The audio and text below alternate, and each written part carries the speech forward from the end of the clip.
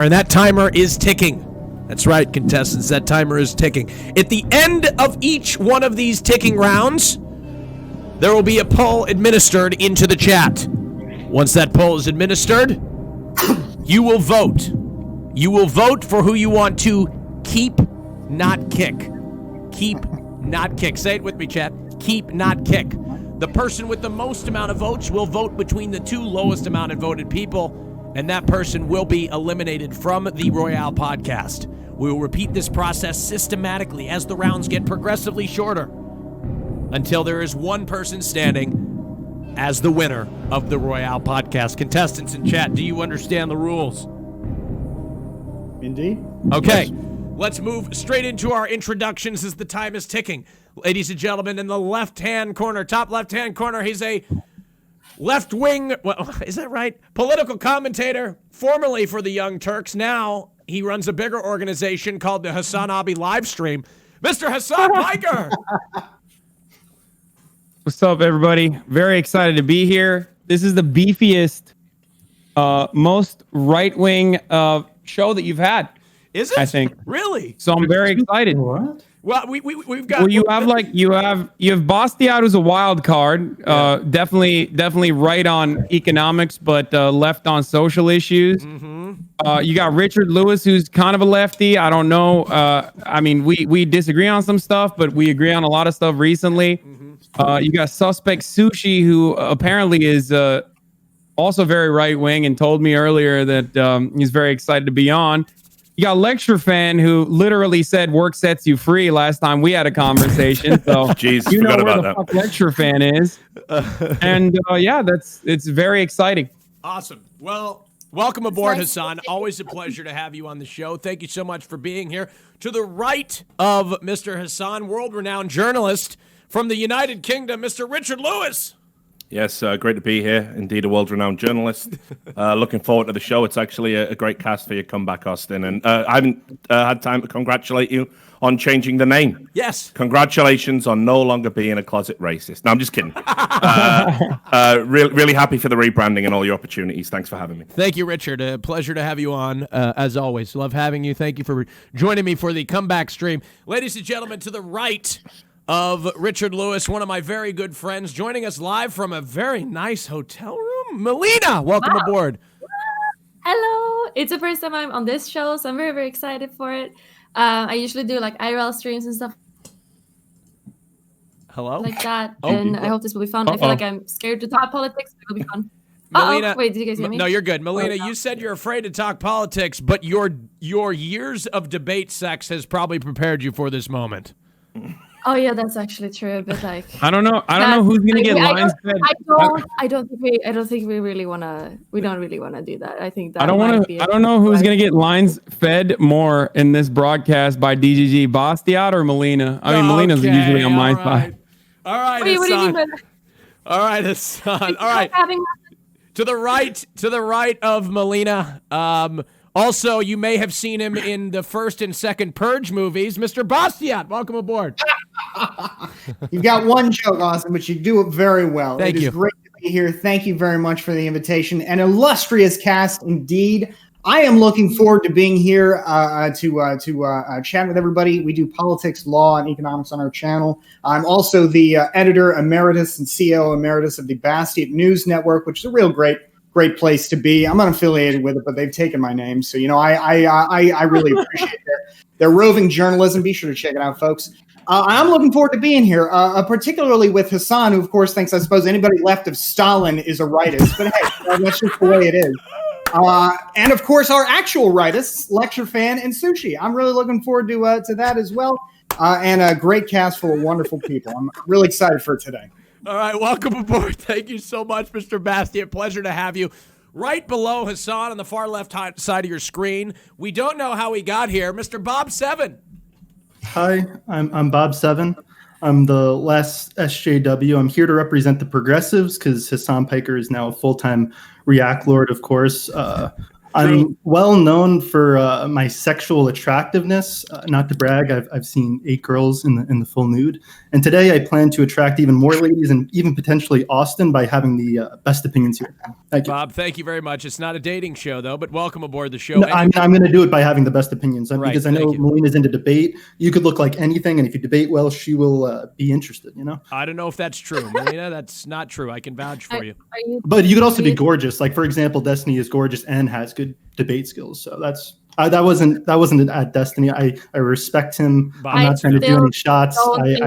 He's a cool guy. Sometimes I disagree with him. Thank you. Hey, But overall, I would say I respect him. I think you might be in love with Destiny, Bob. No. Bob, are you trying to steal my fiance away from me? To the right. Is that what you try to do all the time? Bob is sapiosexual, attracted to that intelligence. To the right of Bob 7, joining us for the very first time, he's a conservative from the United States of America, proudly toting a Make America Great Again hat. Where is it? I knew it! I knew he had one. I didn't even know. That's unscripted. I had no idea that you had one. I'm pulling it out of my ass. I didn't know. Mr. Suspect Sushi, go ahead and introduce yourself, please. Hey, everyone, pleasure to be here. My name is Suspect Sushi. I'm a 10 to 20 viewer Andy. I'm fucking trash at everything I say, but I'm conservative about it at all times. I'm a black conservative from Southeast DC, grew up in the gutter, and I think everybody should pull themselves up by the bootstraps. I don't like Hassan in any capacity because he says we deserve 9/11, and he's also cool with Stalin, but he's pretty, so he's got one good thing going for him. Whoa! Other than that, I'm pretty happy to be here once again. Bastiat's cool, Lecture Fan cool, and I don't know everybody here, but I'm gonna follow. I'm pretty cool. You could say you are. Bob 7, honestly, you're probably the coolest person here. I'm gonna be honest with you. Thanks. I just want to point out that I am not cool with Stalin, and also I love Donald Trump. I don't know what he was talking about. I got my hat right here, brother. Yes, I'm pissed. I'm royally pissed. All right. To the right of Suspect Sushi, joining us from the set of Friends, Casey Tron. Go ahead and introduce yourself. Seinfeld. Oh, Seinfeld. Sorry. Oh, serious? I'm No, I don't. I'm sorry, Seinfeld. I haven't watched Seinfeld in a while. My bad. Sorry. Boomer. I don't watch. I'm a boomer. I'm so sorry. It's Seinfeld. My bad. Casey Tron, go ahead. Introduce yourself. Hello, everyone. My name is Tron, is what I'm going by now, and I'm here to just offer the perspective of an international gaming superstar. Thank you for having me on, Austin. Thank you very much. Ladies and gentlemen, to the right of Tron, the cornerstone of media in the gaming community, standing at 6'4", 250 pounds of pure muscle, Rod Slasher. How do you pronounce your last name? Breslau. Welcome aboard the show. Thank you so much for being here. Introduce yourself. That was great, Austin. And what's going on in the news, I've been getting a lot of great comments, a lot of love lately online, a lot of tweets telling me all sorts of great things, a lot of DMs. They've all been really nice, and I feel like today in chat it's going to be just the same. Rod, you're getting more love online. You're getting more love online than you are in your DMs. Put it that way, brother. That's all I'm saying. So, with all this combined, I'm going to go real far today. Okay. I'm really excited. Amazing. Thank you so much, Slasher. I'm very much looking forward to having you on the show today. Bottom left-hand corner, joining us for the first time, I believe, on the Royale podcast, from a far distant land in Eastern Europe, Miss Ellie Moon. Hello, everyone. I'm a relatively new streamer, too. I started off just like playing games, being all ooh, but suddenly I sort of ended up in a place where I talk about uniting the whole world under one benevolent dictatorship. And I totally vouch to be that benevolent dictatorship, and I can't wait to voice my opinions today on the stream. What? Thank you for having me. How are you going to rise to power? What is your plan? With Ulu and power of anime, of course. That's what the ASMR mic is for, right? Thank Do you you plan very to much, kill? Ellie Moon. Welcome aboard the show. We'll have to unpack that later on. Ladies and gentlemen, to the right, a very, very large YouTuber. This is his first time on the show. Ladies and gentlemen, welcoming Mr. Moistcritical. Hi, everyone. Yeah, I'm an Austin show virgin.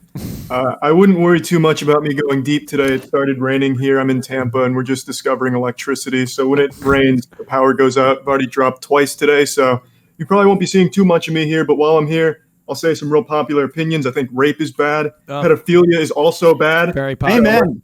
Let's fucking go, baby. All right, That was good. Thank you contentious very with much. the You've left. already won the show. Congratulations. I mean, we do have some conservatives here who might argue against this. Okay, well, let's not. Oh, come on, buddy. Let's not. Come on, buddy. If Let's not anyone's go more there. draconian about it, it's us, right? Let's not go man. there. Last but not least, ladies and gentlemen, please stand up and put your right hand over your heart.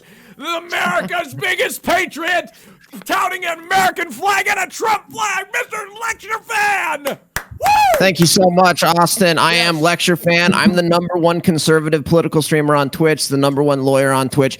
I'm happy to be here because it's August 2020. We are at the height of the most important presidential election since 1860. Donald Trump is the one man fighting against the most evil, corrupt swamp this country's ever known. He's had more hoaxes and scams run against him than any other president. He must win for the sake of America. Let's go. All right. Hey. Look, are you on the like bankroll, worship dude? I one don't man understand. so Are much. you getting You paid for tell those him. things? I love Lecture Fans so much. He doesn't even like try to hide his delusions like most Republicans at least try to appear normal at first. He just goes balls to the wall, baby. All right. I That's respect you a lot, 100% Lecture real. Fan. All right. Well, before we get started today, ladies and gentlemen, I want to welcome everybody on today's Royale podcast. Put your virtual hands together, ladies and gentlemen, for this cast on August 8th, 2020. Say hello, everybody. Say hello. All right. I stay loose, I stay tight, I stay loose, I stay tight. All right, that's the intro. Okay, let's start. Stop it, Slasher. Don't make fun of me, okay? I don't have any copyright-free music. All right, that's all I got. All right, let's move into our first topic. We all ready? Ready, cast? Let's move into our first topic. I hope you know I've done a tremendous amount of preparation in today's show today, so I will be completely prepared. No, you will not see me slip up at all, even in the first question, in fact. All right, here we go. We are opening with an amazing topic. It surrounds misinformation as it pertains to the Monka W coronavirus. Let's introduce the topic, then I'll present a couple of questions, and I will let the panel discuss. Here we go. Facebook and Twitter have started to crack down on coronavirus misinformation. Earlier this week, Facebook removed a post containing a clip from an interview on Fox News where President Trump said children are almost immune from COVID-19. Twitter required the Team Trump campaign to delete the tweet which shared the same video. The account lost posting capabilities until the misinformation was deleted. In the video, Trump advocates for the reopening of schools. So I want to present the question to the panel. Do Facebook and Twitter have a responsibility to censor information, and why? And second to that question, is President Trump guilty of spreading misinformation? Let's start with the conservative side of the aisle, or whoever wants to speak. I'll open this up. Go ahead, Lecture Fan, please. Of course not. I mean, the question that should we be censoring things? Should we be burning books? Should we be shutting down speech? Of course not. The way that you counter this is with better information and better speech. And the only reason that they have to censor Trump is because they can't push back with logic and reason and actually win the war of ideas. So they have to censor him. And anybody that's going to defend that ought to just come right out and say, I support repealing the First Amendment too, because I don't believe in the principles and values that form the basis of free speech. No. It is really hard to use logic against Trump. He's right. Okay. It's outrageous that you're trying to bring the First Amendment. Basti, go ahead. Yeah, no, you're trying to bring the First Amendment in this, and you are fundamentally wrong on that. Twitter, Facebook, all these websites that are trying to, quote unquote, censor Trump are actually just trying to refrain from using their platforms to spout or to amplify his messages. They have First Amendment rights too. And by refusing to carry his messages, they are exercising their First Amendment rights. If you say that they should be mandated by law to carry his views, you're saying they should be compelled to give opinions they disagree with, and that's a violation of their First Amendment rights. Nobody should be compelled by the state to speak.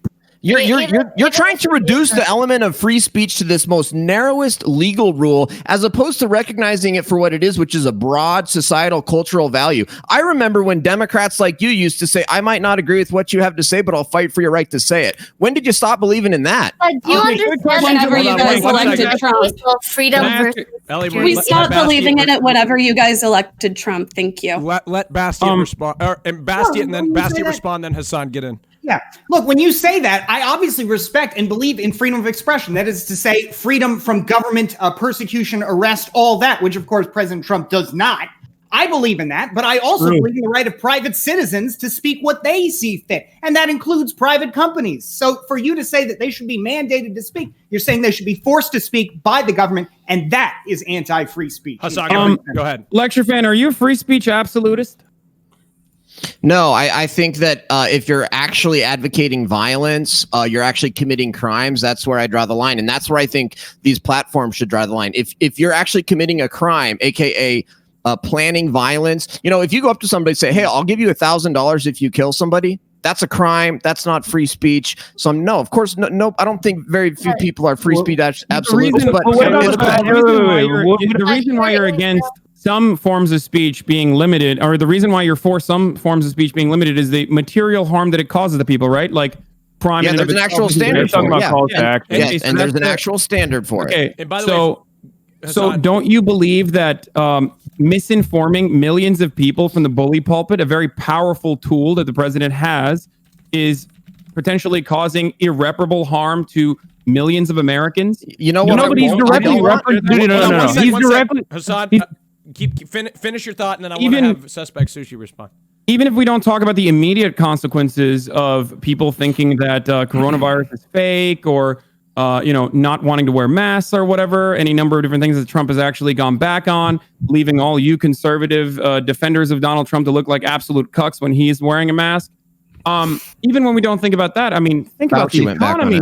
Think about the economy, lecture fan. I mean, I thought you loved the economy. What kind of significant damage has been caused by prolonging the unfortunate lockdown that we have to be subjected to? Well, the rest of the world is laughing at us and have been able to at least go back to some kind of daily norm that they had pre-lockdown.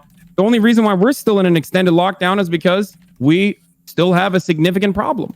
We're not in an extended lockdown. That's a significant amount of people that blindly will believe whatever Trump says. That's why it has to be taken into consideration. Let me just quick respond, since Hassan is personally attacking me, I guess. But what I don't want is people like Hassan deciding what can be said and what cannot be said. And your idea about misinformation on the coronavirus totally misses the point that we actually don't know as much as there is to know about coronavirus as you think. That Fauci went backwards on the mask. So do you think that Fauci should be banned off of Facebook because he used to say that we shouldn't wear masks? Trump is literally number one influencer on Twitter. Number one influencer. Saying, this is like saying it's much more than just the freedom of speech at this point. No. Not only that. I was going to have a slide here. No. Hold on, Go ahead. You understand that Trump was directly referencing the American Association of Pediatricians, which was made over 67,000 pediatricians that all fucking said that children should be in schools, right? Are you in disrepute with them? Like, what's your fucking issue? I actually do agree the significance of reopening the schools and how important it is, except every single study conducted on the matter, with the exception of Israel, which they refuse to ever talk about, where kids going back to school did actually lead to really harmful results. Every single other country that has looked at children potentially spreading coronavirus, has entirely different circumstances. They were actually able to mitigate the first wave of coronavirus spreading. So did we. So the 67,000 pediatricians don't understand that. They don't understand the ramifications of these, and they shouldn't be advocating for it. Yet they are. How do you explain that? Typical conservative move here. You've totally changed the subject altogether because we were talking about freedom. No, that's literally about freedom of speech. No, he was saying, changed it. Hassan was saying, and I hate to agree with Red Hassan here, but he was saying that some views should be, that is, say that you should have the right to moderate your platform to exclude views that can be dangerous and They harmful. moderated Trump. They fact-checked him on something that he was literally would agree with that if it were applied to you. About, though. If somebody was in your Twitch chat, for example, spreading racism or whatever, you'd feel absolutely comforted and justified in banning them because you run a platform and the health and vitality of your platform depends on your ability to moderate that. Okay, so why did the AAP not get banned from any platform but Trump did? You're telling me there wasn't a bias in that? Are you fucking serious? It doesn't matter that it's biased, which basically means yes, there is. These are Americans with the same First Amendment rights you have, and they have the right to ban who they like for whatever reason they like. Wait. If that's the case, then how come they made it like? Why is it against the rules for Trump to block people then? Like, they say it infringes on this person. Here's How the did big you difference. explain that difference? President Trump, here's the difference. There was a court case with this. President Trump is a government official, and when he uses his Twitter for government purposes, that's like excluding an American arbitrarily from the receipt of information. Actually, isn't that the exact reason why he uses real Donald Trump and not POTUS? No. It would be if he used it for personal purposes. If it was just President Trump's pictures of flowers and kitties, that'd be different. Both, right? But he uses it for both and primarily for government purposes. He also uses it to retweet himself as Rambo. Richardlewis, go ahead. Hello. Can I just respond to the? Can I respond to the original take on the American Association of Pediatricians and their guidelines that they put forward? Can we come back to that because Richard would like to get in? He hasn't. Okay, go ahead. Yeah, well, I think it'll actually lead into the point you want to make, Hassan. So just on the issue we're talking about here. So first of all, on just the factual, if you just look at the words he's used in the sentence, what Trump has said is inarguably factually inaccurate. Kids are not almost immune from coronavirus. What he meant to say, because he's an idiot and seems incapable of getting even like just basic statements correct, is that according to the data from the CDC, in like 2% of cases that have been logged, it's people under 19. Very, very hard to get. And if they get it, very, very rare it's fatal. In the most up-to-date US study, less than 1% of people hospitalized come from that demographic of children, and the fatalities is infinitely small by comparison, but they can still get it, obviously, and still will have and spread it. They're completely immune. He said they're children that will certainly die. Yes, so you just said he's right. Almost. No. That's a subjective statement. No. If I may just finish. Adherence and the mask wearing and all that things. Yeah, if I may just finish. That isn't immunity. Not dying from something you carry isn't immunity. It means that the symptoms don't affect you as drastically. He didn't say they're immune. You still have them. He said they're almost immune. That's false. They can still get the coronavirus, still have it. It's not about almost immune. You can still get it when you're almost immune. You can still get it if you're almost immune. And they can That means you're not immune. But this isn't a matter of immunity, right? So but the next point I want to make, where I think you will agree with me, like Chafan, is that what we're doing there is essentially blocking the president's opinion based on petty semantic arguments. It's very clear to me what he actually did mean to say. It's very clear to me that the data does point to the fact that if you reopen schools, it won't be a great risk to the children there, and with proper care, the teachers won't be at risk either. And even Chuck Schumer came around today and said, yeah, we need to reopen the schools in fall because we're letting a generation fall behind educationally, and that's unacceptable. So I actually think censoring what Trump said there, if you want to use the word censorship, if you want to censor that, I think that's a bit ridiculous, and it's indicative of how petty social media companies have become in how they interact with this administration. But it doesn't mean Trump's right. Hassan. Okay, so we were talking about the AAP guidelines, right? And I originally, and this might shock some of the conservatives here, was arguing with my own audience every single day when both these guidelines were being pushed forward about reopening the schools and the necessity to reopen the schools. And I got a lot of pushback from teachers. I got a lot of pushback from school nurses. I got a lot of pushback from students themselves. But the reason why I changed my decision later down the line, regardless of what Chuck Schumer has to say or any number of people have to say, is because the AAP is offering guidelines, but I know for a fucking fact that we're not going to follow said guidelines. The American education system is currently crippled, okay?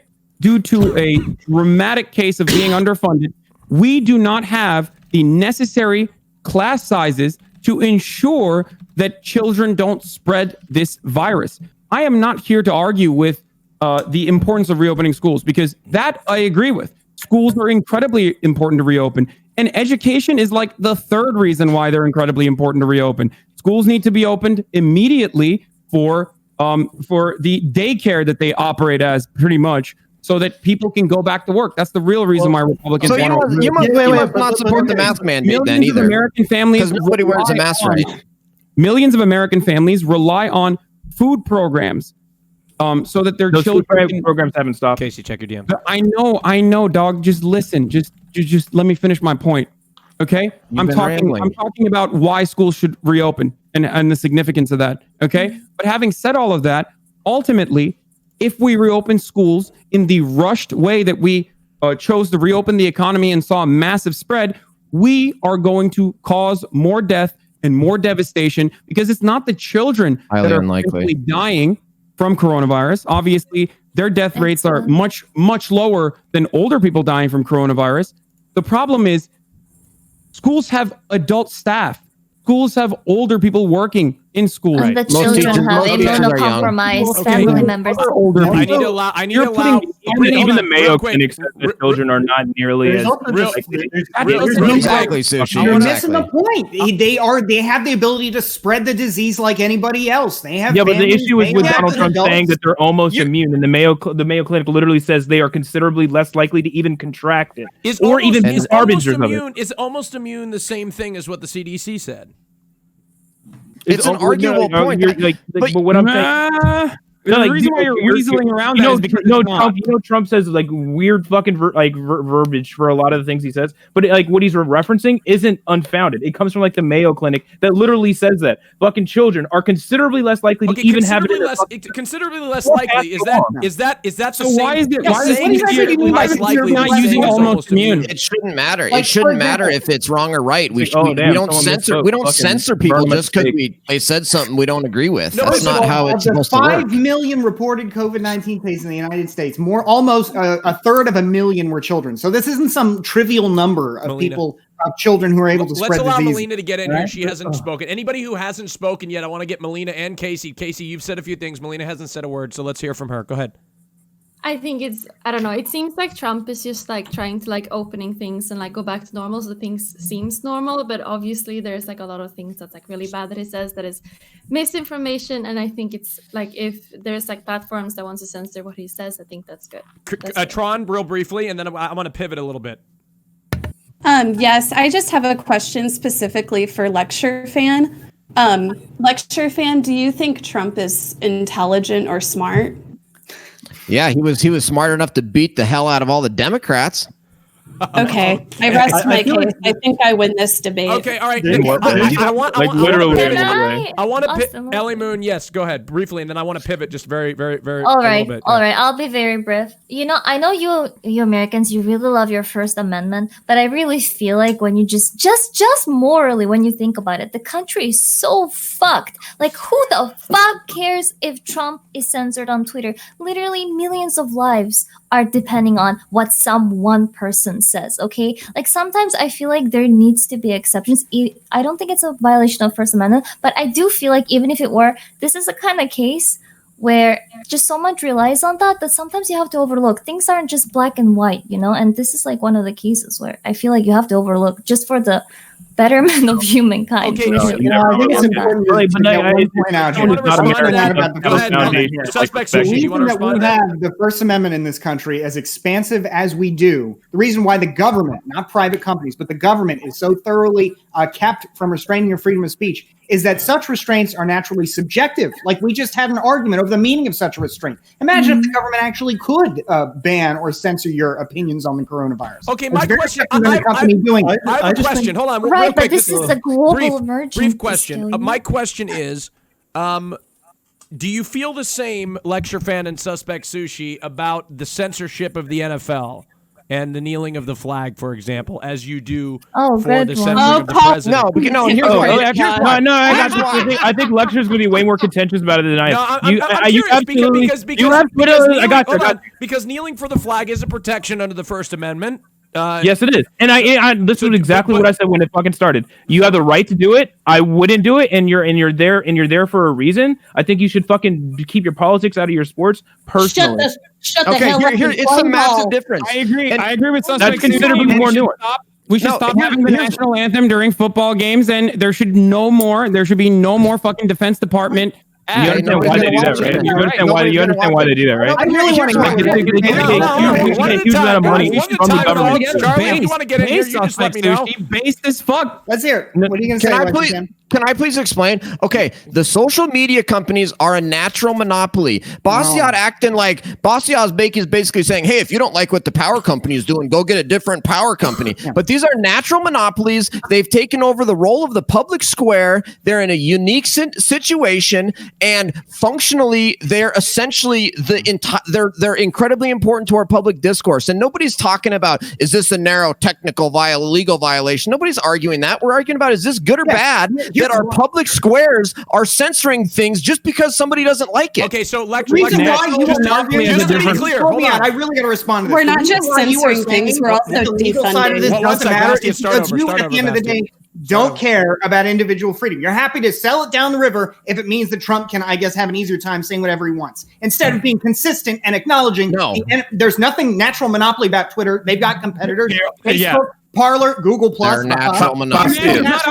We're all here on another social media platform ranting right now. Okay, so if I may ask you a question, natural monopoly right now without googling, because you are so fucking wrong. Natural monopoly is a actual economic term, and you're just bastardizing it. But you're just that's why I use the term, because I know what it is. For sure. They are monopolies, but they are not natural monopolies. What the fuck are you talking about? Yeah, Google it right now. Read it out loud. Social media companies don't just naturally only work if everybody's on them. Oh yeah, it's really easy to start a new social media company, take out an existing one, right? The reason why now is because of the monopolization of social media companies. But technically, they are not natural monopolies. Natural monopolies mean that there is tell that to the antitrust division of the DOJ. Barrier of entry. I cannot believe a Republican yet again fails to fucking understand a concept so simple that it's basic economics 101. This is literally a fucking econ 101 thing. You should at least briefly, Bob. Yeah. I just think we could all agree that Facebook has historically had a misinformation problem. I remember years ago, I took a Harry Potter quiz and they said I was a Slytherin, and I'm definitely a Hufflepuff. And I think that there's degrees of misinformation. But what's wrong with being a Slytherin, my dude? Wait. What's wrong with being a Slytherin, my dude? So I was gonna ask Bastiat a question. Hold on, Richard. Go ahead, Richard. Yeah, I was just gonna ask Bastiat a question, and that is kind of do you believe that the platforms need to sort of have some form of qualification when it comes to choosing to censor misinformation as it pertains to medical issues? So for example, we've seen multiple platforms remove doctors who have spoken about, hydrochloroquine or other forms of treatment, and they've had their views censored. What qualifies the tech platforms, in your opinion, to remove that, and should they be qualified? I think the qualification for them to remove or moderate their platforms is that they own the platform, and it is not a public square, as Lecture Fan says it is. It is a private institution. Now, I recognize there are some implications of that I don't personally necessarily like. For example, as I imagine we might talk about later, Twitch bans, right? The company doesn't have to explain anything. That's very annoying. It would be nice to have a terms of service that would account for that. There's some quality of life improvements I can imagine. But at the end of the day, the reason I think the platform ought to be able to moderate itself is that it has a First Amendment right too. So Democrats want every single industry regulated. Every single industry has to be regulated. Heavy regulation. But if it's social media companies, boy, they're free. Here's the fundamental difference. Lecture Fan, I really want to respond to what you said as far as regulation goes. Here's the difference, all right? I think you'd acknowledge this difference if we were talking about something like a church, for example. But because this is social media, maybe you don't feel the same way. At the end of the day, our First Amendment does mean that social media companies, for example, have greater protection in what they do than, say, the power company has in what they do. Which, by the way, power is not necessarily a natural monopoly, but it is a regulated monopoly by the state, and that's why it's a monopoly. You couldn't do the same thing with social media under our First Amendment, even if it would be a good idea, and of course it'd be a terrible idea. Even though I do agree that if you are actually against social media censorship, because I don't know, I guess people aren't responding to your dumbass tweets as much as you'd like, then yeah, break the monopolies apart, I guess, brother. Turns out all of a sudden something else I don't people get. respond to your dumbass tweets all the time. What's your point? Why, for example, would you be I'm not against the crying about NFL doing what they do, lectured fan? Like, they are doing the same thing. They are doing what they believe is the best for their institution. Okay, here's the difference. The NFL is not a platform. What do you mean it's not a platform? It's The NFL's not a platform. Dude, people get fired. Dude, wait. People get fired. A platform and a publisher are different things. All the time. What is And NFL? if you mean in What's terms of NFL polling mean? in our culture, the NFL is National massive. Football League. That's why they were doing protests at It's these not a- it's NFL. not- it's today. not a- Hold on. It's just not the same. Wait, what's going on? The NFL's not a You have to describe why it's not the same. Yeah, No, this is a back to the platform Trump is- interview that just happened. That you just ask a A basic platform follow-up is a question. defined term. A platform is literally a defined term, just like a publisher is. That's what the Section 230 debate is all about. Okay. Let's. I think we're gonna get too in. This is. It's too nuanced for this discussion. Yeah. Trump likes one, he doesn't like the other. I want Therefore, to move just very briefly here. We're technically a little bit over for the first round. Charlie, if you want to get in, let me know. People have been saying it. I'm not sure. If you want to say some, go. No. I think I made all of my points here. Okay. I think I've got Thank you very much. Very strong points you made, by the way. Thank you. Okay, so Charlie, you I'd have like nice to. hair. I'd like to just ask briefly. This appreciate that. would be something that a lot of people can participate in, and that is just the overall handling of the coronavirus. Do you think Trump has handled the coronavirus well? Specifically as it compares to the rest of the world. Let's start with lecture. Fan. Absolutely. Yeah, no. So here's the standard. The standard that you have to use, because this is a purpose of mitigation when there's a pandemic. The whole point of mitigation is to flatten the curve so our healthcare systems don't get over. In the United States of America, our healthcare systems were never overwhelmed. Everybody that needed a ventilator needed one or got one. What about Texas? Everybody that needed I thought healthcare that they were got overwhelmed it. in Texas. We had a resounding blowout success in flattening the curve, and it was a huge success. And our hospitals were never overwhelmed. Trump sent up the hospital ship to New York City and built a whole entire hospital in the Javits Center, and they were empty. Most of our hospials have been empty throughout the freaking pandemic. It's a huge success. response by lecture Wait, Melina, How did Sweden fucking do it again? Hold on. What? I want to know what lecture fan's smoking. No, Melina, go ahead and respond. Wait. I mean, I can't say that Sweden has handled this very well at all, but like, I don't know. And your It's opinion on it's how we not did it like you doesn't can matter. say, like, you can, but like, you cannot say that like Trump has handled this well at all. Like, it's like incredibly fucking bad. It seems like states has done like different things, and what Trump I is trying think to the do now is, proportion like, says things. That's how it's supposed to work. Lecture fan, we are You're not even about 4 pro-mandatory to mask. 5% of the world population, and we've got 20 to 25% of the cases and about 20% of the deaths. How is this That's in because universe? that's Like, because what they're do you- not what- well. how can you say Wait, that hold on, it's lecture good? fan, It's thing. not Because why? good. That's because why? Well, for the cases, it's because we do testing and we have high hold on. GDP and we have a No, lot no, of no, travel. You started Let's doing real the talk. testing I wish way Trump too failed late. so bad You that the started to do the 2.2 testing million too dead late. ended up being under 200,000. Like, it's a really fucking huge fuck up, right? Then why the fuck would you ever bring up Sweden? Because the What alternative. I'm saying is, like, They there's like, never oh, it's like America did so bad. One sec, But Sushi. Trump himself says if we didn't do anything, right, and that's the example that you use about Sweden, we would have 2.2 million dead. This is the hilarious part about Republicans who always contradict themselves. conservative, not Republican. In the same sentence, you contradicted yourself by one. Simultaneously pointing out that Sweden is doing a good job when they're not, especially. No. I think they are. I think they are not. I think they are not. Especially in They're not comparison doing a to. good They hardly job have doing any it. I think cases they are. of I death. think they are What are you not. talking about? Hey guys, one And then sec. two, Let you us followed it finish. up by saying 2.2 million dead if we didn't do anything, which is literally what fucking Sweden did. Now, having said that, I want to go back to the testing more nonsense that Trump always talks about, that lecture fan is repeating here, of course, because, he's incapable of forming his own coherent thoughts. Okay. As far as testing more, there is only one number that is significant, not the totality of testing, but actually the positive case rate. Okay. And in America, in certain states like Florida, for example, the positive case rate is at 22%. For our country to be able to be operational in a safe capacity, which we all want to fucking get back to real life. I don't certainly buy that. do. Not until 2020 election. Operational in Yeah, a we're safe all hanging out inside so that Trump loses. Come on. Yeah, hiding the Biden. We need to be under 5%. A country like Canada, a fucking country where the flag is a goddamn leaf, has a positive case rate of 3%. Are you telling me that we are worse off in handling this pandemic than the goddamn maple syrup country, dude? Where is your sense of what's wrong with maple syrup and leaves, dude? What's wrong with that? That's not the standard you use. American, and we're losing the fucking French out here. Yeah.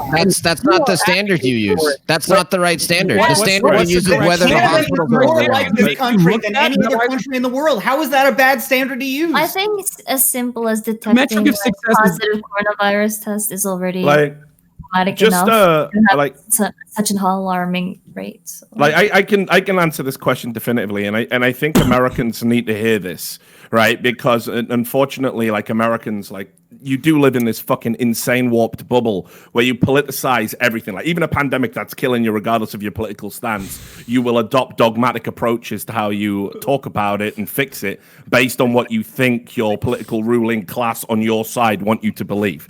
So just to tell you as a non-American, every single politician in America has handled it absolutely fucking terribly from the top down. When Donald Trump wanted to ban flights in from China, it was Democrats telling him not to do it because it was racist, saying white nationalist Stephen Miller had wrote the bill, and then that stayed their hand. Then when he was lying about the numbers, saying we only had 3 cases, that obviously led people to believe there wasn't a problem. Back in February, Mark D. Levine, who I believe is the head of the Democratic Health Council or whatever, he said, let's have a fucking show of solidarity for all our American Chinese friends, and let's go to downtown Chinatown and have a huge New Year parade, a Lunar New Year parade, during the height of the pandemic. Andrew Cuomo, if our media was responsible, if the American media was responsible, he would be being investigated for what is one of the most outrageous political scandals of all of our time, right? What he did was he had policy in his state, he's a Democrat, where you took overflow from hospitals of coronavirus patients and put them in old people's home. You put virulent people directly alongside the most vulnerable. We know that coronavirus is the fucking boomer remover. So 6,200 people fucking died as a direct result of his negligence. You will not read about that on front page news. Instead, you will be told Donald Trump handled it terribly. Meanwhile, Donald Trump did absolutely handle it terribly. I can think of nothing more embarrassing than having to watch him during those fucking press conferences he did every single fucking day, where he was coming out and basically denying science in front of the world, contradicting Dr. Fauci, who was appointed to be the head of a task force, and telling everyone it's all going to be okay. You can all go out. You can all do this. Maybe we don't even need to wear masks. Maybe we can shine UV rays down your gullet and live. It's been a fucking embarrassment. The rest of the world is laughing at America right now because you morons cannot come together. Relying on America. Cannot come together and put your partisan differences aside to be a global pandemic, and those are the facts. Even yesterday, after Donald Trump has advocated for mask wearing numerous times leading up to yesterday's press conference, he held a press conference at his golf club in New Jersey where everyone indoors it has to mandatorily wear a mask. It was a peaceful protest. And Donald Trump turned around and said, it's a peaceful fucking protest. This is why everyone laughs at his lecture, fan. That was so good. It's a joke. And you know, that exposed the left so hard. There, that there have been more failures than President Trump. But I do want to say, as much as this may make me a brain dead follower of my particular political class, it is worth remembering that the President of the United States is ultimately supposed to lead on these kinds of issues. And that the failure of the President to lead has been a cascading failure that has resulted in other disasters. It just I have a question. I have a question for everybody then. Okay, lecture fan, go ahead. I have a question for everybody that's criticizing Donald Trump and saying Donald Trump did so much better. You have an obligation to, number one, say exactly what it was. And then number two, point to somebody else like a Democrat at the same time who said to do something different. Donald Trump basically listened to all of the public health officials. If anybody screwed up this pandemic, it was the public health officials. So if you're going to criticize Trump, number say, what was it that he did? And number two, point to somebody who said to do something different at the time. He didn't even believe in the coronavirus. You're being so disingenuous right now. This is like the Bolsheviks who were like, look, if only Stalin knew we were starving, he'd come and save us, all right? It's ridiculous. He's the president. What is it? No, don't say that. That's a dodge. Way to dodge the question. One at a time, guys. It's not dodging the question. He's the president of the United States. He's the leader. And to say, well, what's he supposed to do? He's the president. He's supposed to lead. You're not supposed to make excuses for him. Way to dodge it. Okay, come on, hold on 1 second. Lecture shouting hydroxychloroquine against literally empirical evidence that show that there were negligible results, or even in some instances could lead to heart failure, depending on other circumstances. And he kept fucking doing that. And then Republican think tanks found like this random doctor, and he blasted that misinformation like last week about hydroxychloroquine being a fucking miracle cure. I get he's trying to get reelected. And, you know, there's even some things that he's done recently that I agree with as far as some of his executive orders goes in an effort to get reelected. Wait, how many doctors I am obviously... How many doctors have to use hydroxychloroquine like effectively with the addition of zinc in order to like show that it actually works? Like, I don't know how many do you need? Okay, hold on. So an example of why of how the president's administration has bungled all this up. It's one thing to say, "Hey, let's do some testing with hydroxychloroquine." It's another to immediately come out and say, "Hey, guys, this will work," and then create an artificial shortage, which really impacts the people who rely on hydroxychloroquine. Yeah, who have lupus. Hydroxychloroquine is actually the cure, and the Democrats are just trying to make Trump Casey, look don't bad. say that. Don't say that even as a joke. Lecture. Don't say that as a joke.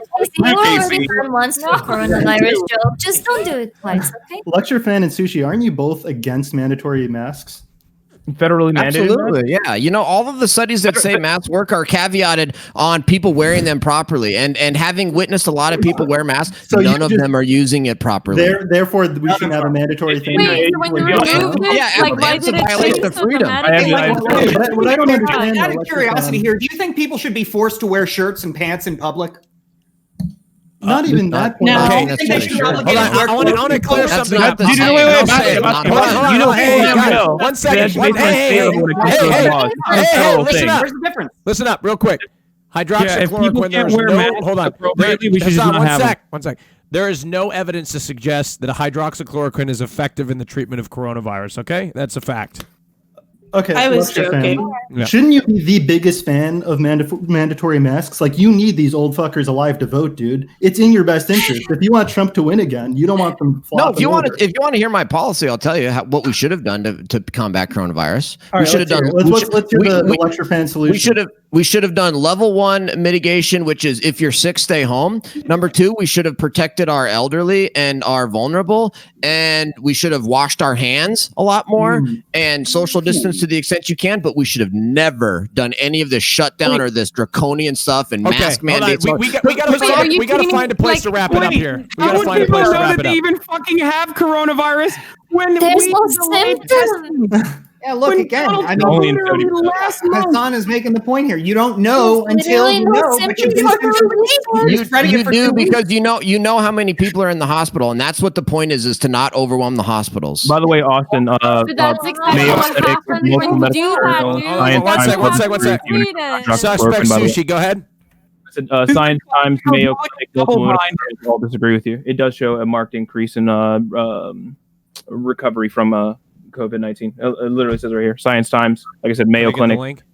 Sure. Link it to one of my moderators. Austin, I just want to say that is indicative that it doesn't matter what government officials. This country is so. Everyone who lives here is a goddamn idiot. It does not matter. We are eventually just screwed anyway. It wouldn't matter. I don't know how wearing a mask is a matter of opinion rather than a must. Hold on. You know? So we got to get to a point where we're voting in the polls. Is there anybody that didn't speak that would like to speak?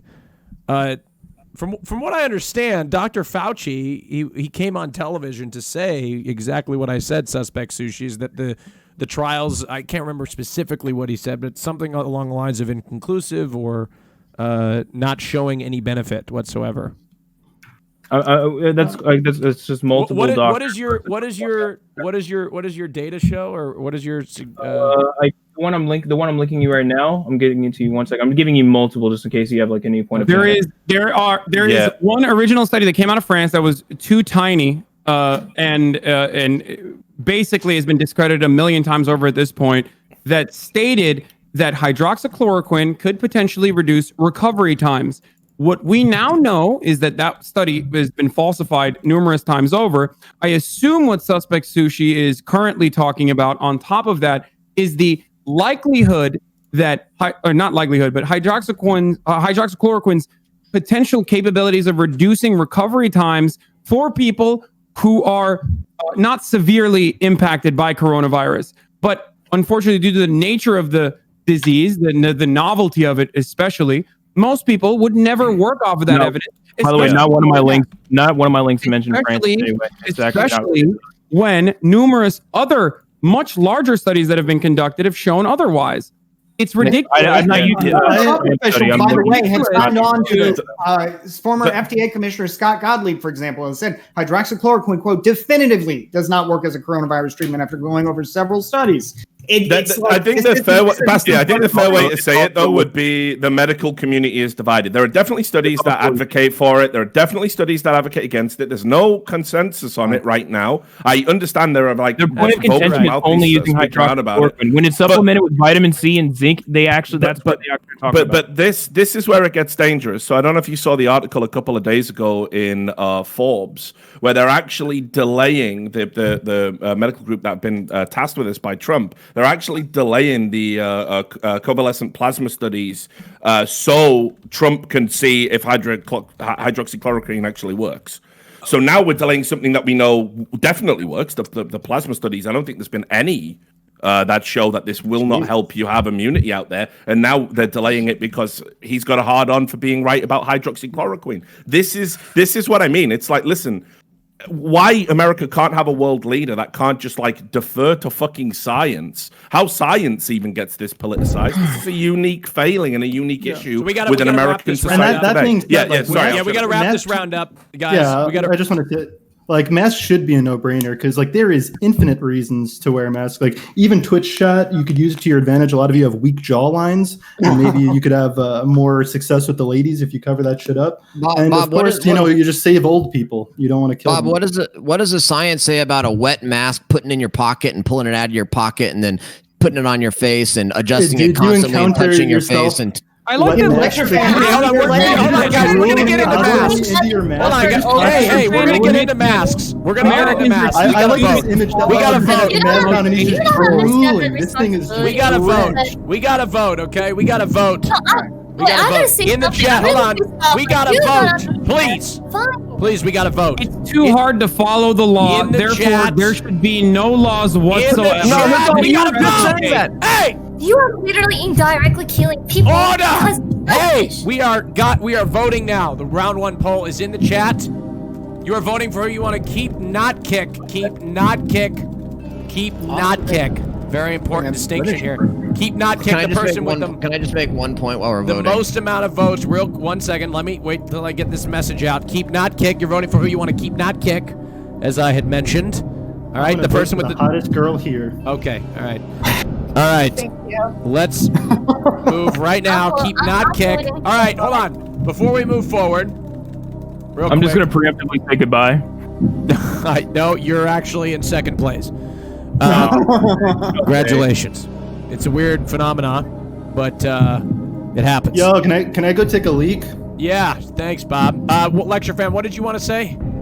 Oh, well, I was going to say something about Hassan. I feel bad saying it since he's gone now, but I'll still say it. He was saying that the American Academy of Pediatrics or whatever says that we can open schools and we can open schools safely, but it's very difficult to do it. We don't have the know-how to do it, et cetera, et cetera. The same can be said about masks. Masks work if people wear them properly, but you know what? Putting them down wearing them as a chin mask, putting them in your pocket, setting them down on the ground, getting them all wet, and then on the floor and putting them back on and touching them constantly. That negates it. Yeah, lecture fan, even if you have a point there that they are ineffective, if not worn perfectly, the fact is that wearing them in some degree is still more helpful than not. Unless you're imagining that all Americans are just wiping their masks on the floor, nobody is wearing them properly, nobody is wearing them, in any helpful fashion. On my observations, they're not. They're good, even if many people aren't. The fact is, some people at least are. No, because and the idea that many people aren't, by the way, really devalues the intelligence of the American people.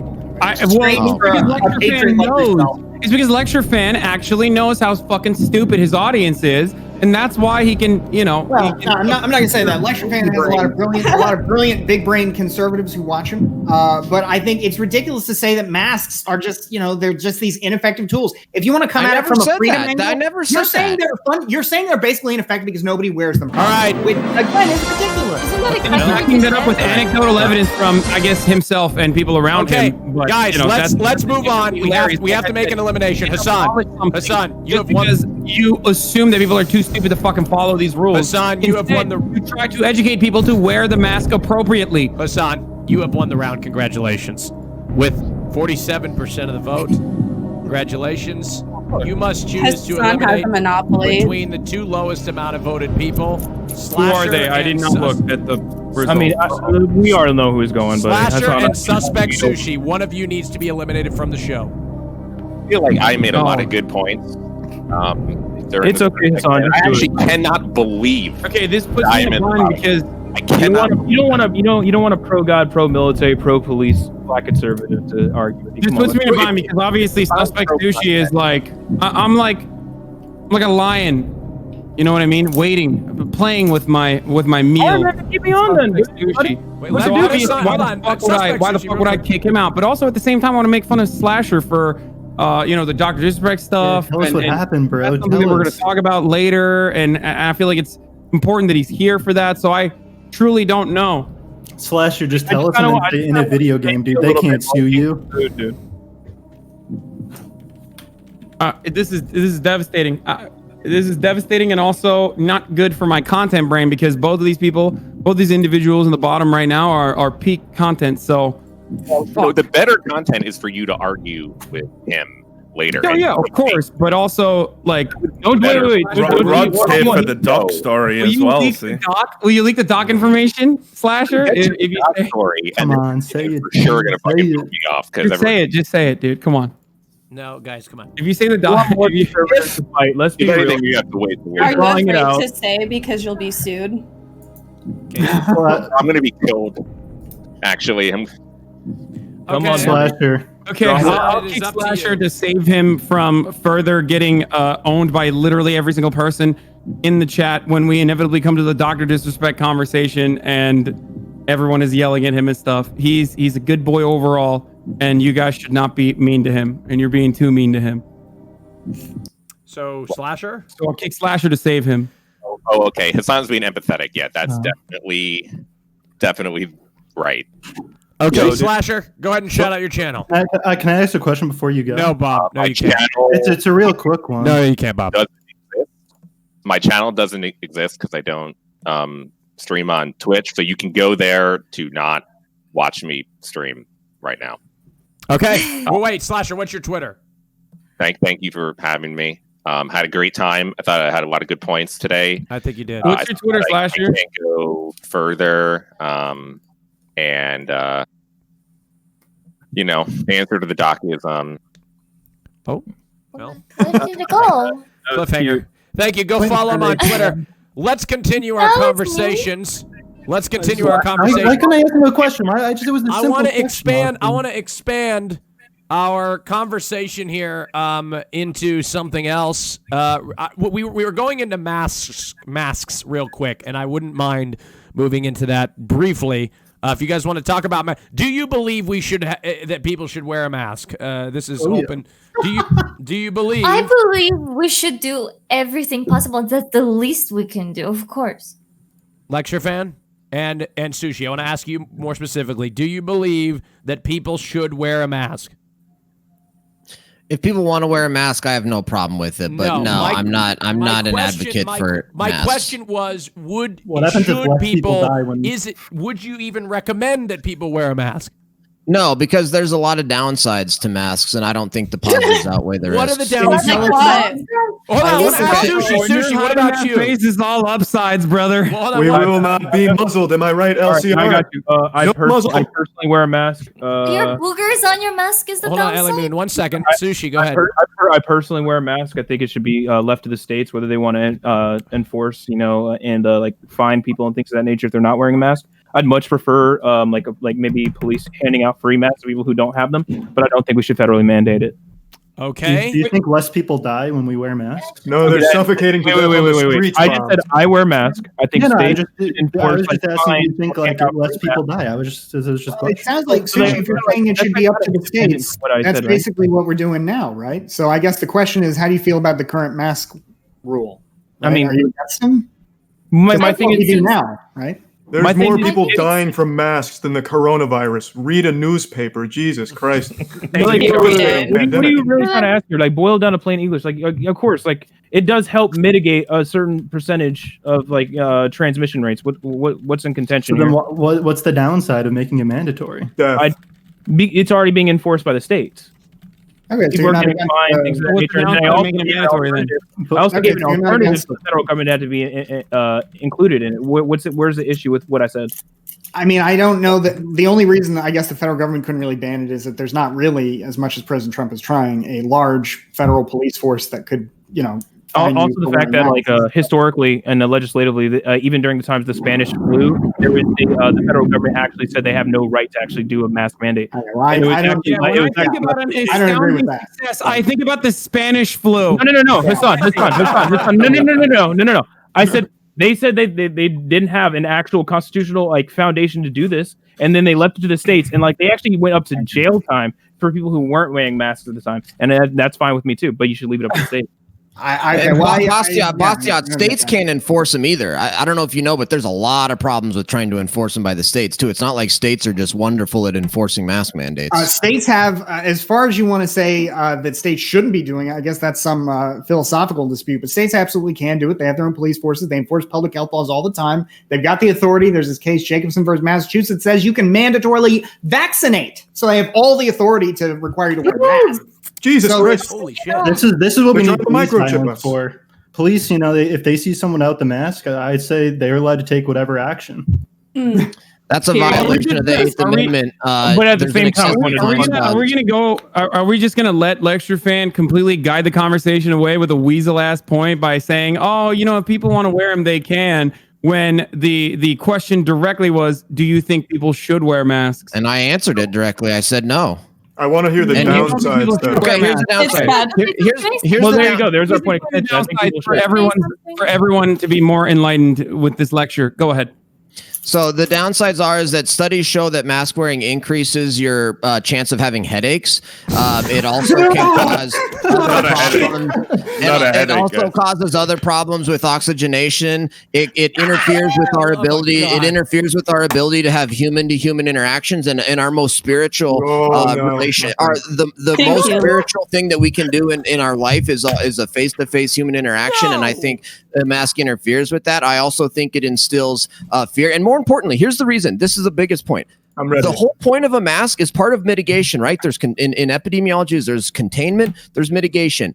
Mask wearing is a part of mitigation. The purpose of mitigation is to flatten the curve so the hospital systems aren't overwhelmed. We are here where the hospitals are not even close to being overwhelmed. So why are we doing draconian mitigation options with these huge response here? Richard, go ahead. Lecture fan. Oh. Sorry, no, go on, bad Casey. when literally everyone is dying. Only then Lecture Fan will be like, "Oh, I guess it's time to wear masks." Yeah, well, Go look, this is the example, a prime example of the phenomenon I was talking about earlier. That like it's just fucking absurd. I almost feel sorry for Americans in how like bamboozled they are. The rest of the world, right? Like, let's just talk about the rest of the world for 5 minutes. I know it's hard for Americans to understand there's other countries and stuff. Jesus Christ, you moved to Britain and suddenly you abandoned the I wanted to say all this shit when I had a visa. I just didn't trust Donnie Darko not to fucking deport me. So The 2 last time we seconds, were right? on the show, you were a fellow American. Hey, I like it, but mate, I've seen some stupidity around this coronavirus stuff. That's fucking blown my mind. So anyway, let's just talk about You should that. be wearing a mask. In the rest of the world, in the rest of the world, when there are minor outbreaks of colds and flus to keep productivity up, people just voluntarily wear masks anyway and just get on with the rest of their fucking lives. Look in almost every Asian country on the planet. Right? Then Korea. yeah, those ones. Yeah, and also just I'm back. Yeah, no worries. And then also just to add to this, right? It's no wonder American people are confused about whether or not to wear masks because the leadership in the country said when the pandemic started, first of all, you had the media lying to you saying, "Oh, masks probably don't work. You're too stupid to use them actually," because they were worried about a shortage. So people got lied to initially, told you don't need to wear masks. Not, and then Dr. Fauci even came out and said, "Yeah, they don't even work." He's now recanted that statement and says he regrets having ever made it, but they didn't know what the shortage was going to look like because Federal Reserves were fucked. And now everyone's being told to wear a mask. And because the pandemic's been dragged out for so long by just ineffective handling of it, you should have ripped the Band-Aid off and done a proper lockdown at the start. The countries that did that, by the way, they're back to work. The schools are open. They're back to normal now. The ones that did that. So, like, it's no wonder they're arguing about masks. The bottom line is, shut the fuck up, put the fucking mask on, and eventually, you are making a positive contribution in your own way. Arguing about but is it an infringement on your civil liberties? Jesus Christ. You're not ushering in the Fifth Reich or the Sixth Reich by wearing a fucking mask. Just calm the fuck down, You're America. getting headaches, Richard. What don't you understand? Do you think that I get a headache listening to this bullshit. What is it the government trying to control us, lecture fan? Is that why they're trying to make us wear masks? Is it just a form of control to see, okay, we got them to do this. Let's see what we can get them to do next? It's a microchip us. Yeah. Good Yeah, Lord. no, when it comes to the government control aspect, 100%, that's horrible. The government would Oh my force God, I knew people it. just because, but that's what Democrats think. Hey, if there's something that I like, let's force it with the government. And if there's something I don't like, let's ban it with the government. That's what you are failing to understand. There's a lot of implicit trust in the federal If you're government. not failing to understand, I shouldn't say that because I think you probably do understand this. You just don't care. The fact is, this isn't just two consenting people deciding whether they want to transmit coronavirus to each other. This is our entire society, right? And what you are saying is people should have an unlimited right to exist as disease vectors and spread the disease. And I think you're forcing no. The issue is healthy people aren't disease vectors. Melina, go ahead. They don't realize they're sick until they get their symptoms. You should at least ask the old people, hey, do you want Melina, go ahead. Fuck. Okay, so Sweden is one of the worst countries when it comes to all of this, and we none has been wearing masks. I think the government said you can if you want to, kind of, but no one is. If you go out and you're on buses and you're on trains and stuff, no one is wearing it, and I think definitely that's one of the reasons why it's so crazy right here compared to the rest of the world. And I think it really matters so much. At a certain point, Sweden had a higher death rate than the United States of America. I cannot comprehend a world in which Sweden excelled in something negative over the United States of America, and this was one issue in the beginning stages. So that's because the Democrat governors like Cuomo. He doesn't govern in Sweden. The only time that Americans ever want to follow the Swedish model is when Sweden is doing worse than America. It's fucking insane to me. Okay, so look, I think I want to wrap up the coronavirus topic, and I want to move into something else. Ellie Moon, what's up? All right, I want to mention my country, Lithuania. Lithuania handled it absolutely amazingly. We were one of the first countries that closed off everything. Everyone was wearing a mask, and we have millions of people, but we only ever had 2,000 cases. How many people are dead in the streets from the masks, though, from suffocation? Those numbers worthwhile point to mention, Lithuania suffered under fascist and communist dictatorship. They knew real tyranny over the last century, and now you're trying to act like these masks are tyranny. Okay, so let's killed more people than Americans have died in Vietnam War. All right, just because some not directly or barbaric doesn't mean it's still not horrible. You know? Neil Ferguson, the foremost epidemiologist in the UK, say 2/3 of all coronavirus deaths are people that would have died anyway in 2020, and most of them. That's a Neil Ferguson quote. Look it up. That's Neil Ferguson. He testified to that UK Parliament. And more importantly, most of the people dying from coronavirus are actually older than the expected death. How old are your parents, Lecture Fan? Do you have a grandfather that's alive right now? Lecture No, he fan? killed him because he was going to die anyway. We're not getting into that. Even I mean, we're all you're gonna saying die that little anyway. precious last bit of your life doesn't matter because you were just going to die anyway. Yeah, but that's what I'm saying. No, you can't compare it to war deaths. That's what made me think of that. Is somebody comparing it to war deaths? That's disgusting to compare it to war deaths. Just because it's indirectly killing. Wait, I don't understand. I thought we were putting up the old people up to the altar of sacrifice for the fucking line god. It's kind of the same, I guess. I mean, wouldn't you agree that all? Yeah, wouldn't you agree, like Japan, that all lives matter? Okay, all right, Bastien. Let's not go there. All right, what was the quote by Neil Ferguson? Okay, got two-thirds of all deaths from coronavirus are people that would have died in 2020. Okay. You can look it up. We're going to move to a different subject. I love this dumbass take because it's literally just saying, like, listen, old people are going to die anyway. Okay, if that's the case, then bring your parents over. I'm going to kill them. Okay? It's just the Telegraph. Did you find the Telegraph article? The reason I find that quote strange. Life expectancy, I can execute you. And Hassan, let's not go there. Hassan, Yeah, Hassan, let's not go there. The reason I find that totally misconstruing me in a sick way. Richard, did you find the Telegraph article about Neil Ferguson? Yeah. Well, no. The reason I find that quote strange is Neil Ferguson advised the UK, right? And he said the government was negligent because he was a huge advocate for shutdown. So he said we should have closed a week earlier and our death toll would have been halved. And he called out. He was wrong on that. So he was wrong on that, but he's right about the 2/3 thing. That's why I think it's just a really weird quote from him because he was a big advocate in general. Okay, so yet another country we should not be following the lead on is also the UK. I mean, sorry, Richard, but it's a shithole. Yeah. It's literally number one. Handled it. All right, guys, we're gonna shift topics. Stated that he was going to wrap this one up. We're gonna and just to be clear, the quote wasn't would have died; it was may have died. So okay, let's see. Let's move topics. Okay, we're gonna move into Zoomers rejoice, Poggers. Wait, in the interest of TOS, can I just clarify something? Yeah. Obviously, I think lecture fans' parents do not deserve to die. I think that's ridiculous.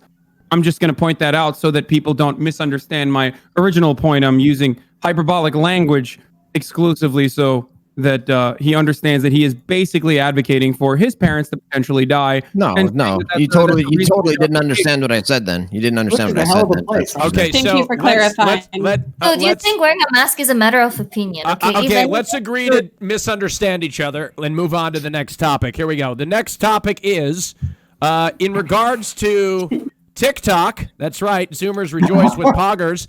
TikTok, Poggers. Okay, well...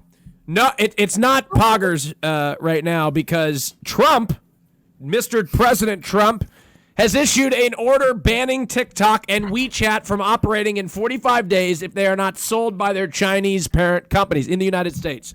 The order regarding TikTok prohibits after 45 days, and I quote, any transaction by any person or with respect to any property subject to the jurisdictions of the United States by ByteDance Ltd., which is the Chinese company that, excuse me, I misread it. ByteDance Ltd., which is the Chinese company that owns the platform.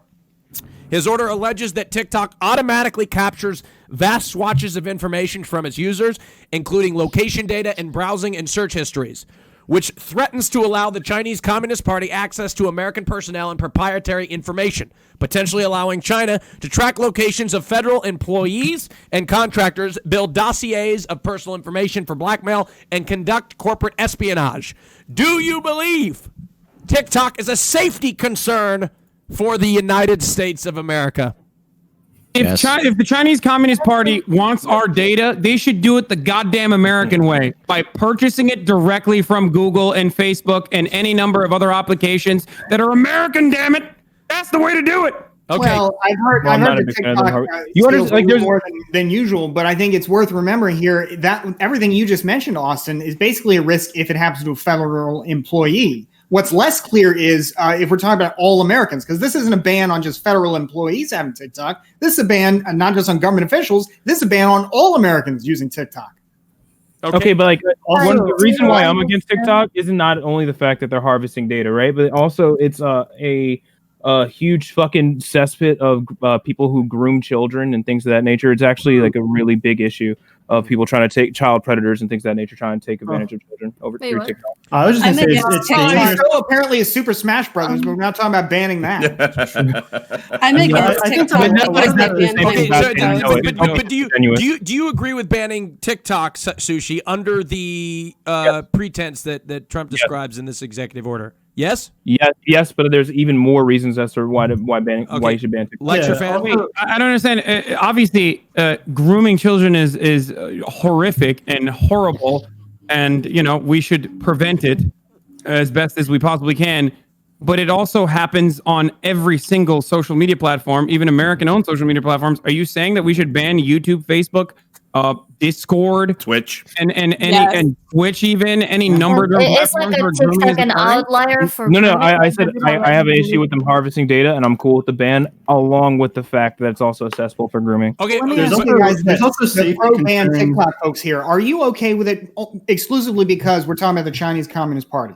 Is that the defining issue? If it were, for example, the federal government tracking of the United States of America tracking data on individual Americans, no ban presumably, but Chinese Communist Party, foreign authoritarian dictatorship. They're just going to purchase it and do reason why it. That's already just going to happen. Like it's going to get purchased.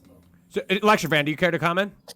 Yeah, no, I mean, obviously the fact that it's a foreign owned app that's being used for military purposes is why Trump is banning it. That's what gives Trump the power and the authority to do it. I think we ought to be very careful with the president exercising authorities like that and banning apps. None of us know for sure what the real true military use of TikTok is by the Chinese Communist Party. That's classified information. So I can't sit here and say, it's absolutely true that the CCP is using TikTok for military reasons. It's essentially a computer virus. The president can ban computer viruses. But certainly nobody here can second guess that. We all know that he actually banned TikTok because he was triggered by the TikTok users ruining his. There are actually supposedly TikTok credible journalists peddling that lie, but it's actually I hate that so much. Yeah, it's actually worse than you think. I don't know if you guys have actually looked into I feel like I'm in school. The guy that reverse engineered the app, he was a guy who basically reverse engineers all the social media apps. And when he looked at what he did, it's the most egregious example of any app that's currently out there. For example, it obviously passes across your phone hardware, which includes like memory usage, disk space. It tells them what other apps you've ever had installed, including ones that you've previously deleted. Doesn't it also copy your notepad or something? Well, no, it also collates whether you're using a jailbroken phone. Isn't that some random Reddit guy though? And not. No. But this is fully. This has been basically looked at by tech journalists who have looked at the way he decompiled it, and they all seem to say that his methodology is mustard. It also on the Android version, it can also do this thing where it downloads a remote zip file, it unzips it, and then executes whatever is in it. And there's just no reason for a mobile app to sort of ever need to do that legitimately. Then when you look at obviously the people who preside over it, the CCP, it is very concerning. Now I think forget just the political aspect for a moment. I think if a company makes an app that is this egregiously spying on the people who use it, there's a protective element from the US government. They should absolutely come in and shut it down. Now, that should have applied to Facebook in the past. Zuckerberg, there's an argument there with the data that they sold. Maybe Zuckerberg should be looking at charges. Google, as we know, have worked with China and the Chinese military specifically. There is a big problem in big tech with what they do with the data, but unfortunately, they obviously put so much money into lobbying groups, they're going to be immune. TikTok's a very safe target in that regards, but one of the worst examples for sure. Real quick. So it looks at your clipboard, not the notes, and that's a really important distinction to make here. And I'm a boomer as well, obviously, so I'm not the most knowledgeable on programming, but I have talked to other programmers who looked into this and who are more knowledgeable than myself on my stream. And to my knowledge, what I understand is that virtually every single app does this, and it is really a disgusting breach, if you ask me, and they shouldn't be able to do that.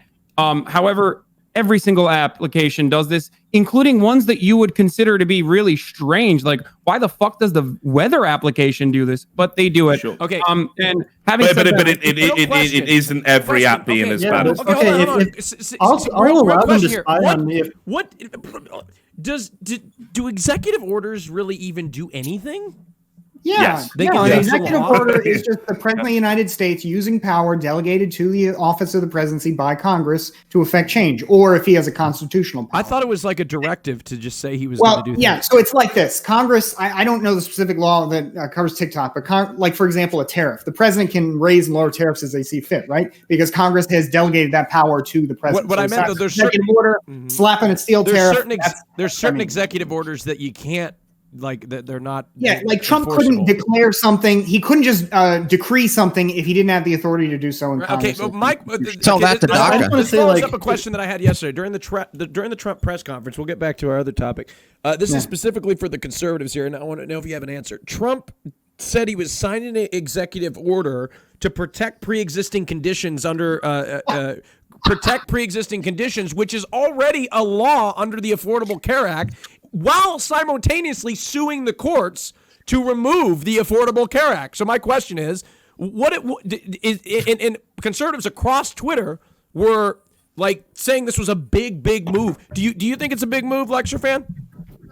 Well, it's obvious. The reason that he wants Obamacare to fall is because it's unconstitutional for a lot of other reasons. He thinks there's one good thing about it. It protects pre-existing conditions. So yeah, we want to get rid of Obamacare. I mean, I have a whole host of healthcare reforms to fix our healthcare system, but Trump wants to get rid of Obamacare and save pre-existing conditions. That part of it, there's nothing inconsistent. There is actually something very inconsistent about that. If he actually should defeat Obamacare as a whole in the courts, which I don't think is happening because I don't think it is unconstitutional, and the courts have ruled on it several times now. But if he did, his executive order saying, well, okay, guys, but pre-existing conditions dies because he doesn't have the authority to just wave a magic wand and say, insurance companies, you got to cover pre-existing conditions. So right now he's trying to kill it, and in the meantime, he's masking that with an executive order that will uphold what already is law. In that executive order, he in his speech talking about his executive order, he said, this has never been done before.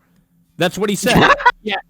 He said that. This is going to be shocking, but Trump lies all the time. Like literally all the time.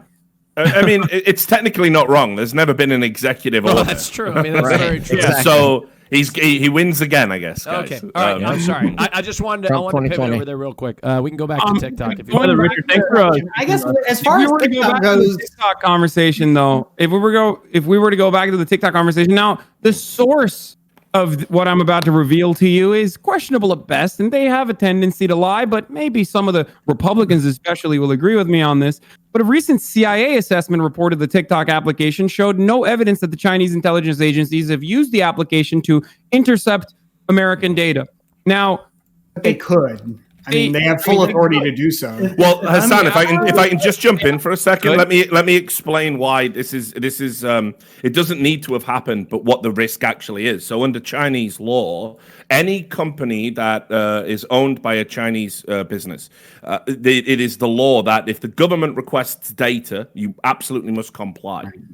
It doesn't matter whether you're a big company like Tencent or a tiny little company, you must give them the data. And we actually saw this with some video games, I believe, where China. It was. I can't remember which one it was, but basically, the Chinese government requested knowledge of people who had expressed support for Hong Kong in a particular game. I can't remember which company, but anyway, and it went to local police stations. It was revealed by a Dutch hacker that Tencent were complicit in basically giving over that data to the Chinese government. So sure, I believe the CIA assessment. I don't think that TikTok is a direct pipeline to the CCP, but that risk is always there. Ellie Moon would like to speak. Go ahead.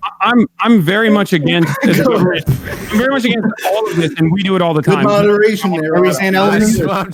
Very good. Ellie Moon. Let Ellie Moon speak. Okay, Ellie Moon, go ahead, please. I think we also have to consider that TikTok, let's say like without all the spying and all of that, you also have to consider that they have the power to reach hundreds of millions of people. And since it's owned by the different country, but it has like hundreds of millions of Americans, they can literally control what's trending, what's on the front page.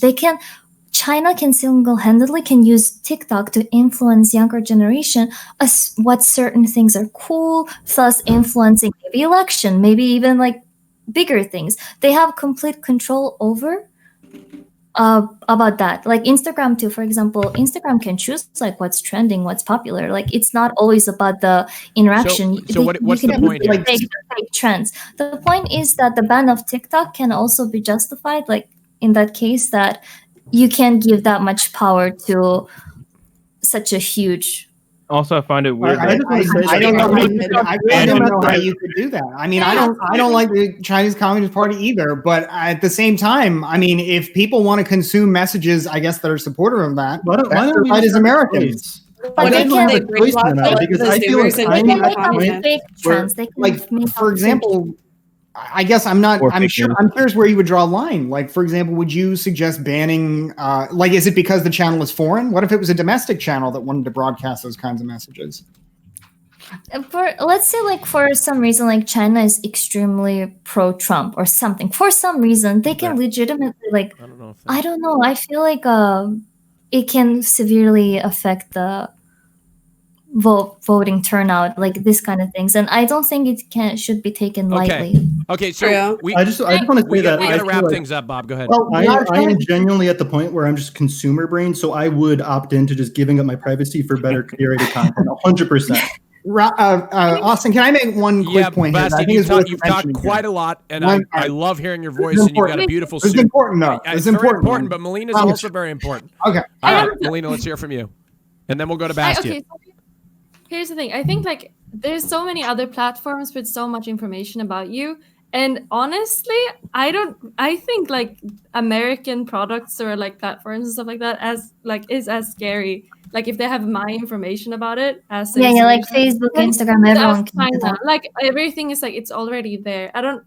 For me, it's like, why is it so bad that if China has some information, like if it's like I mean, I think this is They're a already really good point that convincing Melina consumers makes, into because being furries. It feeds right into Because something else to ultimately- consider, especially if you're not American. Recently, I was reading in the Wall Street Journal that a Virginia-based American company founded by 2 U.S. military veterans has said that it is able to draw location data for more than 500 mobile applications that it can then provide to the U.S. government, right? That would presumably, for example, make it possible for the U.S. government to use this app to figure out where you're at so it can then drone strike you.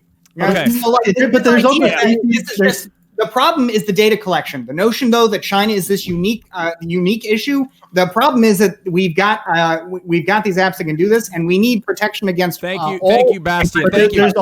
There's also safety problems. 100% in agreement with Bastia here, by the way. We need to wrap it up. Ladies and gentlemen, that's the conclusion of the... Wait, so when we were we need to against wrap it, it up. but when a leftist says the same thing, you agree with it. I got it.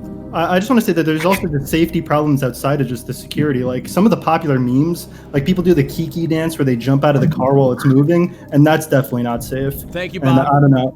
Go ahead and vote for who you want to keep, not kick. Keep, not kick. Keep, not kick. The person with the most amount of votes will choose between the two lowest amount of voted people. Did you, Suspect Sushi, did you have something to say about Hassan? I'm sorry, you missed it. Let me vote for myself. There was only a point of agreement after like a leftist, like multiple leftist. Hold on, I got a question. You for may have Sushi. missed the last time me and Hassan were on the Royale where we Austin. were yelling at each other. So this is Okay, but hold on, Suspect. Just out of, do you think Hassan's a lib? Honestly. A lib? I don't know. Like he's like some far left political streamer, dude. I don't know. Wait, I thought Joe Biden was a far left guy, or taken over by the far left, though, according to Donald Trump. Dude, his brain is porridge. Okay, Whoever just I got a question, lecture fan. You know I love ideology. asking you these questions. Trump said that he was going to attack God, and Biden was an attack on Biden is God. going to. My money's on God. And energy. Wait, Joe Biden doesn't look like he can fucking attack his lunch at the Do you moment. believe that electing Joe Biden is an attack on God? Yeah, What? obviously what Trump meant is that Joe Biden, the Democrats in general, the Antifa, the far left, they're atheists. They hate God. They hate America. No, he said- and they're he said- No. It's just Hold Trump on. claims And Biden Joe is against Biden- God. No, he said, yeah, he's against God. My bad. Thank you. I misspoke. He is against God. That's what he said. He said Joe Biden is against God.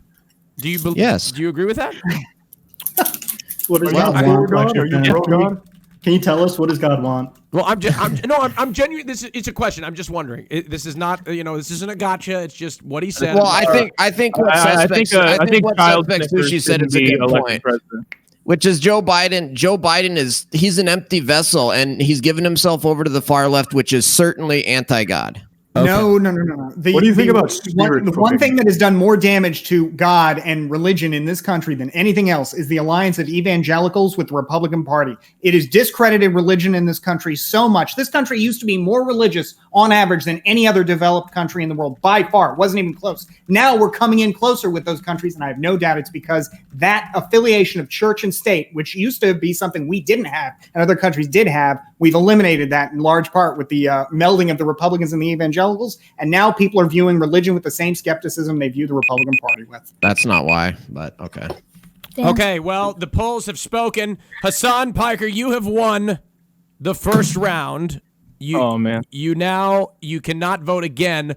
Moistcritical, with his incredible opinions, is going to decide between the two lowest amount of voted people on the cast right now. It is between Lecture Fan and Suspect Sushi. Gentlemen, make your case. Charlie, you're going to have to think about a lot of things here. Number one, who's providing go ahead. Yeah, no. Who's providing the most content? Number two, who do you see as a threat to you on this show via elimination? You know, a lot of things you're considering in this process. There's a lot weighing on my mind, boys. Hit me with the Shark Tank pitch. Why do you stay? What's your equity? What do you want to part with? Compliment your content. All right. Remember that. Lecture Fan did too. No, he didn't. He did not. Lecture Fan did not hold my wiener. So, Lecture Fan, let's hear from you. No, I mean, I think my position speak for themselves. I think you're going to be missing me if you kick me off. So keep me. Is there any compliments you don't display in there? I'm just surprised I wasn't destroyed for a little bit longer, dude. No, the one thing I'll say is the Quap video, hardest game ever, is amazing. Funniest YouTube video ever. What else did you like from that guy? Just the Quap video. That's the main one. All right, I've made my decision, boys. I think it's pretty clear now. Clap Fighting Championship commentary is the most superior shit on YouTube. All right. What else? Your hair is glorious, and because of my baldness, I can honestly, fucking really encapsulate the beauty of someone else's hair because I don't have it myself. Very nice. Charlie, language. Really think about this one. Really think about this one. Well, I'm a man of the people. As you know, I've made my positions clear. I think rape is a terrible thing. Yes, I think pedophiles are awful. Animal abuse is also up there. Thank you. So, as a man of the people, I'll open up to the stadium here. What do you guys think? Who should I be looking at to kick? Pretty sure people want Lecture to stay. Let's see. Oh, no, Sushi. Oh, see, we're saying my name. What the fuck? Well, okay. Well, the people, he's talking, Hassan, he's talking to you. Who do you think? There's no way I can pick between both of these two brilliant individuals. And it's not up to me anyway. It's up to Charlie. I love both of them. Okay, it's not even a joke. We could do. I could give a Austin show directive that we skip the elimination this round and we just eliminate two people next round. That could be something. Period. Let's do that. Oh, that's big. That's a big audible It's a right big there. executive move that I've never ever thrown in. I don't think you'll get any pushback for that. Well, I don't know. The chat is pushing back. They are pushing back aggressively. We can't pick the conservatives. Who do we argue with? Yeah, isn't that like a consistent thing, like every single time? If you're anything left, we run out of conservatives. I even have an extra. I even thought about making it a mandate that I bring on an emergency conservative just in case they all get eliminated. I never run away from a challenge. I'm 1-800 dial a conservative. Dude, you got me. Anytime you want it. We have reached a point in which we are running out of conservatives. Well, there's like 7 of us on Twitch, so I know. Finally, we've used all of them, and they all get kicked immediately. What do you mean finally? It's not even a consistent thing. They weren't even like rampant ever. Why aren't you guys so popular? So, chat, let's do another. Most conservatives are at work. Okay, hold on. This is a poll I'd like to do. If you would like to kick somebody now, use your Twitch Prime, and I will count them up and make a decision. Use your Twitch Prime subscription right now. I won't let him do that. Right now. He's transferred the power to me. Based on the amount of Prime subscriptions we get in this moment, we'll determine whether we kick somebody right now. Well, it seems as if there's only 2 people that are on board with this. Well, there's 3. Well, okay. Well, looks like We might need a different poll. I don't know. I think Bro, it's you not should very... Twitch Prime with 32,000 people. There's gonna be a lot of people who subscribe. Okay, all right. You got Cut your own content. All right. You got to keep them. Damn lecturer, I'd never wanted to be running against you in such a way. Okay, I'm making an executive decision. We are going to skip the elimination this round. It's unprecedented. We're going to skip the elimination. Charlie, if you're in agreement with me, we will skip that elimination. Give me a compliment, Austin. Say something real nice about Your me. hair is luscious. I already did that. There's so much more to Charlie than his head. Well, look, it's the first thing that The I see. facial hair. It's the tattoo. The tattoo on your arm.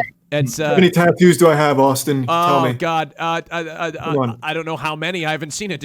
I've never seen you with your shirt off. Do you have anything else? You that guy make me that sick to my fucking stomach. Can he take his shirt off? I mean, you can if you want. Is that TOS? I don't know. Man, It's I in just, context. Charlie, I just want to thank you for just normalizing monotone voices. It really has helped me a ton. Yes, chat. You have been, chat. It is true. I broke the rules of my own show. This is the only time that this will happen. In the interest of content, we will maintain and we will protect our conservative counterparts just for the Say sake it, of. Austin. Yes. Say you issued We move on, baby. I They have their guns to do that. Believe me, ladies and gentlemen, I am issuing an executive order to protect not only the conservatives, but America, folks. Believe me, it's fantastic. We're protecting a true American patriot by the name of Lecture Fan who is contributing to making America great again for the 2020 campaign. Believe me.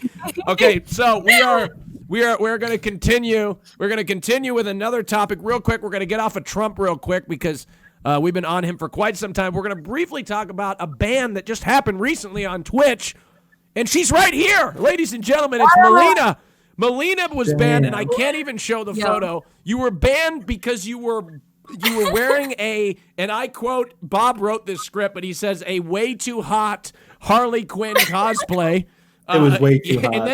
And then I quote, he says yowza in the document. And then he sounded like a weirdo, you know? Like, it was like, American that I don't know. he said, and I cannot show this on screen, but I will put this in the discord.gg/Austin just so everybody can see, the contestants can see what I'm talking about. This is do you mind if I share that, Melina, by the way? Is this okay? I think we talked about it. I don't give a fuck. It got her stream So that maybe for some reason it's gonna get this stream back So too. that is a Harley Quinn cosplay. Did you guys see it in the lobby there? Okay, so my question to you is, Melina, how did this process go, and is this a strike on your account? I don't honestly. I don't fucking know. I asked. I got like the message I was banned so late. So it was like midstream. I was just like, wait, what's going on? And I honestly, I have no fucking idea. I've seen so much worse. I was like, honestly, I had so many like layer of things that might not looked as it was layers, but like seriously. And I even texted Bob before the stream, and I was like, "Wow, do you think this is okay? Do you think I gave a thumbs up?" And he was like, "Thumbs up." I don't know if maybe it was like maybe he did this. Yeah, Melina texted me some pics. So what, dude? So I what? know, but that's what I did. But Melina, be honest. Do you think that you would have got banned if you were just like a little bit uglier? Like, do you think you would have been safe? Oh my god! You know what? I got so many texts from so many Twitch streamers that would never admit that they did. But they were like, "I think you're too hot," and that's why. Because no one understood. You know, not even they wouldn't admit it. Not even LSF understood. Saying like that. Oh, you're just freaking hot. Yeah, dude. you're too hot. You're too hot. And they don't admit to saying it. Yeah. Will I see you explain took them? lessons in humility from Steven. So Okay, What? Yeah, lecture fan. Are you looking at the picture? No, but I did research this topic. We're all looking very respectful. I always ask lecture I have, fan like, opinion, zero. so I Hey, want lecture guys, fan so- opinion. hey, guys, Do you so think comment that picture is too hot for Look, Twitch? I look, have zero interest in somebody's this, like, I husband didn't looked even at you, he really got know. horny, then he felt bad, and he proceeded Okay, to blame a woman, so that's why he banned you instead of like... But the question, I mean, look, I'm going to take the devil's advocate thing here and say Twitch has got to define this. You know what? I can't even take the devil's advocate. This is Twitch TOS is not transparent at all. It's pretty fucking opaque, right? Yeah, Like, no. Figure out ridiculous. I didn't know what you anything. can do. Am I allowed to nip out right now? Can I Like- take this off?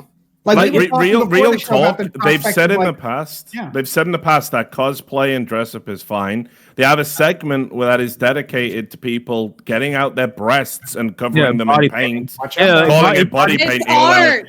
Yeah, no, and I don't mind because I'm not I'm not a fucking weirdo or a Puritan, so I don't see the issue with any of it. Like, there's no way Melinda should have been banned for that cosplay, and ultimately we end up in this weird situation where it's come down to an individual. An individual staff member has made the decision, and you're never going to get any clarification or understanding. I think it's obvious bias because when I did my Wonder Woman cosplay, I was never banned. Okay. Do you guys think that there should be any like rules on like whether you can be banned from? I know this kind of goes to another topic, but like on like at least transparency for bans on like social media. Yes, you have to exactly know why you're banned at least. The reason I'm really curious nice. is But like here's the issue. Here's the there's issue. such a power imbalance between even a big Here's the streamer issue. and a streaming Here's platform. the issue. You know? There's a lot of people that get banned, and they know damn well what the hell they got banned for, and then they're like, I have no idea. I thought it was okay to, Eating Dr. Disrespect. Yeah, but the problem with that is that therefore Twitch should remove that perception that they do inconsistent bans and don't God, I wasn't referencing Doc. by actually communicating to the people why they're banned. I think when you get banned from Twitch, even if it's a short temporary thing, you have the right absolutely to know why, because how can you change your behavior in future? I wasn't referencing Doc, by the way. I was referencing the people Doc that totally knows. It's anybody. And doesn't actually knowing the reason why you're banned give you more clarity of their TOS in the first place, right? Yeah. So this situation where you are kind of doing business with Twitch, it does seem a little strange that the contracts really don't provide much protection.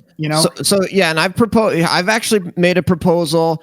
I made a YouTube video about this proposal. I think it's a way that we can not only solve this Twitch issue, but we could also solve social media censorship. And if there's Democrats that are opposed to this, it's going to be extremely rich because it's going to be so inconsistent. But what we do is we create a new federal cause of action that allows you to sue social media and big tech companies. Because right now there's arbitration clauses. You can't even sue them. You have to go to arbitration. So what you do is you create a new cause of action, a federal cause of action against social media companies that if they ban you, and it's a ban for political reasons, it's a ban that's discriminatory, unreasonable in the circumstances. You also are allowed rights to know why you're banned. And if you do sue and if you do win, you get treble damages, you get attorney's fees and punitive damages. And that would actually give the users of not only Twitch, but all the other social media platforms a lot more protection and the ability to actually sue these companies and hold them accountable. And it's a genius idea. I don't know why it's not in Congress right now. I don't know. Personally, if I sued Twitch, I would be scared and I'd be like, oh shit, I'm fucked. They hate me now, right?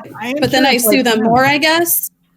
Well, do you guys think there's anything to that? I mean, especially some of you bigger streamers who like this is your job. Like for me and Lecture Fan, it's kind of a hobby. But for like somebody like Hassan or Richard, if it's a hobby for you and Lecture Fan, I don't know what the fuck I'm doing on Twitch, dude. Well, what I mean is when this is really your livelihood, and it seems like something like forming a streamer union is really difficult. I don't know. Like, how do you guys feel about this? What about you, Austin? A streamer union?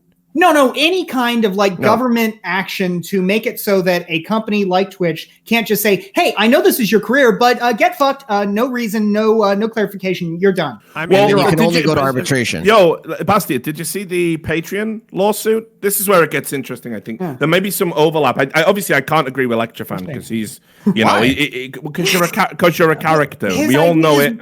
Right? You're a character, you gotta watch my streams then. What is this? Yeah, right. Richard, no. You do the streams in character. I know and I think your commitment to the bit is incredible. But the Patreon lawsuit. Is this I don't think it's a bit. No, it is. It is totally a bit. But that's no reason to disagree with the substance of my proposal. Lecture Fan has even gave me a sly wink before when I've called him out about this, and when I'm sure he's just one day like Chief in the fucking One Flew Over the Cuckoo's Nest. He's just going to turn around and go, some aspects of socialism aren't all that bad, and we're going to go, it was a bit the whole time. I mean, I think we could test his honesty right now. Like, Lecture Fan, did you think that picture was hot? Oh yeah, no, yes or no? Right, It was but anyway, so the unfortunate. Patreon lawsuit, and I don't know if lecture fans saw this. What happened with Patreon was Is this Owen Benjamin? They tried to be slick by putting it in that you had to go to arbitration. You couldn't sue them directly, and then when they banned the content creator from the platform, the people who follow that content creator can argue under Californian law that it is tortious interference by the company because they are interfering with a business transaction between person who creates content, sells content, the person who wants to give them money for said content. Now, because they chose arbitration, the law is they have to pay up to $10,000 for arbitration legal fees up front. And then they panicked, tried to change it. A judge said you have no right to do that. You've got to stick to your original TOS for those people who were banned before the point of the change. And now they're facing millions and millions and millions in legal fees. And if somebody like Sargon of Akkad, for example, tells all of his followers to basically go into arbitration with Patreon, they could go bust and they could go under. So perhaps the better alternative would be, instead of having this kind of like, the rich people can sue, if you want to waste time with a lawsuit, we make it so these tech companies have to have arbitration instead. Okay, I may regret asking this question. Or we still want to get on this topic? I just want to clarify that. Was this like a real topic, or was this like a 2 or 3 minute? It started off with Melina wearing a quote unquote too hot cosplay into arbitration and the depths of the law. It doesn't have to be specific. It's just limits. Yeah. Was it worth a ban, guys? Do you really think so? I mean, do you think it was worth a ban? I think it was worth a banning because he didn't have a bat with it or a fucking hammer. Lecture fan, do you think it was worth a ban? You saw the picture. No, I don't. Oh, okay. And he is just about Christian. He is. I typically do agree with the bans for sexual content. I think that's different than banning for political content. I think that it's fine for them to ban for over-sexualized content, but not political. But I didn't think that the picture that I saw, I saw a YouTube video. I have a question What about butt cheeks at the beach? Go ahead, Can I please? Melina's got a question. What do you Armin think literally has a about... libertarian flag. No, Hassan, shut the fuck up. Let me talk, okay? Here. What do you think, dude? What do you think about games that has very sexy women in them? That's sexual content, isn't it? Is that okay on Twitch, you think? I think it is if it's incidental to the game and it's not like I don't like the pornography games. I don't think should be allowed. But if it's like an incidental incident, The Witcher 3, you can swing dick nonstop in that. Google some of those characters. It sucks that video game women have more like privilege given in that regard than real women. It's kind of funny for me, but we love our anime women. Would any of you girls, if nipples were allowed, would you nip out any of the time? Yeah, anime women can break your heart, so I get it. Yeah. If nipples were allowed, I'd go shirtless every day. Just with the ladies. Question. No, you can no. Free the nipple for everybody, my guy. Hey, but briefly, before we move into the next question, I'd like to remind everybody that this broadcast is brought to you by Dream! Dream in the chat. Please go check it out. 20% off of all sales, or 20% of all sales purchased via the link in the chat will go towards nonprofit organizations who spread mental health awareness to strive new cures for mental illness. Dream in the chat. Go check it out. It's a great cause. Pog you. Okay, so before we move on, I want to ask a question. Hassan, you didn't check your DMs. I might regret asking this question. Should we defund the police? Yes. Of course not. Why have you done this? Why the fuck have you done this, Austin? Because it's a big issue. Can we just do something? Can we make that the bit at the end? Like, just give me a break. No, this is the number give us a break. issue. We just did fucking coronavirus, for fuck's sake, please. We spent an hour and a half on fucking coronavirus. We're in the middle of the most important election of our lifetimes, and a big part of it is defunding the police. This is hugely important to not only America. I'm not saying it's not an important issue, but if anyone is looking to this show to be educated about an issue, God help them. But could we do something with a bit of levity? Okay, all right, we'll do mail-in ballots. How about that? Just shoot me in the fucking head. All right. I'm down to talk about both of those things. Austin, what were you saying to me? Well, I said I don't like when people flash anything in front of the screen. Oh, okay. Can I just say one thing in defense of Lecture I'll just Fan say here? it, defend the police. You guys calling him a character or saying he's doing a bit, I think honestly are afraid of a man with convictions. I don't accept any of his convictions. He certainly got them. Thank you, boss. Okay, yeah, so Trump has been predicting rigged elections and the most corrupt election in the history of our country. He's talked of delaying the election and expressed numerous concerns about mail-in ballots. Mail ballots, he says, mail ballots are very dangerous for this country because of cheaters. Why doesn't why do you keep doing that Jack Nicholson voice? Come on, Richard. It's good. It's good, Richard. You've been watching late night, dude. Like all the late night people have demandatorily. It is good, Richard. I want to hear really your wanted best to Trump talk impression. about Okay. I've got some bad. I hope that isn't in your Venn show because you'll get fucking cancelled.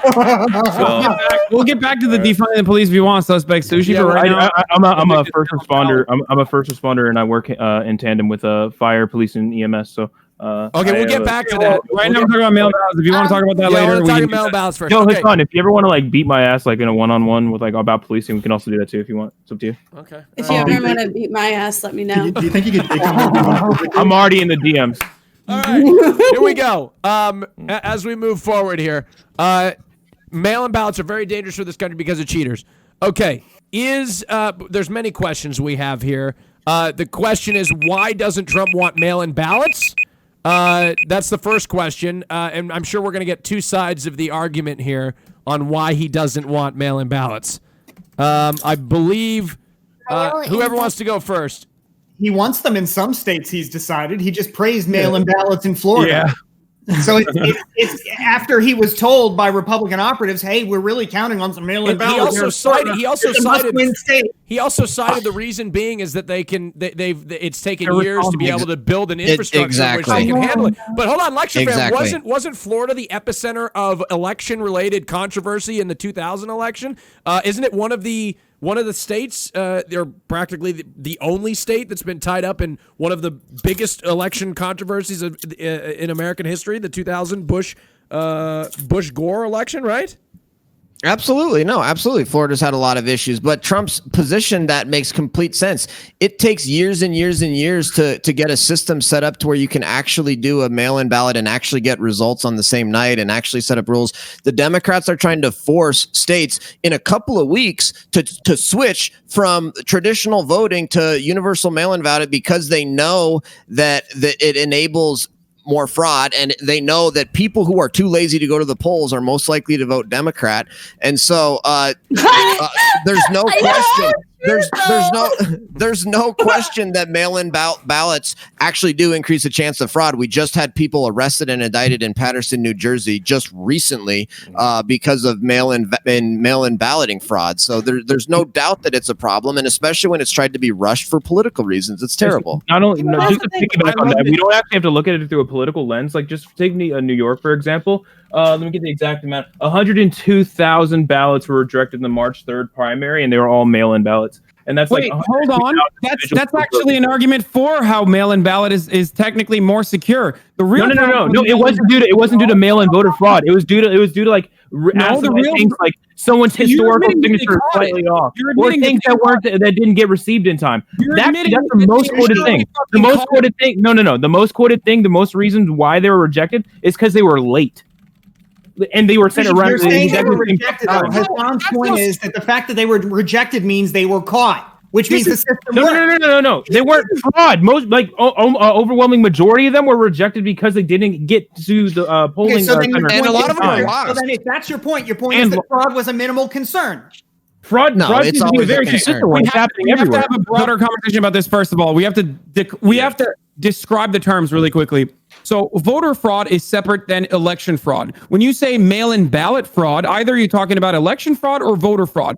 Voter fraud is done at the individual level where you decide to get a mail-in ballot for your dog or something, and then you write a fake name on it, and then it somehow magically gets registered and all the safeguards don't work, right? That would be voter fraud. Now, that is not a significant issue according to literally every single study that has been done on this, even including the one most notable American Enterprise Institute study that was conducted on this that showed that only 1,200 cases of personal voter fraud had happened across the board over 10 years of elections that they looked into. Okay. Yeah. Just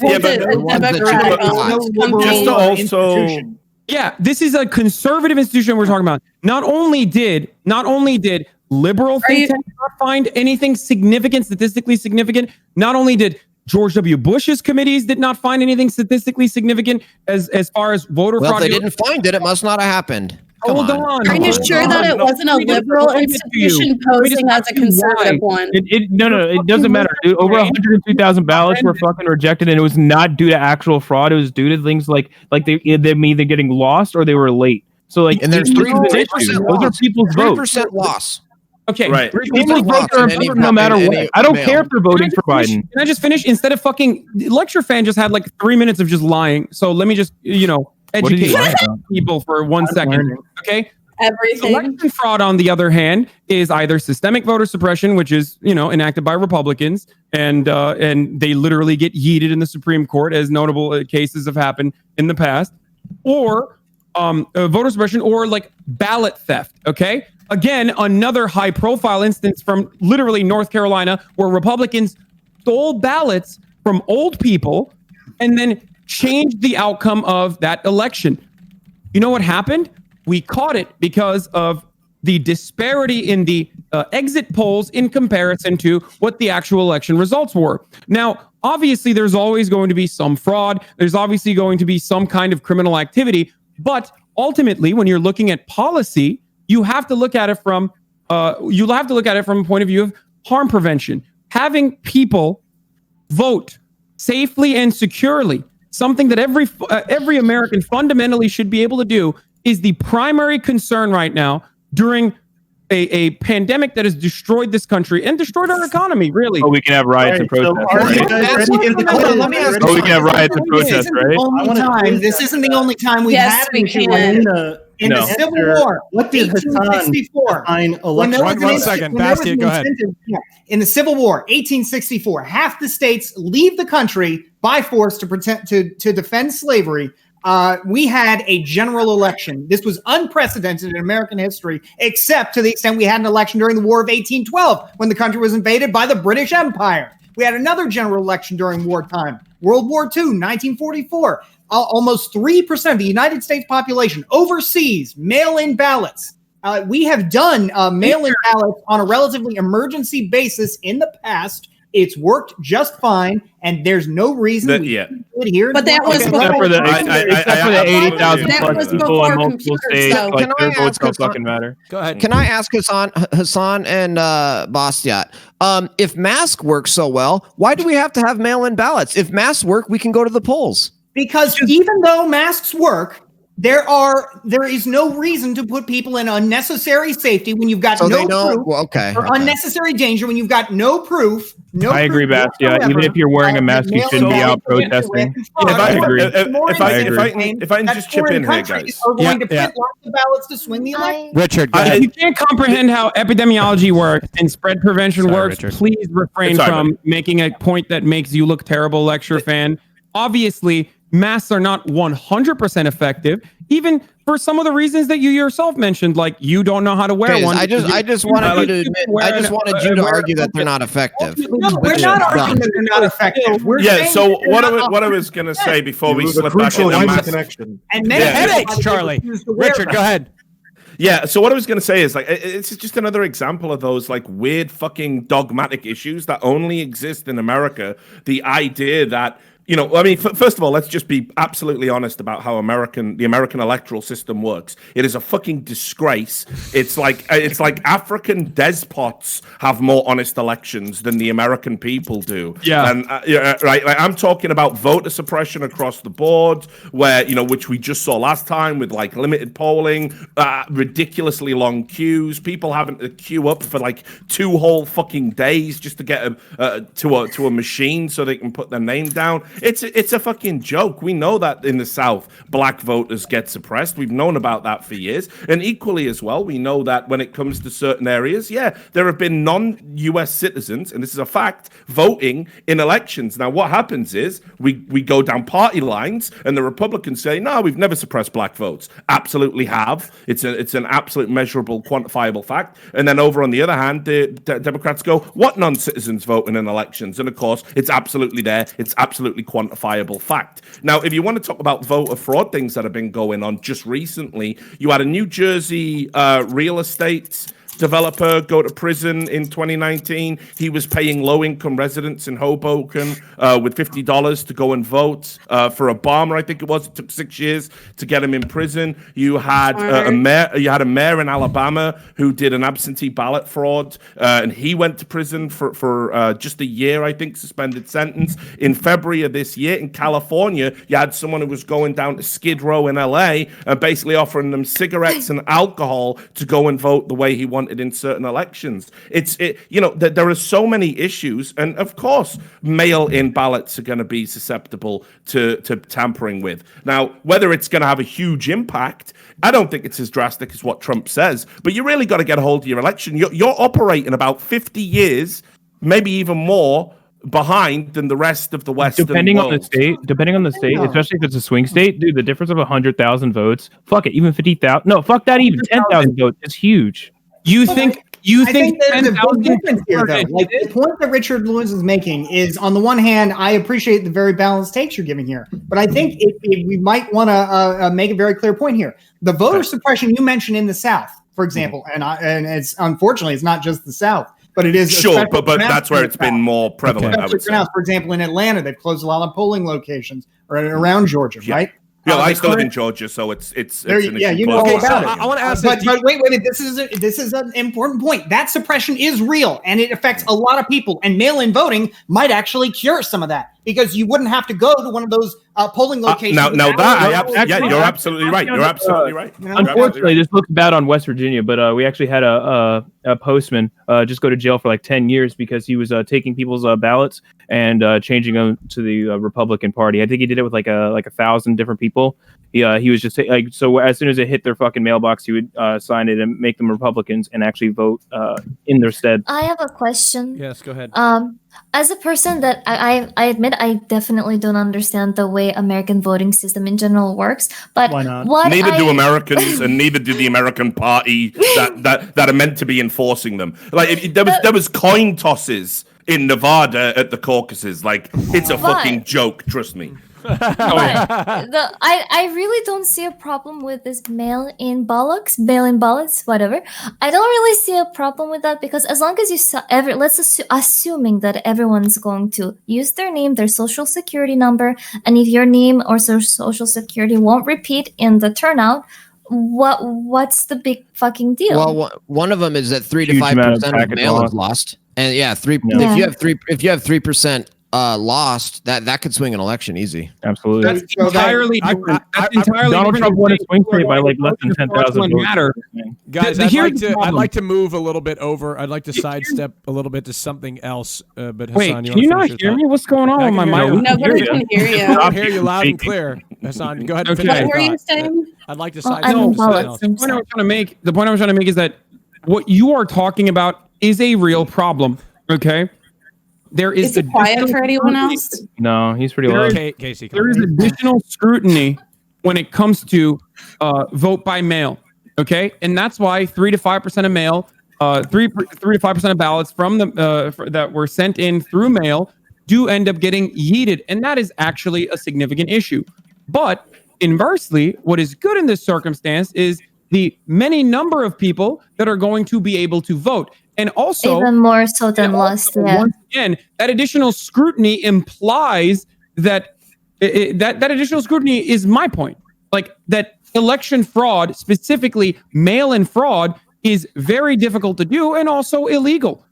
You are using my point, which is one of the safeguard measures that we have against mail-in ballot fraud, to say that we can't have it because it's somehow voter fraud.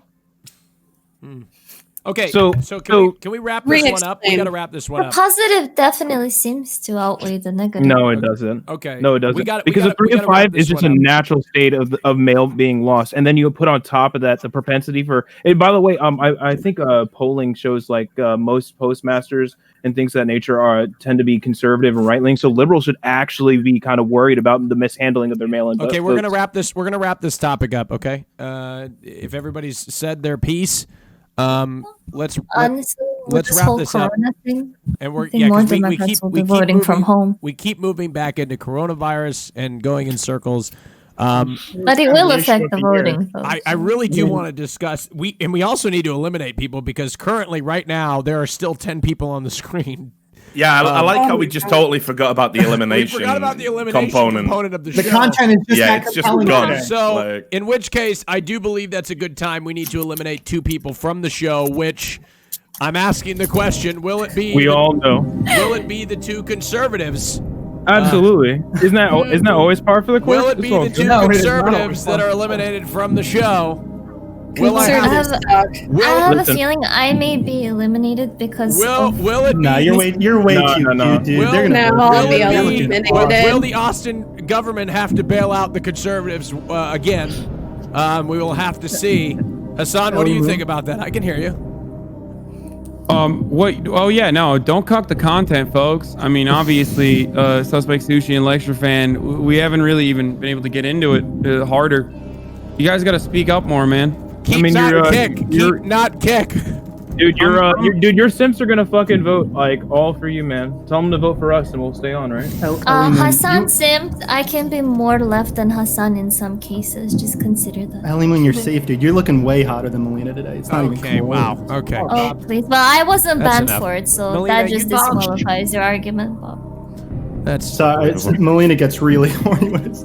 I'd really like to move on to conspiracy. Let's move on. Do we want to keep not kick? Keep not kick. So chat is claiming voter Bob, fraud. it's just because I didn't catering to Hassan's fucking send us fan pictures base that you is the really way wanted. to Is that what you're go. doing? I really was that is looking what it forward is. to like more debate well. with Hassan, but unfortunately we are discussing all topics that are basically all people of any reasonable state would agree. Straw poll broke. Listen, there's some voter fraud going on in this bullshit, dude. We might need to switch to mail-in ballots, I think, for straw poll. Can the cast vote be thrown, Austin? Let's get a cast vote. What? No. Oh, here we go. Results. Go ahead and vote for you want to keep not kick. Keep not kick. Keep not kick. All right. Austin, is there any conspiracy topics on the agenda today? Because I'd really like to get to those before I have to Yeah, we're about to get to Dr. Disrespect. We are. No, I'm talking the real stuff. The spirit cooking, the reptilians, the Emperor of Thoth. I want the real meat. You know, I'm really sifting through I the want to topics talk that we had today, Talk about how 5G is the actual cause of the coronavirus. David Icke is on next week, I think. So Really? Amazing. it's gonna be a blast. Lizard people, the grandfather of the lizard people. Now you have to try and get him, Austin. You got it. I know. Now I have to follow through. Okay. I just want to point out that Republicans do love distribution when it comes to votes, I guess, when it comes to some in my audience voting for them so that they can stay on. Ooh, the UFOs. Interesting. All right. The elimination is about to close. The people getting eliminated from the show in the bottom 2 are... This bullshit. Bob 7 and Casey Tron, both of them getting eliminated. Oh, it looks like they want a serious podcast. Come on, Casey. Like, I mean, let's look at it objectively. You didn't really. I only have myself I to said a blame. lot. Did you though? Bob and Tron have been eliminated from the show. Both You're lost. seemingly filling the same shoes in some Yeah, no, regards. I mean, I blame myself. I could not penetrate the Lecture Fan Has Bad Opinions show. I tried to get in there, but I couldn't penetrate it. You defended it very well today, Austin. And I'm excited to watch and hear more bad opinions from Lecture Fans. Thank you very much, Bob. Appreciate it. Let's hear from Tron. Shocker, they don't who agree is with us. on the set of Seinfeld. How'd you get access to that, by the way? Oh, I had to spend a lot of money. I'm like actually friends with Larry David though, so he gave me a discount. Okay, cool. Got it. All right. Okay. I guess that's all for me. Tell him I Thank said you, hi. Guys. Please follow me. I'm desperate. Okay, thank you, Tron. Twitch.tv/Casey Tron. Bob, thank you very much. Go ahead and shout out your channel. Yeah, twitter.com/Bob7official. If you don't like my memes, DM me and I'll give you $20. But you have to be honest, though. You have to be honest. If you really don't like my memes, maybe a lie Have you detector paid test, anybody? something along those. I mean, I will pay someone if they hook up to like a lie detector and then videotape themselves scrolling through my tweets and honestly say, I do not like this tweet. Then I would pay out 100%. But anyways, have fun with the show, guys. And, Hassan, good luck, dude. Because Wait, I want to say want you to something to respond to all Bob the before Oh, he Ellie leaves. Moon wants to say something to Bob. Go ahead, Ellie Moon. Oh, Bob, you told me that if I was gonna get disqualified first, you were gonna disqualify me as your friend. Are you proud of me, Bob? I made it through yeah, I you. mean, you're looking cute today. I just Bob, that's enough. This is not a I dating think show. you're looking cute, so I don't know. He left. Congratulations on the cast that has survived. Unbelievable. Lecture fan, since no one will compliment us, I think you look cute today, bud. Oh, thank you. Appreciate it. Charlie, can you talk real quick? Yeah, what's going on, man? All right, Sushi, talk. Yo. Charlie? Hey, man. There's something similar in your voice every time. I don't know. It's a little more Sushi, you said that you sound like Hassan? People say you sound like Hassan? No, people keep saying I sound like Hassan. I don't know why. Really? Hassan, speak. Yeah.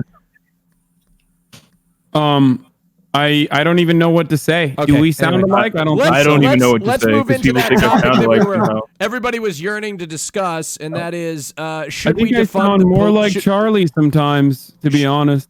If we're being real. should we defund the police? No. No. You should have voted me off in the last round. What do you mean? because- What do you mean? No. What do you guys? What do you mean by defund the police? Because the first question Like about this issue completely is, eliminate. Oh, what do you mean?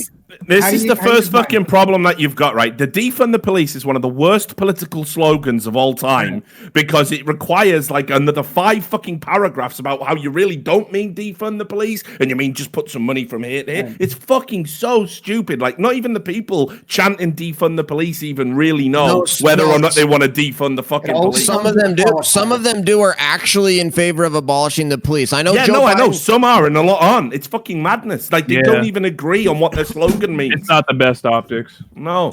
It's terrible for Democrats, which is why I guess I love the topic because it makes leftists and Democrats just look insane. Well, not necessarily, right? Like, look. So, if you look at the people who actually do want to abolish police in their entirety, I agree. I think that's complete naive bullshit. Right. We'd have to live in a ACAB people. Ugh. We'd have to live in a utopia. We clearly don't. Very often, the people I've seen making that argument, even at the protests that they're at currently, they will call the police to like have people removed, showing that on some level they do understand there is a need for an authoritative element within society that you can rely on to stop potential violent elements or negative elements having disparate power over you. But I don't know. I then- think Jazz was a pretty utopian view of like what a Right there, that shows that non- even if you abolish the police, you just get new police in their stead. Instead, it's just some unaccountable guy and his friends who claim their mantle as the police, but still, Yeah. Okay. authority, Yeah. authority fills the back. Our need for some form of policing, no matter what you call it, is not going to magically go away. Exactly. No matter how much we say ACAB or how much we say abolish the police. This is a fundamental disagreement that I think I have with people, I guess people who misunderstand my position. My position isn't simply to say, I mean, I will say ACAB and I can describe it further if you guys would like, but that's a totally separate tangent.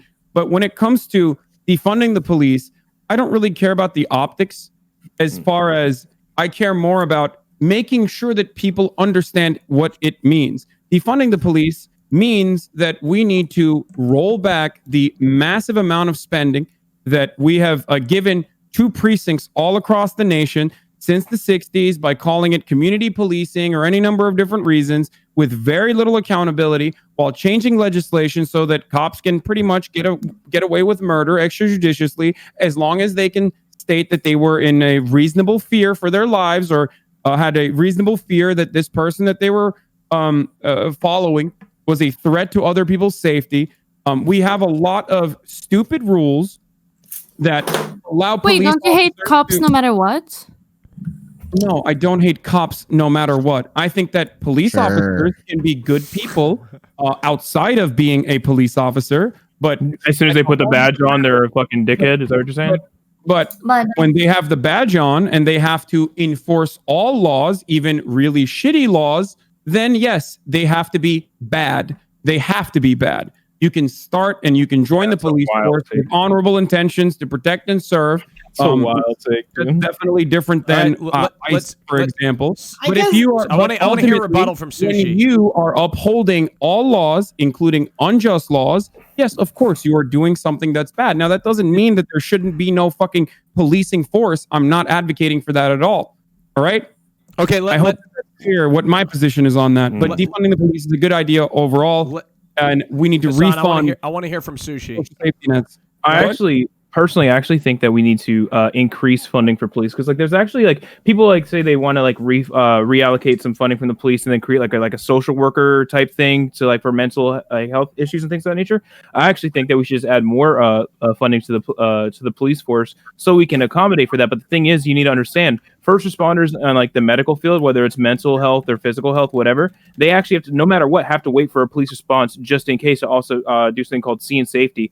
So I would actually just increase the funding for police, allow for these like social workers, the things that people actually usually want when they don't want to abolish the police wholeheartedly, and basically have it so, you know, if they go on scene for a mental health case, we have a police officer with them in tandem. On top of that, the fact that you think that cops are inherently bad because they have to enforce laws that you may or may not agree with is kind of fucking asinine, right? Like, why don't you just like elect people who are gonna systematically go after those laws and try to repeal them, right? But on top of that, like, there's also like things like officers, and you see it quite often, like when a governor enacts something that a sheriff personally believe goes against the Constitution, they don't enforce those laws. So like, I don't know, dude. Like, he's making a systemic. He's making a systemic argument, presumably, right? Shoulder to shoulder with law, like Hassan, I think, is saying that all cops are bad in the sense that they are the system requires that they act at least some of the time in ways which we would agree are bad. Is that your point?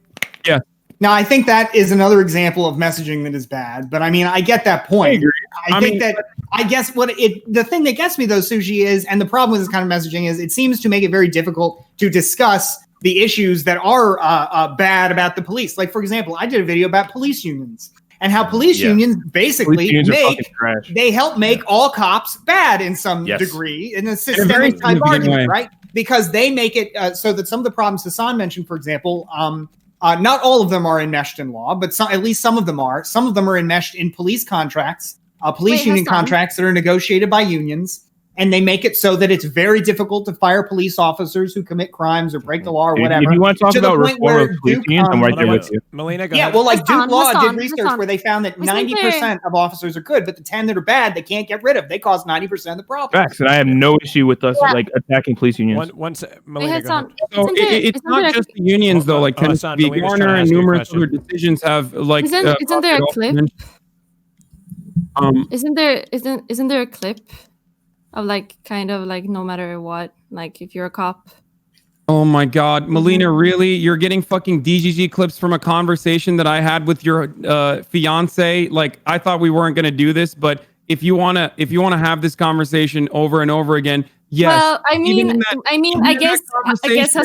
guess Destiny wasn't boyfriend. Even in that conversation with your boyfriend, who I guess I'm arguing against, considering that I think you're too scared to have him here. Isn't that like the whole thing why you're never on the same shows anymore? I don't know. I think it might be bad optics. Somebody calls black people Uncle Franz on the show is a good idea. Anyway, so if I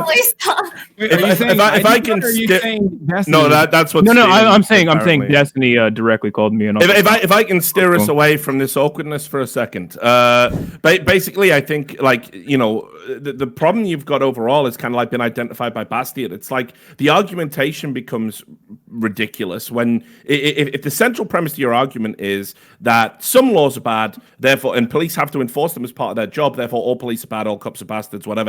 It's really like, it's childlike thinking. It's not very nuanced, and there's obviously a lot more to it. I've never been. I'll finish. I've never been on board with this idea that all cops are bastards. Even as someone that, like, on my podcast, I regularly talk about police brutality, how out of control it is, the way the militarization of the police in America has got to a point where citizens are actually like, just being shot for like low-level offenses that probably didn't even need police intervention in the first place. This is a big problem. But when we talk about defund the police, you absolutely, Basti hit the nail on the head here. You start with the unions. The unions have to protect members. That's how a union works. So it's the unions that basically empower bad police. It's the unions who say, we will protect your job no matter what. You've got to take their money away. They're the people that are making the legal arguments, giving you the free, high-powered lawyers. You know, like, look at the guy that kneeled on George Floyd. He had something like 14 separate brutality complaints prior to that. Why does that motherfucker still have a badge? Police unions. So you take their money away. And the other thing, I'll just finish, and then I'll let you guys in. The other thing, the qualified immunity law, you have got to get rid of that. This is a law that is being abused to protect police who are negligent or incapable of doing their jobs. It was never intended. It was never intended for that role. So, what conservative have you found that actually agrees with these things? Like we all think qualified immunity. Right? I'm not arguing on. I'm not arguing on the basis of this being a conservative and liberal issue. I'm saying defund the police as a concept. If you really mean abolish the police and defund police and think all police are bad, that's a very asinine, childish position. Yeah, but you cannot say that reform absolutely has to happen. I mean, why are we relying on a guy who makes less than like a fucking Walmart security guard and has like 6 weeks of basic training or something dumb to respond to someone who is having a mentally ill episode, and all they know is if they run at you and you feel threatened, it's okay to shoot them in the head. We're asking unqualified people in the police to do these ridiculous jobs they're not fit to do. They're barely fit to stand outside of a building and like dictate who can walk in or not. These are not high-functioning, high-thinking intellectuals. It's a menial job. It's a menial job. So we need more training, right? We need more training. But it's interesting you say that, because as much as I don't want to make it incredibly partisan, but there is one partisan point that comes up with this, which is, well, all this stuff happens in the Democrat cities, so that's the problem.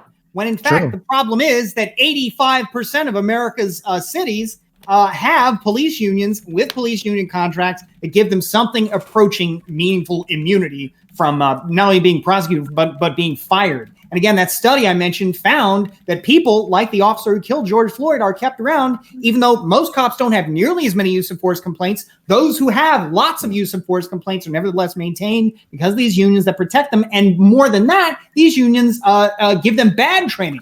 In Minneapolis, the mayor had this program, tried to reject a training program called Killology that said that officers should not be afraid of using force, but the police union forced them on it anyway. So my view on this, Bastien, just to sum it up, and I'm definitely not talking again on this issue, is that you train incompetence. So if somebody is bad at their job because they don't have sufficient training, you either don't assign them to those roles, or if that's unavoidable, you must take them off the street and train them again. You will require money to do that, but that undoubtedly makes society a better place. Last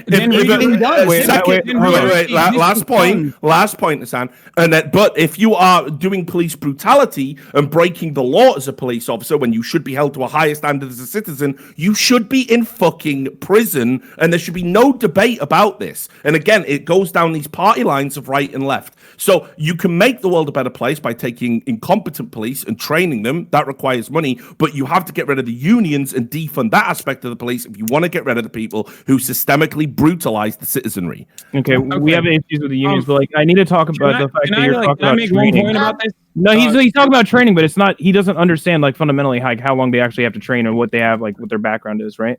First of all, you actually need, like, at least, I don't know about any other else, but in West Virginia, right, in my county with the officers that I work with, you need to have at least a bachelor's degree, and you need to have 28 weeks of training in the police academy. Then, before you're even allowed to be alone, you need like another 28 weeks of training alongside a superior officer. And then on top of that, you have bi-monthly training as well, and then elective training that you can do on your own time that you get paid for. So there's actually quite more training than most people think. Can I just call something out for? Okay. Yeah. So isn't it a little bit? Gee, Melina, before you fucking try to do another like drama baited DGG back line, can we just have no. Honestly, I am really no. Wait. Just briefly, and then we can move on. Honestly, I think this is very important because I don't really like if you say that all of my opinions are my boyfriend's. That feels a bit sexist, honestly. When it comes from you, it feels kind of crazy. Yeah, but like, if I had like, do you not think that I have my own fucking opinions? Or I do know that you have your own fucking opinions, but right now you're just trying to drama bait by getting literal lines from DGG. You think that we don't have an overlap of audiences? You think no, I remember. I remember that. I remember what you said, and it got me confused. I remember what you said in that clip, and it got me confused. All right, let's get back to the topic. Let's have if I put a fucking opinion out there and you disagree with it, then you can own me in the marketplace of ideas. I just question you. I'm sorry that you got so upset about it.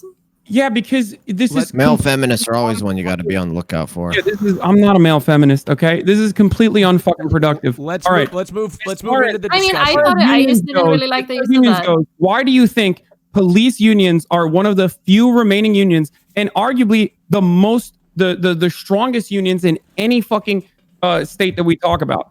Because the specific purpose of police is to defend the interests of capital over the interests of everyday American citizens. That's a very woke interpretation of it. But no, dude, they literally for it is not that they are the defenders literally of capital, but because they have a widespread amount of support, because they are unions, Democrats like unions, and because they are Republicans are very big into law and order, so they have the support of Republicans. But nevertheless, it's worth remembering that these aren't just any kind of ordinary union, right? This isn't like your local business union. This is a union that is more analogous, if you can imagine, a union of soldiers, an insane concept, because they are saying basically that we reserve to ourselves the right to shut down government's most essential function whenever we want, law and order, right? That's the most essential thing government does. That's its reason to be, and they take within themselves the control over that. So it's ridiculous. The thing about police unions, they just hold so much power, and the reason why I feel like funding for police should be minimized. Of course, I'm not for abolishing police. Police is necessary. But the reason why I personally feel that defunding police will be more beneficial, 9 out of 10 calls aren't even calls for violent crime, and taking that funds and putting it into like social projects, or shifting funds basically to social services will probably solve more problems than police could ever do, like homelessness and addictions and all of that, you know? And then on top of that, yeah, and to work off that point, which is a brilliant point. Thank you, Ellie Moon. The other problem is no one wants crime. Everyone wants order. Everyone wants justice. These are normal human requests to make from the government, right? And the problem here is we know what the root causes of crime are, and they always go back to the socioeconomic factors. That's the most significant issue here. So if we don't try to eliminate the root causes of crime and instead keep having this law and order approach or tough on crime approach that has demonstrably been a failure in America and led by both Democrats and Republicans. So there is a lot of blame here for even specifically Joe Biden, I would say. When you say it's a failure, what do you mean by that? Because crime in this country has continued to go down. I mean, so I don't like. I agree that police should be reformed for humanitarian reasons, but crime has been going down for decades now. So also, by the way, with the whole defunding the police narrative, you understand that like the largest portion of police money just goes to salaries and benefits, right? Let us not finish this point. Crime has gone down for decades. There is absolutely zero studies that point to additional policing as a factor in reducing crime. As a matter of fact, everything is either a correlation or everything as far as like crime going down is a correlation. Either you believe that crime is going down here in America as a consequence of over policing, but then you have no answer for why crime has gone down across the fucking planet. Is everyone else spending more money on cops than everywhere else around the world? Are they executing people on the streets as well, on top of everything else? No, what I don't understand is, on the one hand, it seems like you're acknowledging the necessity of the police, but you're also seeming to say that the police have nothing to do with the control of crime. It's all economics. We just solved the economic problem. We don't need police. No. All they do is enforce the arm of the capitalist state. Remember? Police create order. And I am not even denying that there is a need to have order, so it's not fucking bedlam, okay? So I'm not even denying that. So some form of policing, of course, has to exist. You can call it cops, you can call it whatever the fuck you want, as long as they are, again, directly responsible for the citizens that they oversee, okay? So I don't even have a disagreement with you on that point. What I'm simply stating is that over-policing has never been proven to reduce crime. Yeah. So how do you? Hold on. Ellie, 1 second. Go ahead, Sushi. People legitimately don't understand how police funding really works. Upwards of like 80%, depending on the area, but on average about 65% of all police funding actually just goes to salaries, benefits, and things of that nature, right? Like that doesn't leave a lot for like the over militarization that people like to often like meme about. Once again, I also don't you think this should be an argument to increase funding? So once again, like I mentioned before, we can have these like social workers and things of that nature that can help. When by the way, the whole 9 out of 10 thing, most things require at baseline scene safety, even if it doesn't actually require an officer to solve the situation. So like things. Go ahead. As long as Hassan, I guess, agrees that you need some kind of order to have the broad-based prosperity that then, brings crime under control, I guess I agree with that. But what I don't understand about what you're saying, Sushi, is the idea of paying more funding to the police, where it seems like actually a lot of the problem is that the federal government just showers the police in resources by giving them cheap military equipment that the Pentagon gives them sometimes free of charge or at very reduced prices, even to small towns that have no need. And then two, the police are empowered to engage in what's called civil asset forfeiture, where they can amplify their funding by just taking it from people not even convicted of crimes, accused of crimes. Okay, insane. Hey guys, I want to pivot. I want to pivot real quick to a poll, and then after the poll, we're going to switch topics because we're getting we've got some topics that we still need to get to. So if everybody said what they need to say, we're going to have a poll. Chat, vote to keep, not kick. All I'm saying is, people who want to abolish the police you're stupid. If you want to defund the police, now you understand. You understand that's just going to lead them to respond, and then we're not going to move on from the topic. Look, getting caught up in the optics is exactly how. This was the point I wanted to make earlier, but it got steamrolled a little bit. Getting caught up in the optics is exactly why so many people originally criticized Black Lives Matter as well. You look at a cause, you see if it's on the side of justice, you make up your own mind about it.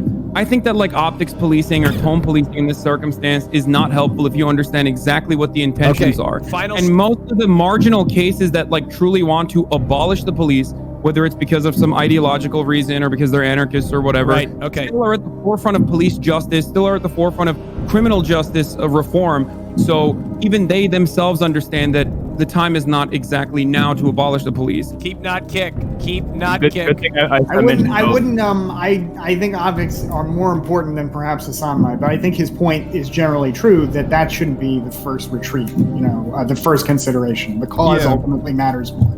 It's like when the Black Lives Matter, two of the founders said some years ago, we are Marxists, trained Marxists, and everybody wanted to focus on that instead of the actual issues of at hand. Keep, not kick. It's not illegal to be Marxist.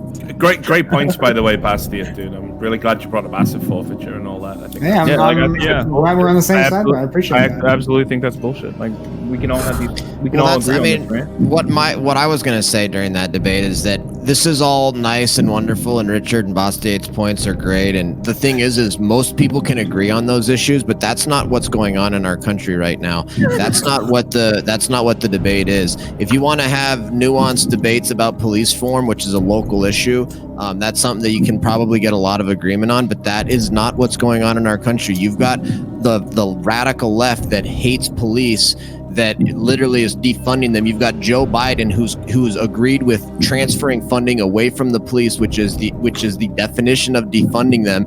And so that's great that you guys can have a nice little debate about civil asset forfeiture and other like police reform issues, but that's really not what the debate is going on. The debate is defunding and abolishing the police, which is the radical, insane left. I don't even like Joe Biden, but I'm gonna sit here and defend him again. But Joe Biden's actual policing reform proposal literally includes adding additional funds to the current police force exclusively for training and body cameras.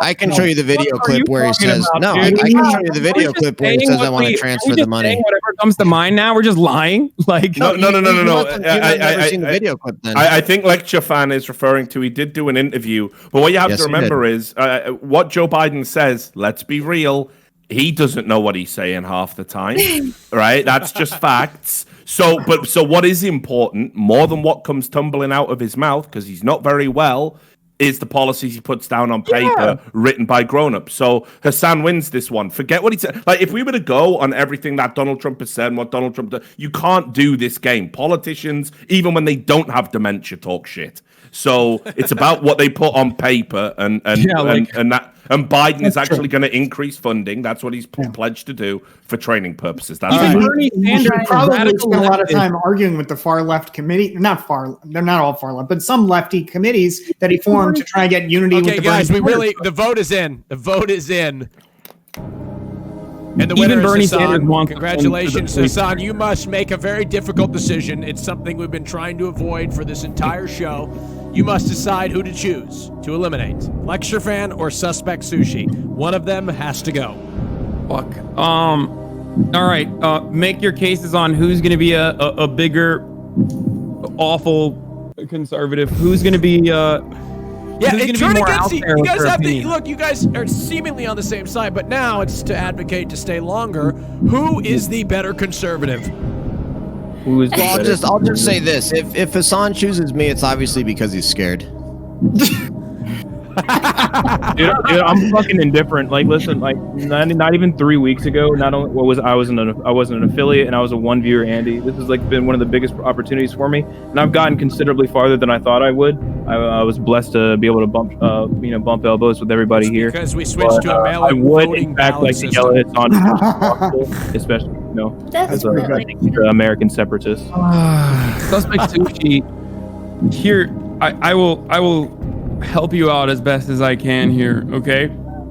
The proper way to answer this question is to be like, you're a goddamn red Stalinist, anarcho-Marxist cuck, and like scream from the top of your lungs, and then even say that Lecture Fan is like a fake libertarian, and that's nah, dude. I still have my scruples about me, my man. I'm not gonna fucking the conservatives shouldn't eat their own, man. Well that's played. That's not what's gonna happen. Wow. Okay. Well, all right. I think if I'm gone. I'm gone. It's whatever. I think the seen a lot of sushi clear in this circumstance, but yeah. Seen a lot of sushi. This really sucks, especially because I very clearly do not want either of you to get eliminated. I think I've made that very clear. Go so far as to even maybe engage in some election rigging to ensure that you had a lifeline. It's definitely super thing at this table. We're very unpopular. It's understandable. Sushi, if you are genuinely imagining you're going down, you gotta go down spitting some fire, man. Can't just say if it happens. I get an outro, right? What if I'm just being nice now? Yeah, but then I can't retaliate your outro. Exactly, which gives you incentive to like reach out to me and then have a debate at a later date. Dude, I'm making plans here. Come on. Yeah, but I'm a react Andy when I'm not on the show, so you know. I don't know. If you want to get rid of that narrative, you fucking invite, smaller. No, I don't want to get rid of that narrative. I love that narrative. It's my favorite narrative. Okay, yeah, I think for the time being, I guess Lecture Fan stays. Okay, I'm sorry, Suspect Sushi. It's all good, man. It's all good. Thank you, Suspect Sushi. Unfortunately, it has come the time for you to shout out your channel as you have been eliminated from the Royale podcast presented by Dream, !Dream in the chat, sponsor of today's show. Suspect Sushi, go ahead and shout out your channel. Thank you. If you want to watch all my absolutely terrible conservative takes that no one agrees with, you can find me at Suspect Sushi. I'll welcome you into the right side of history and teach you how policing really works. All right, and I'll also educate you on why everybody should vote Trump. And that's basically it. Thank you so much for the opportunity. Thank you. If you want to see me again, I'll be on a large round table called the Reverie Round Table with a prime case. Other than that, everybody stay blessed, stay safe from COVID and all that stuff. Thank you very much. Good to have you, man. Yeah, you take care. Nice to meet you, brother. Thank you very much. Appreciate it. Thank you very much. I know conservatives are truly oppressed on the platform. That's why I was doing my very best to keep them alive, you know? So my question is, have conservatives... God, Hassan, this is a question for... Never mind. You know what? Fuck it. I won't even say anything. All right, I gotta stay neutral. I gotta stay neutral. I gotta stay neutral. I said I just wanted to say maybe have conservatives really ever been on the right side of history? Anyway. They always have. Oh, really? It depends on what you mean by conservative. Like, it depends on what you're talking about conserving. Like, for example, Lecture Fan, I think his interpretation of the Constitution is fallacious oftentimes. But the notion that the Constitution is a good thing that should be preserved and celebrated, yeah, I'm on board with that. I mean, I don't know what they oppose: Social Security, Medicare. Those are horrible things that are bankrupting the country. Wait, you don't believe in Social Security or Medicare? No, I think it should be. I think healthcare should be handled at the state level, and Social Security, I absolutely do not agree with. Conservatives say about Social Security when it was rolled out in the 30s. They said this would be the beginning of the vast expansion of the federal state. While you may think that's a good thing, and in some cases I do, they were right about that. That is what happened. So now, they're disasters. They're disasters of programs. They're horrible, horrible programs. They're programs that keep our elderly citizens out of poverty, right? So I don't agree that they're horrible, but they are nevertheless a vast expansion of the federal government, which conservatives were right that would happen. Okay, they were right, but they didn't want it to happen so that old people had a safety net and didn't die immediately from No, that's why conservatives actually take care of their family and donate to charity much more. So don't give me that moral bullshit. Oh, well, you can't rely on usually because they're getting tax breaks that give them more money to be a little bit more charitable. It depends on the kind of society you want. Let's bankrupt the whole country and pretend like it's only because we care about old people. Can they spare a little bit of a percentage point? I'm sorry. My heart aches for the billions of dollars that they're making. It just military for that matter. I'm really trying to be charitable to the conservative viewpoint here. This idea that America was at one point a special country with a limited form of government, and that there's something worth defending there. I'm sorry. I'm supposed to be neutral. Fuck. Who cares? I'm supposed to be neutral here. The host is not being neutral. It's against the rules. I really want to get Charlie in on something, even though he's been bringing up brilliant points this entire time. I honestly feel bad because I've been interrupting so many people. So please, if you guys feel like I'm stepping on any toes, I was going to say, Charlie, you've been really incredibly rude this entire time. Appreciate if you wouldn't interrupt anybody. I wish we had more outside of America topics, Yeah, well, look, America is, this pisses not number one. This makes me angry. I always get that. They're like, everybody comes on and you're like, why don't we get, you know what? Let's bring up a Lithuanian topic or some, I don't know. It'd be great, but none of the Americans could talk about it. Exactly, because what I'm trying to say is there actually is it's kind of a American, but it's kind of a Lithuanian topic. Like everything Trump does with NATO. I mean, that basically the reason Russia doesn't try and forcibly reincorporate Lithuania. The thing is, Ellie Moon, the reason why we cover mostly American topics is because Americans by nature, as Richard alluded to, don't really understand anything going outside in the world outside the scope of America, and Europeans and everybody else around the world tend to know much more about American politics than Americans know about anywhere else. Honestly, I think you should add another 100 votes, fake votes, to us, Ellie Moon and me, because we're not American then, because it's kind of hard. We've got 3 Europeans right now. And some Americans who are perfectly willing to talk about stuff they don't know about. No, we're moving on to something different, and it's not political. I promise you. This is let's see here. Well, I want to talk about the. This is interesting because Hassan, you fit right into this. Okay, a little bit. There was a Leafy video that was made about Pokimane. There was a. Oh God. Leafy is here made a controversial video targeting Pokimane. It points. Hold on, this damn timer. It points to. It's a video that it critiques her content, relying heavily on reactions. It goes on personal attacks. And my question to you is this goes into the react part of the critique. Do you guys have a problem with people that react to content on Twitch or people reacting to content on Twitch at all? I enjoy it and like it. I think that's quite genius, isn't it?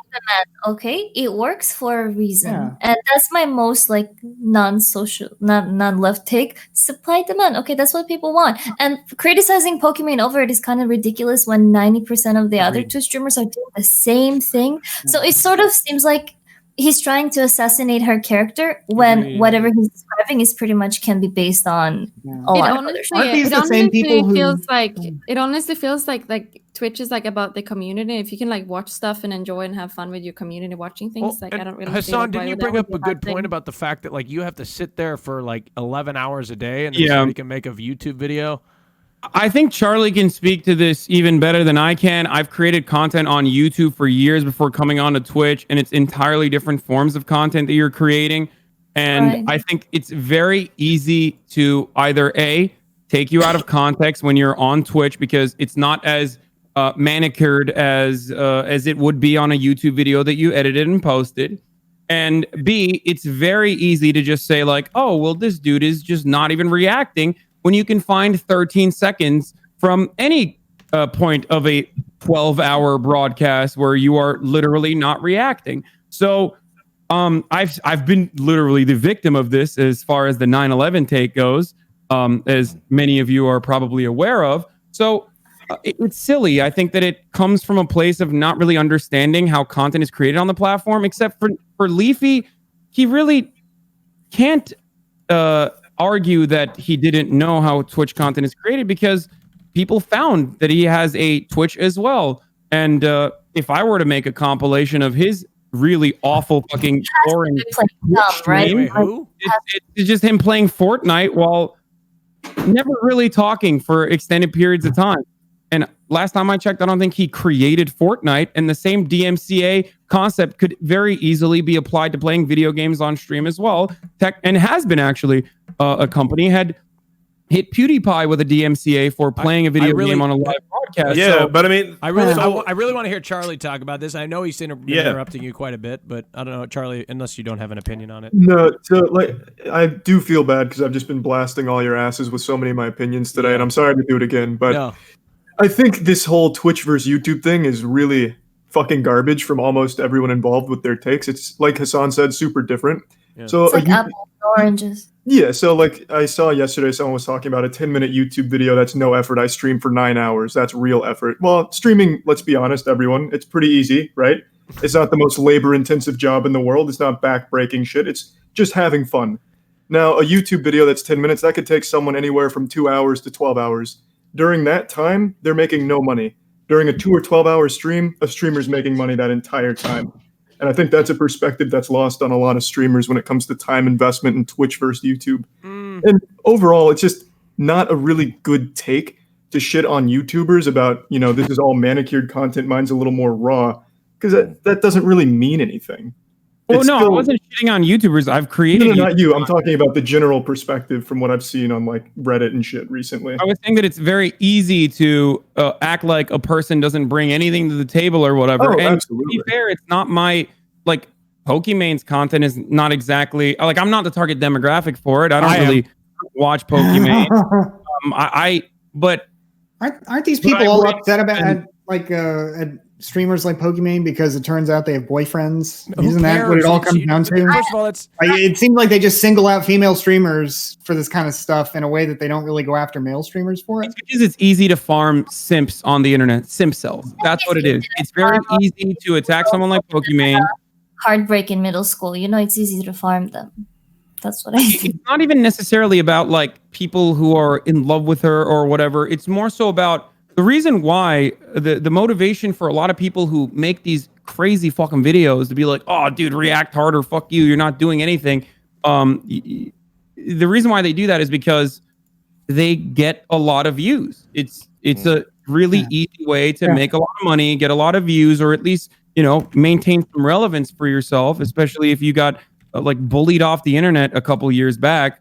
That's just what it is. And that's precisely why I think that dude Leafy, I'm not really familiar with his content, but he made like 4 videos since then. It's pretty obvious that he's just trying to milk it as much as he can until it's bone fucking dry. Yeah, I mean, so just on the topic at hand about, you know, sort of reacting content, right? I mean, forgive me if I'm wrong. I don't watch Leafy's content because I'm not 12 and I have above 80 IQ.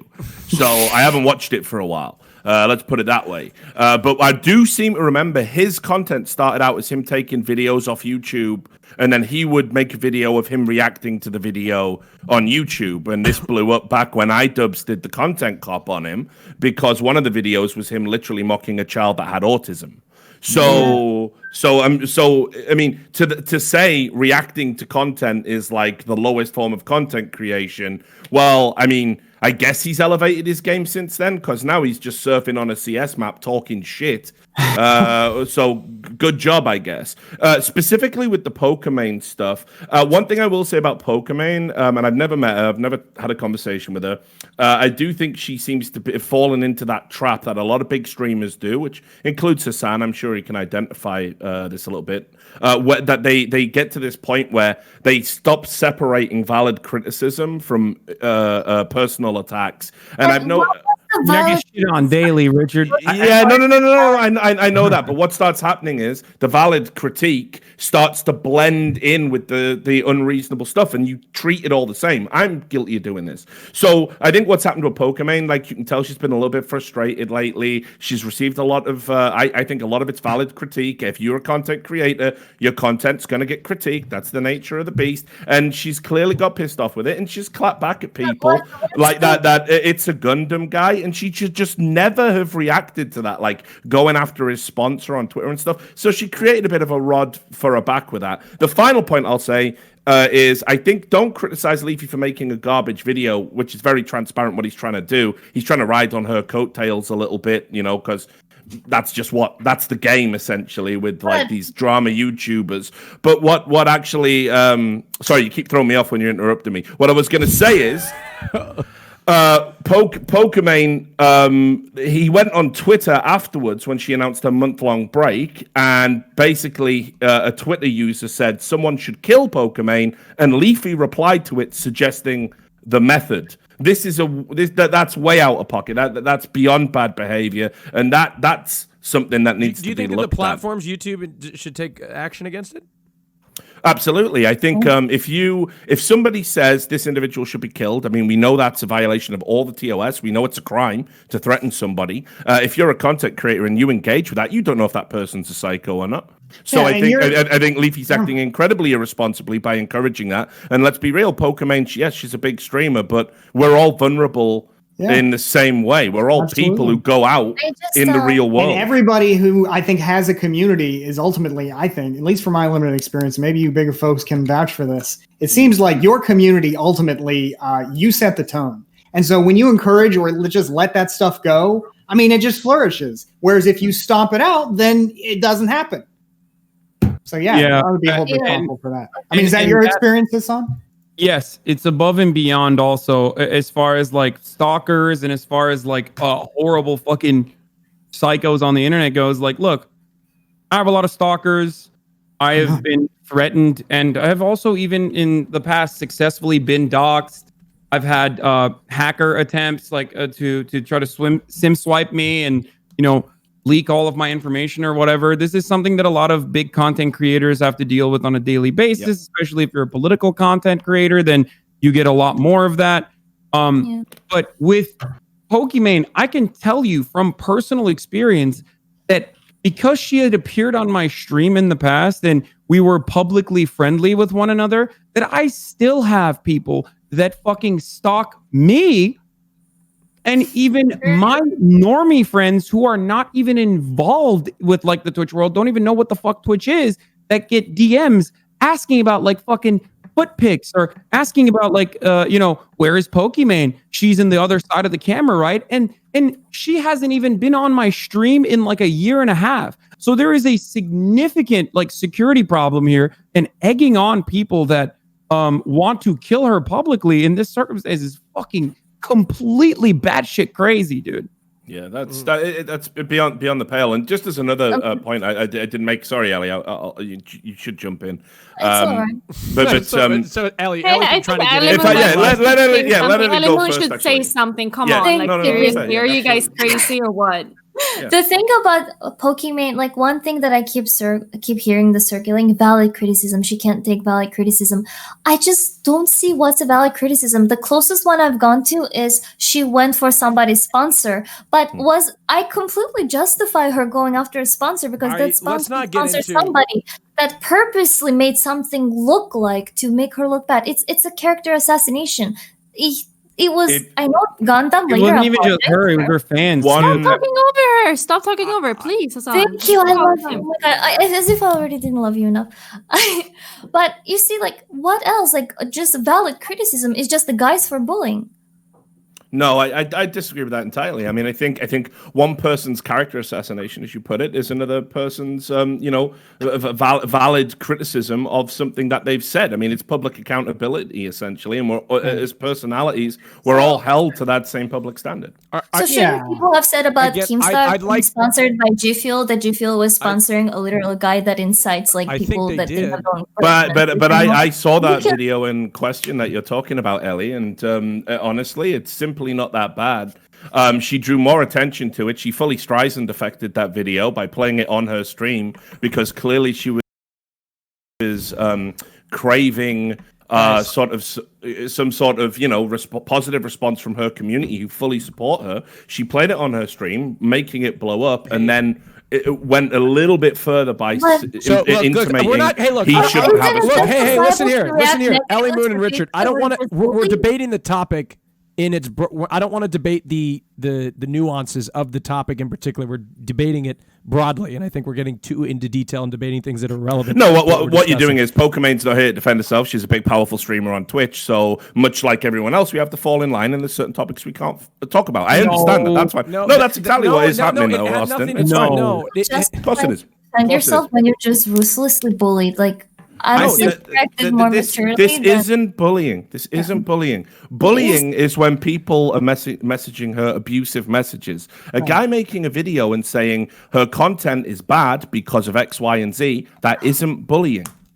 It cannot be bullying. Wait, I don't think anyone is.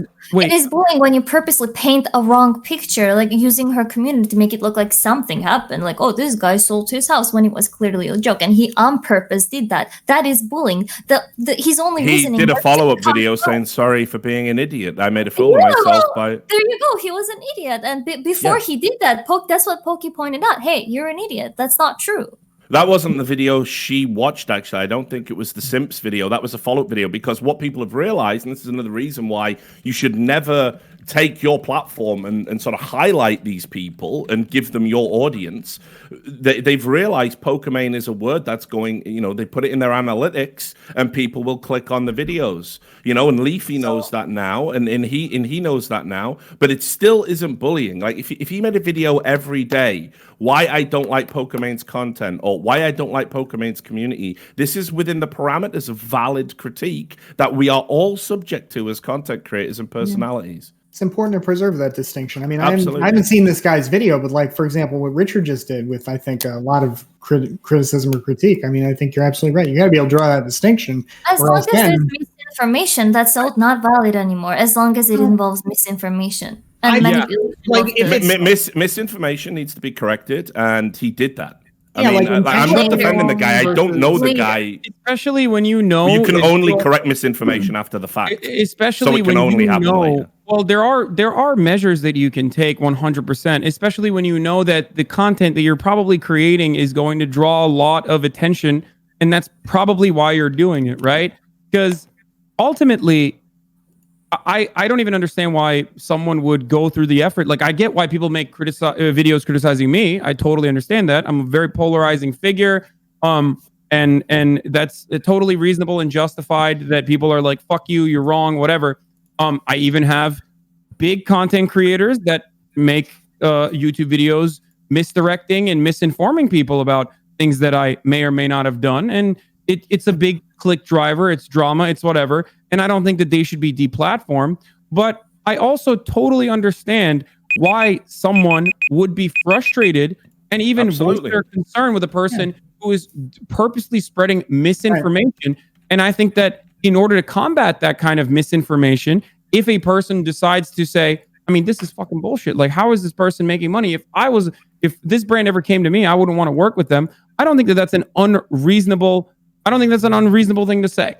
Like, no, but I don't think there's anything wrong with her saying that either. I think that's well within the realm of her critique of him, right? Why would this particular brand want to partner with him? But what you have to understand is the again, it's that word, or the optics of that. She completely lost that exchange in the court of public opinion because you got to know your audience. You got to know what people think about in general, cancel culture, people going after the audience and everything. And so she created an issue that should have been a non-issue. She should have simply saw that the video existed, gone, okay, guess I'm popular and someone's criticizing me on the internet again, and then gone to her stream and made tens of thousands of dollars a day and simply enjoyed having the benefits of living that kind of lifestyle. Instead, what she did is she played that video, she called out his sponsor, and to the average person in the court of public opinion, that looked like a big, powerful content creator attacking a smaller content creator, and It's a Gundam played that fucking fiddle, used that to his advantage, and blew up on YouTube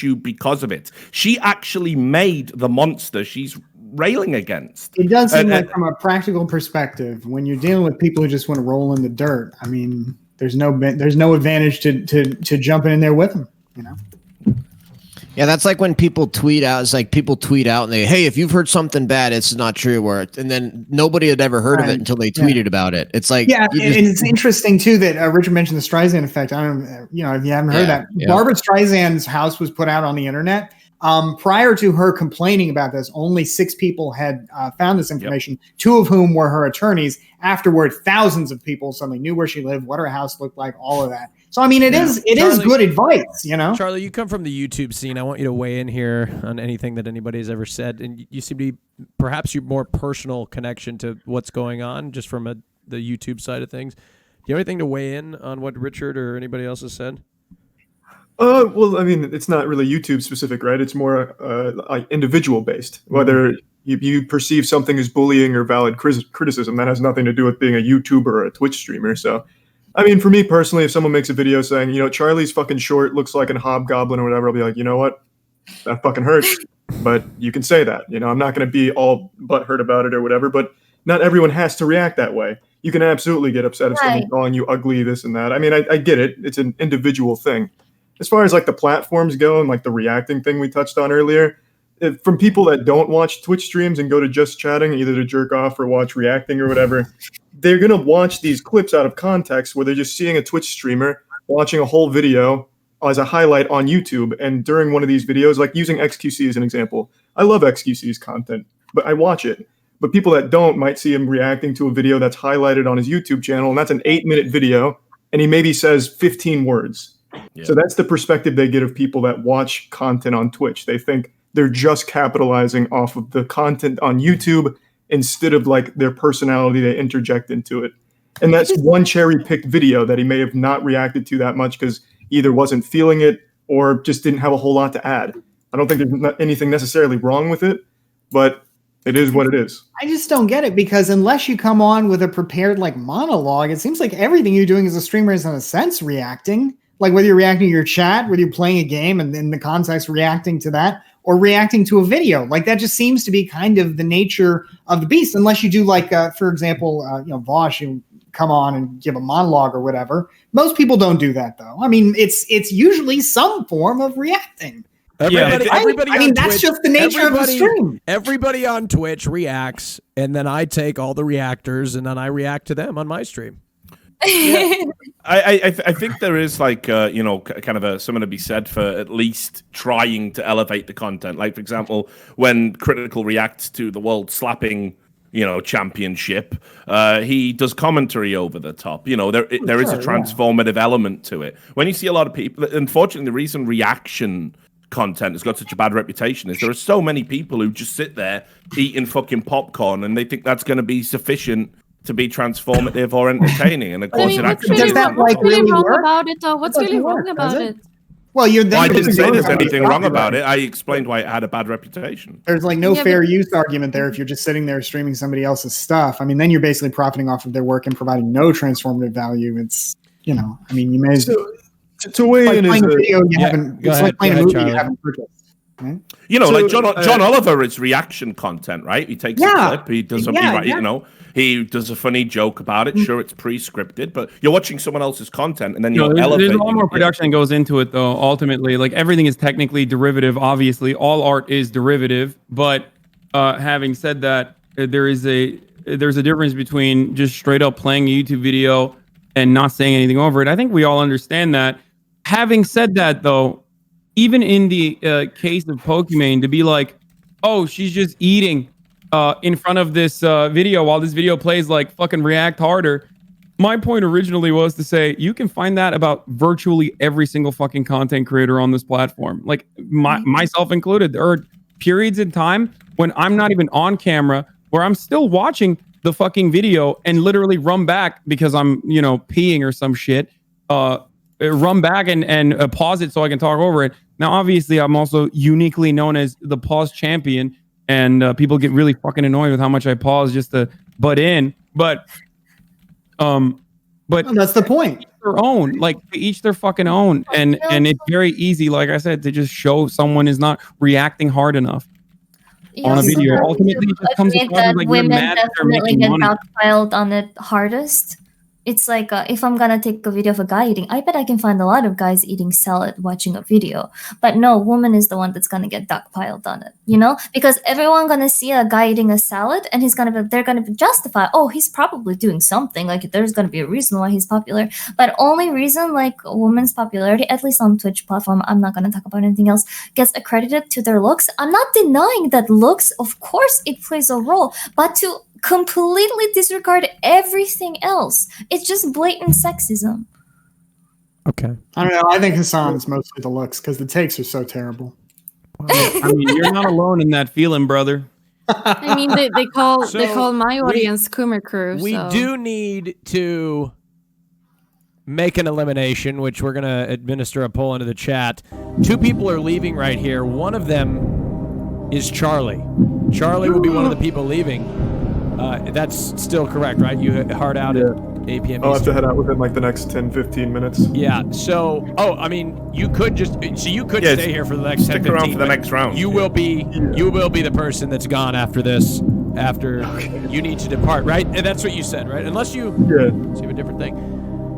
No. We are voting, chat, for who you want to keep, not kick. Keep, not kick. Keep, not kick. Keep, not kick. Keep, not kick. Keep. Glad you like my slapping shit, Richard. Keep, not kick. But it's not just that. I think actually there's a lot of content where you like pass like commentary and stuff, and I think you're a good example of like when it is a reaction video. I think you're a good example of someone who puts thought into their content. You know. Keep, not kick. I appreciate that. I loved your song 2019 Guy as well. I thought. Oh my man, you trying to like get me on a date or something? All this flirting, bro. Thank you. It's if you like overweight balding men, hit me up. Amen, bro. That's too good. Good stuff.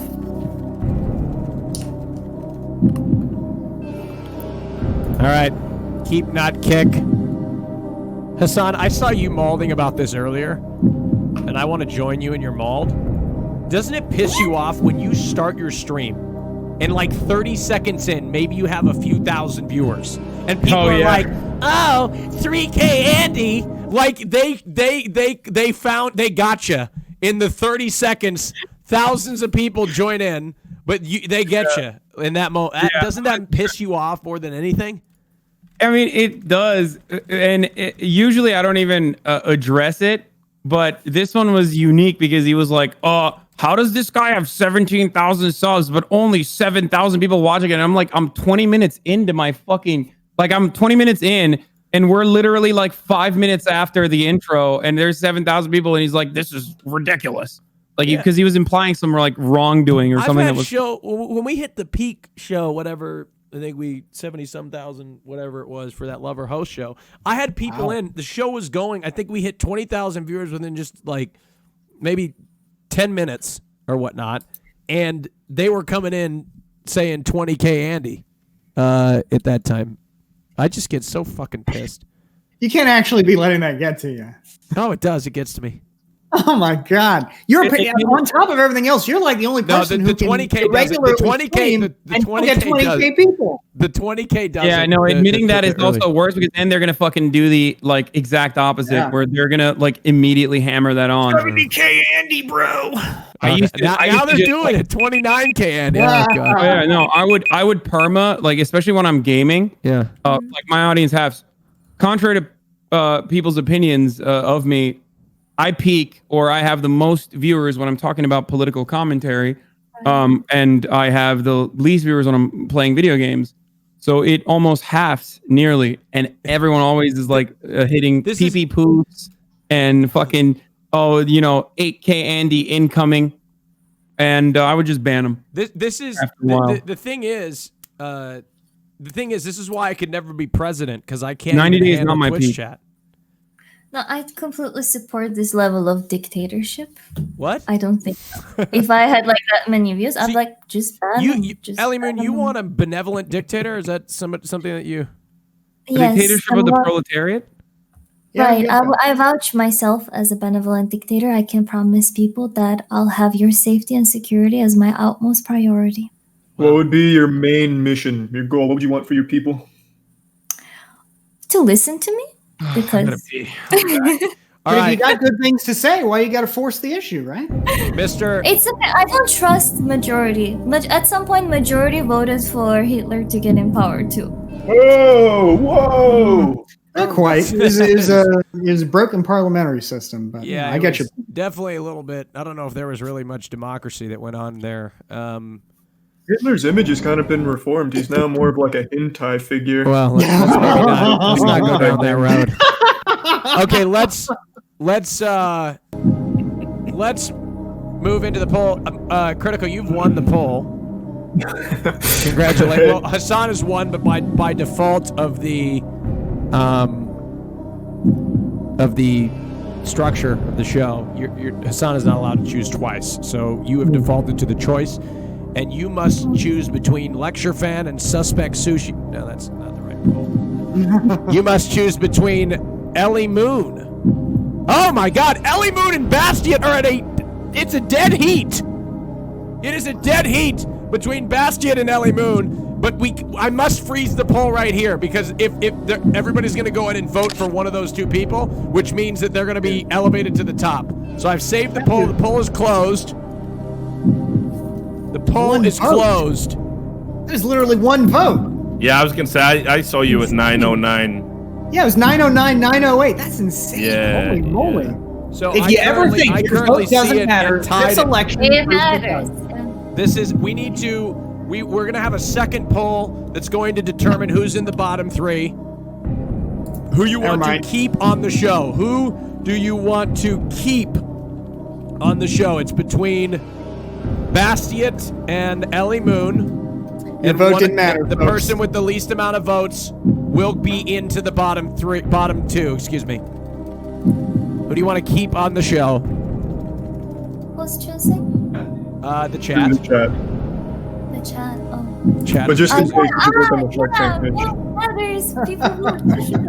Okay, so Ellie Moon, you are in the bottom two. It is you and Lecture Fan. One of you is getting eliminated from the show. Charlie, you must make the decision. Okay. Give me your Shark Tank pitch, Ellie. What have you got? Oh, wait. Can you tell me again? I'm sorry. Yeah, Shark Tank was a bad reference. Why should you stay? What would I like? No, just repeat the question all over again. I was the Shark looking at Tank my question. people in the chat. Why should you stay on the show? Oh, why I should stay on the just pitch show? me. It's because I'm passionate, and I may not have especially about American politics, I may not have the best knowledge, and I will always say I'm not going to talk out of my ass if I'm not aware of something. I'm going to say, but I'm very passionate about lots of social issues, and I would like people to know me more than a cute uwu girl. I want to be known as a cute uwu girl with opinions. LCR, what do you got for me? I'd say I'm the only one left on this panel that has takes based in reality and facts, so that wouldn't get rid of me. All right, how about this then? We'll switch it around. That makes it tough. Give me some like WWE shit, like scare Ellie Moon away, and then Ellie Moon, you'll do the same to LCR, and I'll see who was like better. If you've ever seen the WWE. Okay, I'm gonna go. I've never seen it, but I'm just gonna go. LCR, you're literally just here for the memes. What's that? Like your takes. I honestly have to question that. Are you a caricature or is that for real? And if you're the only reason you're gonna stay here is literally just for the memes. Okay, well that literally just goes to show how disconnected you are from average Americans, and you have no idea how Americans feel because literally a good half of the country feels exactly like I feel. So thank you. I agree with Element on this one. Yeah, so quit acting. I mean, you shouldn't act so surprised when 50% of Americans agree with me. So maybe get a little bit better understanding of how people feel around the world. Thank God that 50% number is just completely false. Face Element. All right. That's good enough. I need more. Okay, all right, here we go. The time is... SmackDown versus Raw style. Get in there again, Ellie. Hit him some more. I don't know. That was pretty intense. I want to hear more. That was pretty intense already. All right, Ellie, hit him. I don't want to hit him again. I hit him so hard. I kind of feel bad. I'm trying to keep a wholesome image over You didn't hit me that hard. You just repeated the same stupid line that a bunch of other people have said, which is patently false. Look, I'm not really getting offended because I don't get offended at dogs barking. Take that. Scare her. Tell her about WrestleMania coming up. Well, I'm going to retain my self-respect and dignity, so I'm not going to respond to that. That's the one way to say you give up, but all right. Well, I appreciate you playing my little game. I've made my decision now, and I want to make it clear right away. No hard feelings with anyone involved. This is all just for fun. This decision was made purely based off of those intimidation tactics. So I'm going to have to go with Ellie Moon. She really went wild on those LCR. I really would have expected more from you. The gloves needed to come off. I needed raw and no rubber here, and you just didn't bring that fire. Lecture fan has You're knocking him off because he was too much the gentleman. Too much of a gentleman, man. Nice guys don't win. You have been eliminated from the show, Lecture fan. Thank you so much for joining us. It's the end of the road. Go ahead and shout out your channel. Well, thank you so much, Austin. If you guys want to come check out my channel, it's LCTR Fan. Every single social media, it's the same. Lecture Fan, LCTR Fan. I'm a practicing attorney. I've traveled over 23 countries. I'm the only person on Twitch that makes any sense whatsoever, so come check the stream out. When's Bible study? Thank you so much, Austin. Bible studies Wednesday night. We're going through Joshua All right hold now. on. Wait just a second. Lecture fan, after my... you can catch Bible study after my all-gay lover host show. We'll host you right after with a very homoerotic crowd. There you go. Okay, all right, Lecture fan. Always a pleasure to have you on. Thank you, Yeah, good to see you again, buddy. All right. Yeah, thanks everybody. See you guys. Take care, man. All right. Congratulations again to everybody that's made it this far. We need to talk about one thing we have not spoke about is Dr. Disrespect topic that we need to cover. And I'd love to cover it here. Huh? He's really hot. Oh, yeah. So Dr. Disrespect is back to live streaming, but details about his mysterious Twitch ban are still unknown. This Thursday, Doc went live on YouTube for the first time with only an animated background and some radio bits, amassing hundreds of thousands of viewers before announcing his return to stream on Friday, which reached over 500,000 views. Addressing the ban during Friday's stream, he said he has no idea why Twitch banned him and that he cannot think of anything he would have done to have warranted the ban, and that he is going to let the legal professionals do what they need to do. That's it. So my question to you is, and I don't want to get into this whole speculative nonsense, right? I just want to get into the do you believe that Doc actually doesn't know why he's banned without getting into... He absolutely knows. Okay. I think he absolutely knows. Yes. I'll play devil's advocate. He did know, but he bought too much shungite and it's erased his memory like a Men in Black sterilizer. Well, if you're in a legal situation like that, especially depending on if it's something involving perhaps another streaming platform, maybe something that is a question of like what knowledge he might have had or what he might have been planning at the time, his response absolutely makes sense. Avoiding any impact on existing litigation while still trying to do your job. So, do you think there's a chance Richard? You're a journalist, right? You I don't know to what depths have you allegedly, yeah. Allegedly. Well, actually, because I'm conscious about Charlie needing to leave, do you want to just get an in-depth opinion from him Charlie, first? you just let us know when you need to go, and we'll let you go. Yeah, no, don't worry. I'll make sure to cut everyone off as I've been doing all day. Okay. Yeah. All right, go ahead, Richard. So obviously I was on top of this story like any journalist wanted to be. This was like the fucking chum in the water, right? Every 2-bit piece of shit journalist wanted to break this one, and it was really it was really weird because what happened very quickly after it happened was I was flooded with people who absolutely knew. They definitely knew, and and some of these were reliable sources that had given me stories before, and they were telling me things, and then they would quickly contradict. The sources were all contradicting. It was very bizarre. It almost looked like there was some sort of like campaign of disinformation being fed by Twitch to people in that streaming sphere, and I heard so many different stories on the day it happened. I wasn't comfortable. Putting what I'd heard down. It just wasn't. It didn't meet the ethical standards to publish. I mean, that was the meme of the day, right? Yeah, and Rod, I was hoping he was going to be here for this topic. Slasher got a lot of shit for his tweet, and basically, Slasher doesn't. Slasher very rarely writes reports. He doesn't do videos. He basically tweets. He's a Twitter journalist, essentially. That's why he's blown up in popularity lately. I don't think there was anything wrong with what he tweeted. Just he simply said, "I am aware. I can't say," and I'll explain why he didn't. Because when you're a journalist, you want to insulate yourself from legal action for defamation. Which in America, absolute truth is a defense, but it's a bit more complicated than that. You still want to protect yourself from being in a lawsuit. I've been in a few. They're not pleasant. And to do that, you go to a publication. And the masthead, as they say, protects you. So I don't think Rod did anything wrong. He does look for clout, obviously. I mean, of course he does. That's been Rod's shtick for as long as I've known him. I don't think it makes him a bad journalist or a bad person. So he got a lot of shit. But just on the point about the doc knowing, I think he absolutely does. And I say that as someone who really likes the doc. And I think it's there reading between the lines. He says, I don't know. And then he says, but I can't talk about it because lawyers might get involved and it's a big contract, but I don't know. But lawyers are involved. It's like he wants to tell, but it just would be very stupid for him to do so. Yeah. I think you're absolutely right. I'm pretty sure Melina knows why Dr. Disrespect was banned, but then everybody just copied her tweet and started memeing about it. So we should ask Melina, well, how do you guys feel about how he structured his return? Do you like it, or? I haven't said no why he was banned, so I don't know how to feel.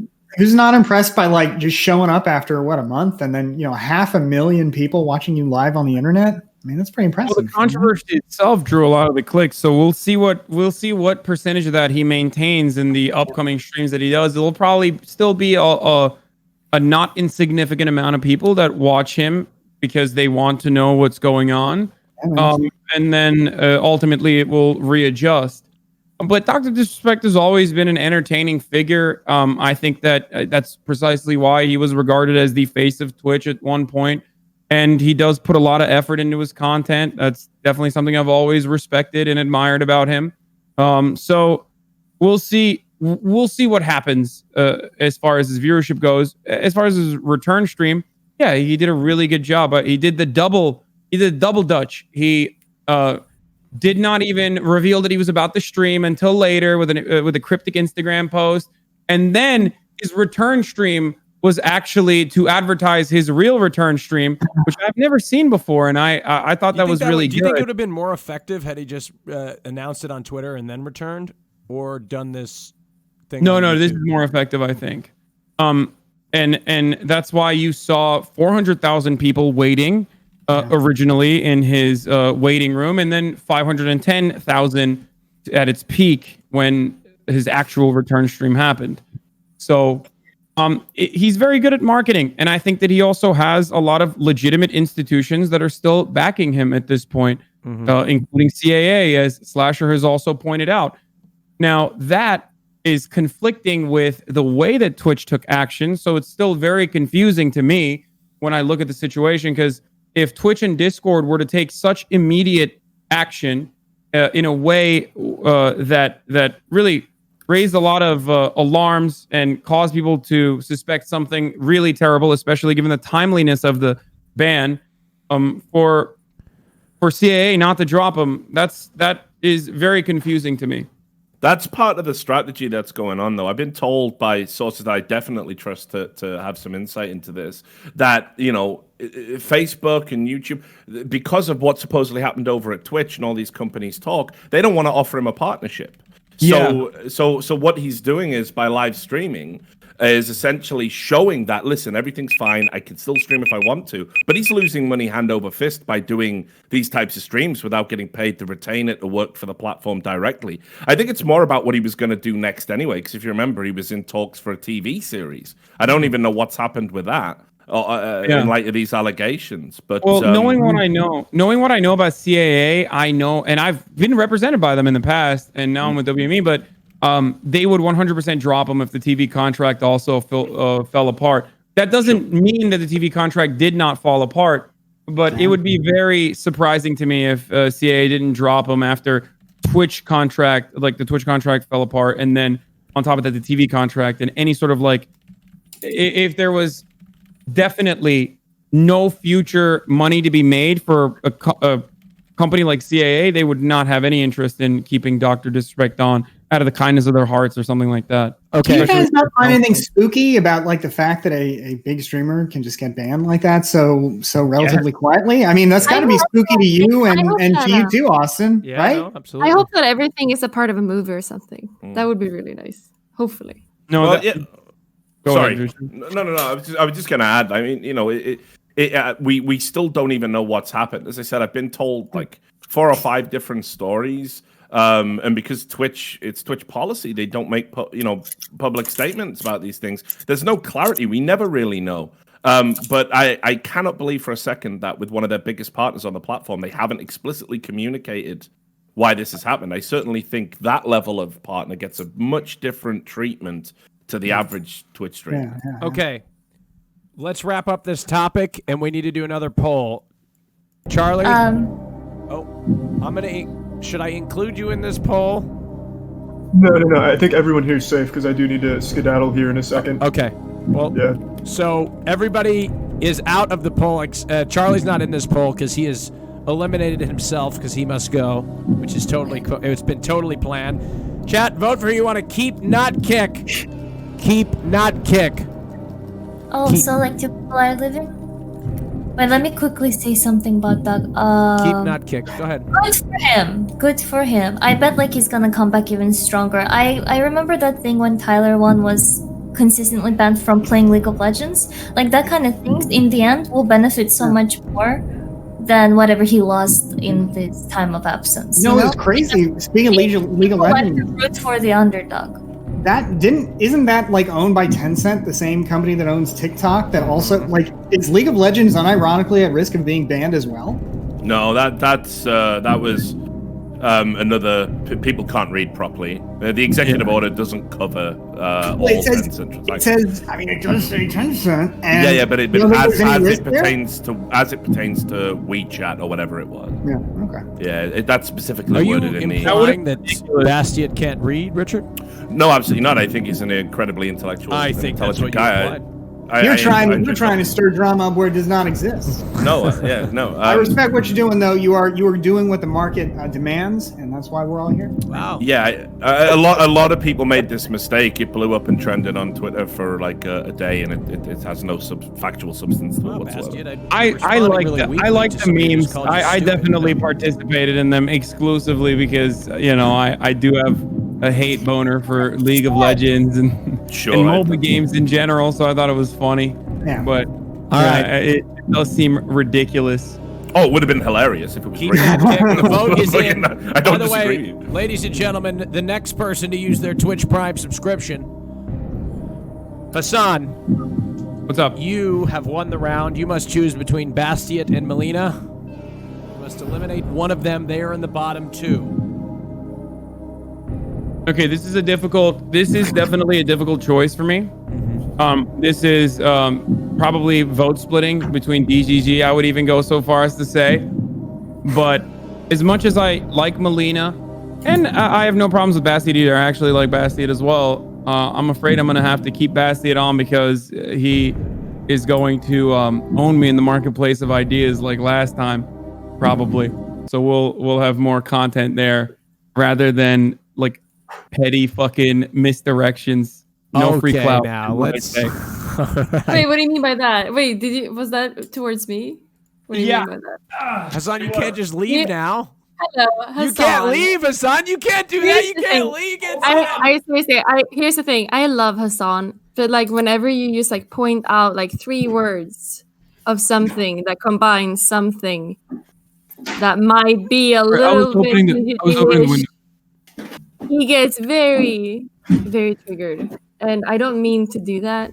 That's not very nice. But Melina, yeah, I'm still curious though. I'm still curious. The things that is communism based now? It just saved me here on the stream. Is that what we're doing? Yeah, Jesus based. Christ! Holy moly! I don't even know what to say here. I don't want your pity, but I do appreciate your kind words. So Melina, you're always a pleasure to have on the show. You deserve your own lover host. You deserve your own lover host.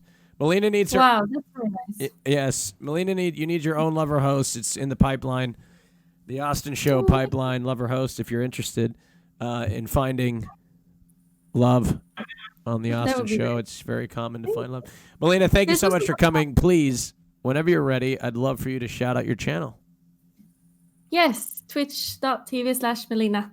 Yes, I do a bunch of IRL and stuff like that. Thank you so much for having me. Thank you, Melina. Have a good day. Bye. Bye, Melina. Nice to see you, Melina.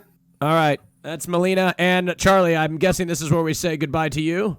Yep, I'm gonna have to head out. I appreciate you having me on, man. This was a good time. Absolutely, yes. And again, just before you go, Charlie, I'm thank you for accepting my apology for how I behaved last time we did a show together. I'm honestly appalled. I wasn't myself.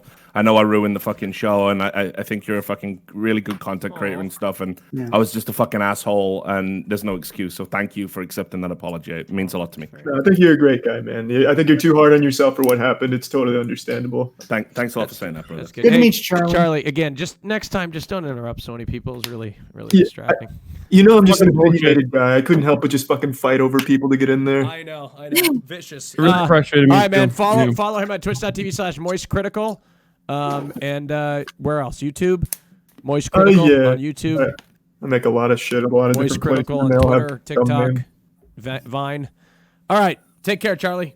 Yep. Take it easy, everyone. Thanks again. Take care, bro. Bye, Charlie. All right, ladies and gentlemen, this next round will be another double elimination because we have gone way over time on today's show, presented by Dream, ! Dream. So the topic that we are going to move into that we haven't yet covered, there's only one more that we haven't yet covered today. Oh, God, what is it? There's so many. This is the part of the stream where we run out of topics. We have the Blizzard, let's see. That's a good one. Do you like the Blizzard topic? It's about the payments, right? Them publishing. Yeah, so it's about So employees of Blizzard Entertainment, the developer of popular games like World of Warcraft and Overwatch, began sharing salaries in an anonymous spreadsheet, and it was revealed that pay increases were not what they expected. Meanwhile, CEO Bobby Kotick made $30 million last year. Blizzard employees have described struggling to make rent, and many long-term employees of Blizzard claim that they are making less than they were with Blizzard a decade ago. Do you think that CEOs deserve this level of compensation while their employees receive obviously far, far less? First of all, I wish every company was obligated to release what salary is being paid out, because if there's nothing to hide, they make you feel like you're being compensated properly, so the culture encourages you, keep your salary secret, don't talk about it, because it's it's to make you believe that you're actually having a good salary. You don't want to make others jealous, but things like that actually show the real picture.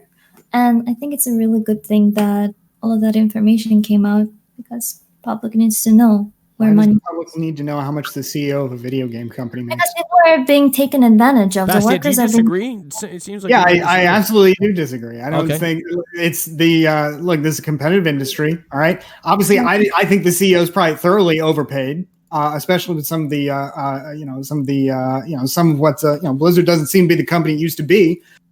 But nevertheless, I mean, if they are paying him that much, they're not doing it out of the goodness of their own heart. The board of directors, presumably they're doing it because they think there's some value to it. If there's no value to it, then he'll be gone. But look, I mean, as far as the disparity in pay goes, as much as it's interesting, I don't think it's actually the public's business. And if folks don't like it, they should switch around to other jobs or whatever. Now, I recognize it's much harder now given the COVID-19 and all that. But right, you can. Okay, can I come in here really quickly? Yes, please. So while the shareholders or a company's board of directors and their chief executives have a fiduciary responsibility to increase shareholder value and to maximize profits as best as they possibly can, I think that there is a separate argument here beyond the exploitation of those workers. I think that Richardlewis also is probably very aware of this, that crunch is a significant problem in these companies. I mean, it literally leads to people being subjected into unhealthy work conditions in a lot of instances to make these products that we consume and love. But the other problem that I find deeply frustrating is that this mentality of maximizing profits is also the reason why we literally have the same kind of Call of Duty clone games coming in year over year, and the AAA titles that used to take a lot longer and take a lot more effort to create are no longer feasible for a lot of companies that are specifically focusing on making as much money as they possibly can. So if you hate, Fortnite clones once Fortnite has made itself popular, or if you hate that you get to see the same fucking Assassin's Creed game over and over again, or even worse than that, if you hate the fact that we don't get enough new IP nowadays, and the only thing we're fed is the same fucking Grand Theft Auto. And Rockstar is an incredible company, and I love Rockstar, okay? But if you're frustrated that instead of seeing new versions of Grand Theft Auto, that you just keep playing the same fucking game in different platforms for 7, 8, 9 years, that is so capitalism is solely to blame for that. Now, is there also innovation? Is there also innovation in that situation? Absolutely. There is certainly innovation. More money to that industry has created beautiful projects as well. To respond. Yeah, I don't. I first of all, I appreciate that you have taken this from a pragmatic perspective rather than a values perspective, because of course, we know that you yourself are not big on paying the people who create YouTube content for you. That's historically a problem. But beyond that, let's get real here about the argument you're making. Oh my God. The argument you're making right now is Ellie knows my editor. I think she can speak for him better than I could even.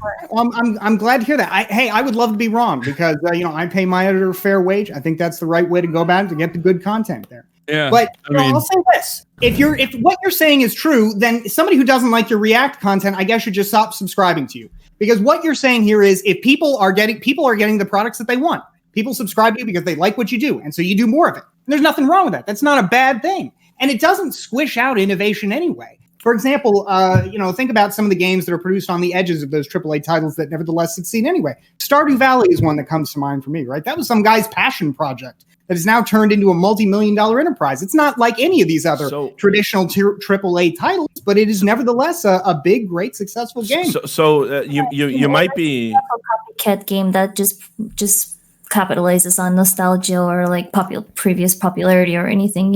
It's just one game in the sea of copycat games.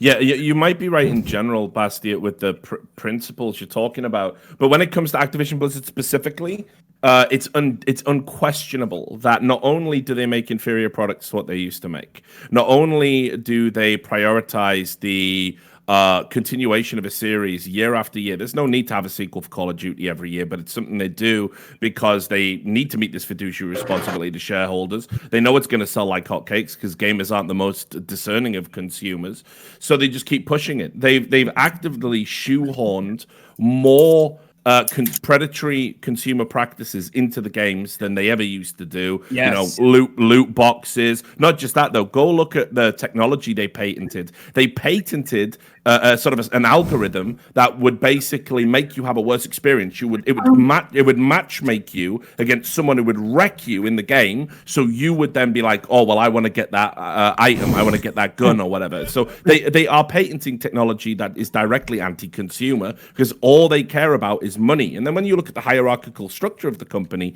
how does Bobby Kotick, a man who has got the company embroiled in multiple lawsuits for failing to meet that fiduciary responsibility and is generally a piece of shit to begin with, how does he justify $40 million a year as CEO of Blizzard when he's took the company actively backwards in terms of quality? Freely acknowledge that 40 million is probably quote unquote undeserved, but I don't think this is an issue of who deserves what. I am glad that we don't all get quote unquote what we deserve, you know, in this life. But I'll say this: as far as what you're saying goes, if people don't want all these rehashes, why do they keep buying them? I mean, for example, World of Warcraft Classic, which is a game that I've seen people still play, still talk about getting into. I mean, because it's better than what they make now.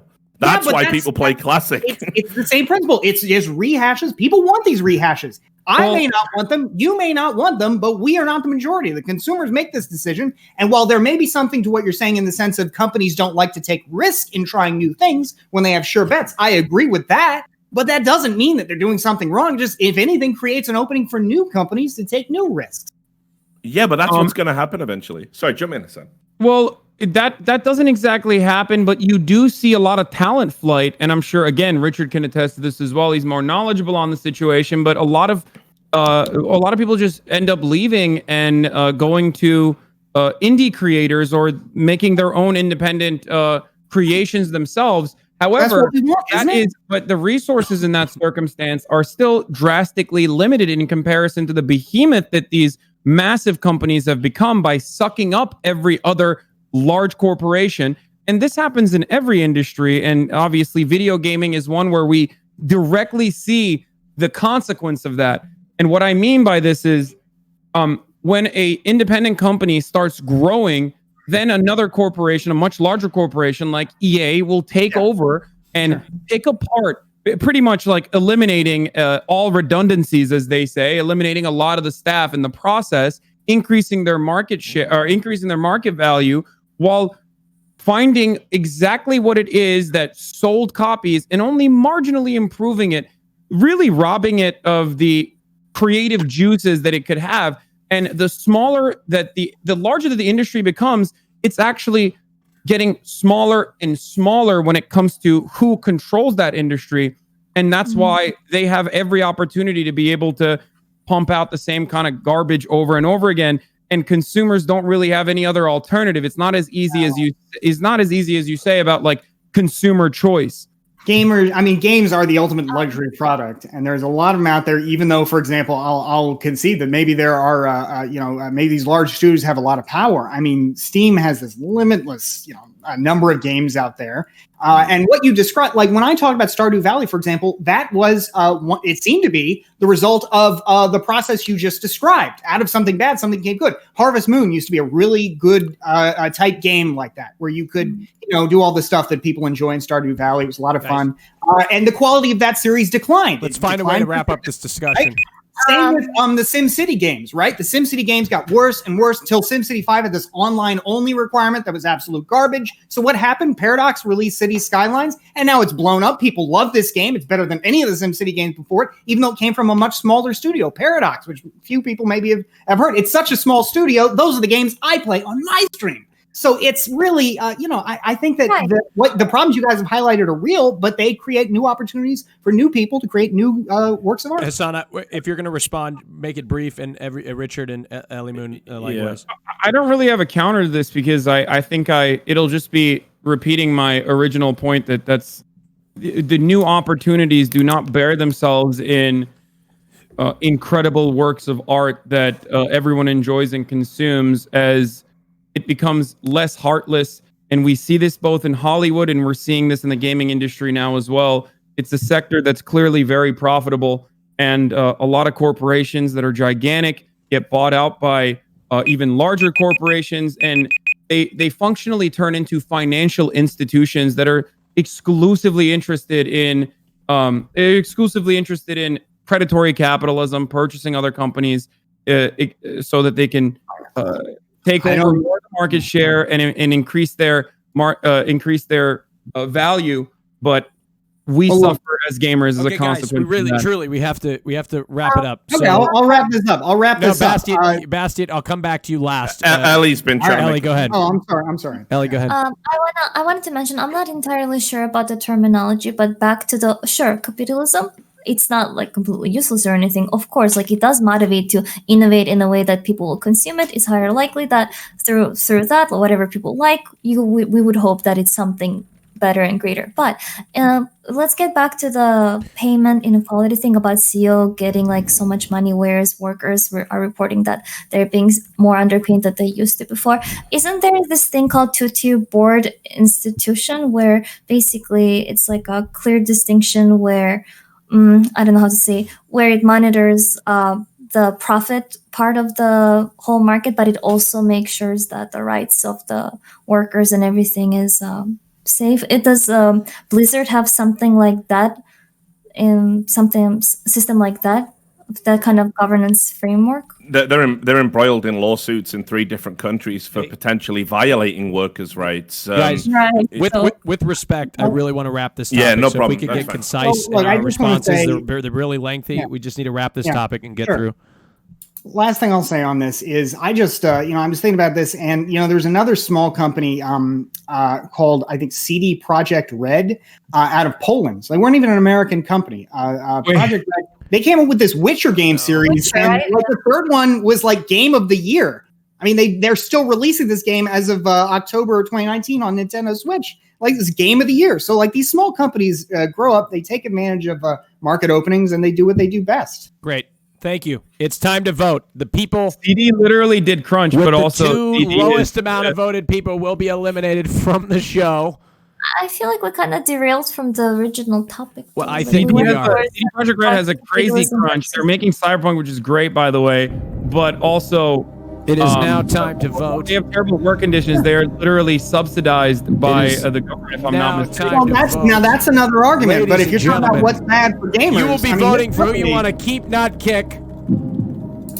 The person with the most amount of votes. Calling a company with over 1,000 employees that is literally lowest subsidized. amount of votes will be eliminated. It used to be small before it became big because of making great games. So I'm not saying it's small now, but it used to be. I know. I do agree that we should fund the arts. So I don't disagree with that. And that's the great thing about video games. We don't even need public financing to get great works of art out of this. You're voting for who you want to keep. But you just mentioned public financing. The lowest amount of voted people will be eliminated.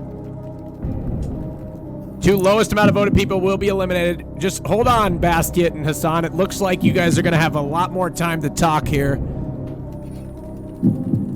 Sorry, I might have missed some stuff. My mom came over. She's making me tendies. Gimme, chicken. Breaded or unbreaded? No, unbreaded, of course. Unbreaded? Grilled tendies? Yeah, grilled tendies always. This guy's a fake neat. A fake neat? I mean, yeah, you really wants them crispy. She moved in for the duration of coronavirus in my apartment, not the other way around, but yeah. All right, so the poll results are in, and Richard and Ellie Moon, you've been Richard every week. It's like the same place that you get eliminated at. When are you going to go over the hump and win this thing? I've been in one final, and I think they only put me there to either troll whoever was with me or just me. But it's fine. This is great. It's a hell of a deep run, and thank you. Yeah, Richard, you're always a pleasure to have on. Thank you so much for joining us, and I'm going to be interviewing with you next week or something. Yeah, we'll get that pre-recorded. Yes. Great to meet you, Ellie. Hassan, good to see you looking healthy and well and happy. And Bastien, always the smartest person on the show, in my opinion. So great to hear your point. Yeah, he came like I agree. Quick speak, like I'm like, whoa, buddy. No. I honestly, I'm not being like sarcastic or an asshole. I know how tough it is when everyone's shouting over each other. It's not your first language. I think you did great. Bastien, English isn't your first language? But anyway, I'm talking about Ellie, of course. Anyway, I'm off. Thanks a lot, guys. You know where to find me. Bye. Richardlewis, ladies and gentlemen. Last but not least to be eliminated, Miss Ellie Moon. Ellie Moon, please go ahead and shout out your channel. Thank you so much for inviting me and giving me a chance outside of Lover Host. I really appreciate it. Well, in fairness, Lover Host is the only time I've streamed in the past 2 months, so there's really not many other opportunities to get on this show. It's either Lover Host or a Tide promotion. Take your pick. And it's good to meet you, man. Thank you. It was very great to meet all of you. And what I wanted, in a way, I'm glad I didn't win. I thought I was gonna get disqualified first or second. I even made a bet I'm gonna post picture of my butt cheek, so I was getting kind of nervous. Oh my god, what? Nothing. I didn't say this because I didn't want to influence the polls. See, I'm a fair person. Okay, thank you. It would also be against the terms of service, brutally. Right. Okay. So, yes. Thank you, Ellie Moon. Have a good day. Twitch.tv/Ellie Moon. All right, ladies and gentlemen, this is the showdown you've been waiting for. Multi-billionaire Bastiat versus working class advocate Hassan Piker in a final for the ages. I have a question. I don't even know what to ask you guys. If the two of us are working class, I don't know what the hell that term means. I have no idea. I mean, I have to think of a question at the top of my head. Well, first of all, we can start off with why should you win the Royale? Let's get started. Oh, come on. Let's give us something a little more. Okay, who cares most about their looks? Come on, let's give us something. Okay, all right. I mean, last time we talked about, Hassan and I. Okay, actually, the reason this actually might be a good question. This might be a good question. Let's hear it. Related to the military, I don't know if we're going to have a diverse opinion here. The military stopping from streaming on Twitch, or the legislation as it pertains to the military streaming on Twitch and recruiting from Twitch, whether they should be able to do that or not. Sure. Is that a topic that we'd find some disagreement on? I don't know if we'll disagree. I think that the military recruitment practices are pretty predatory. I understand that it's America's largest jobs program. As a matter of fact, it's the largest jobs program on the planet. Technically, they're the largest hiring body. The Defense Department is. So I know that it hits to the core of American culture, and I have a lot of fans who are veterans. I have a lot of active duty service members who are in my community. I love all of them, but ultimately, I think it's kind of messed up that you're offering offering 12-year-olds a controller with the express purpose of being able to put them down the recruitment pipeline later on to feed them, propaganda, so that they can go back, so they can go and fight a wage a war that they may or may not want to fight or wage. I don't think that that's very ethical, if we're being real. Well, so let me ask you, what do you find predatory about military recruitment generally? Military recruitment is like a poverty draft at this point, where they go after poor people on purpose because they offer them upward social mobility. Unfortunately, in this country, I advocate, as you also know, on beefing up our social safety nets, making sure we have a better public education system, making college free, all things that will greatly improve the American labor force, all things that will greatly improve a lot of people's lives, and also healthcare as well. And this is, for a lot of people now, the only way that they can have a shot at going to college, because college is insanely expensive. This is their only shot at potentially getting an education that way, potentially getting healthcare that everyone should have. And I think that that's kind of messed up across the board. But then to hyper target it towards 12-year-olds and also make it seem like war is exactly like Call of Duty to impressionable kids is pretty bad. Okay, so there are two parts to that. So, Bastian, one is the gamer part, and the other part is the poverty draft part. The poverty draft notion is patently untrue. And I'm going to drop a link here in the chat. I know it's going a million miles an hour. I know what you're going to say. I'll drop to. Okay, well then you can respond to what I'm going to say. 19% of recruits are from people who make less than, or families that make less than $41,000 a year. The middle class is overrepresented. The two groups that are underrepresented in the military are people who make over $87,000 and people who make under $41,000, or families that have that kind of income. So the notion that it's a poverty draft is just not true. The group that is primarily overrepresented in the United States military is Southerners, and there are a lot of complex historical reasons for that. But it's not a poverty draft just because some people who get involved in the military are in poverty, or because some people who get in the military are looking for opportunity. I mean, the military, even if we had all those programs, would still be a good place for people to learn a lot of skills. Are you ready for my counter?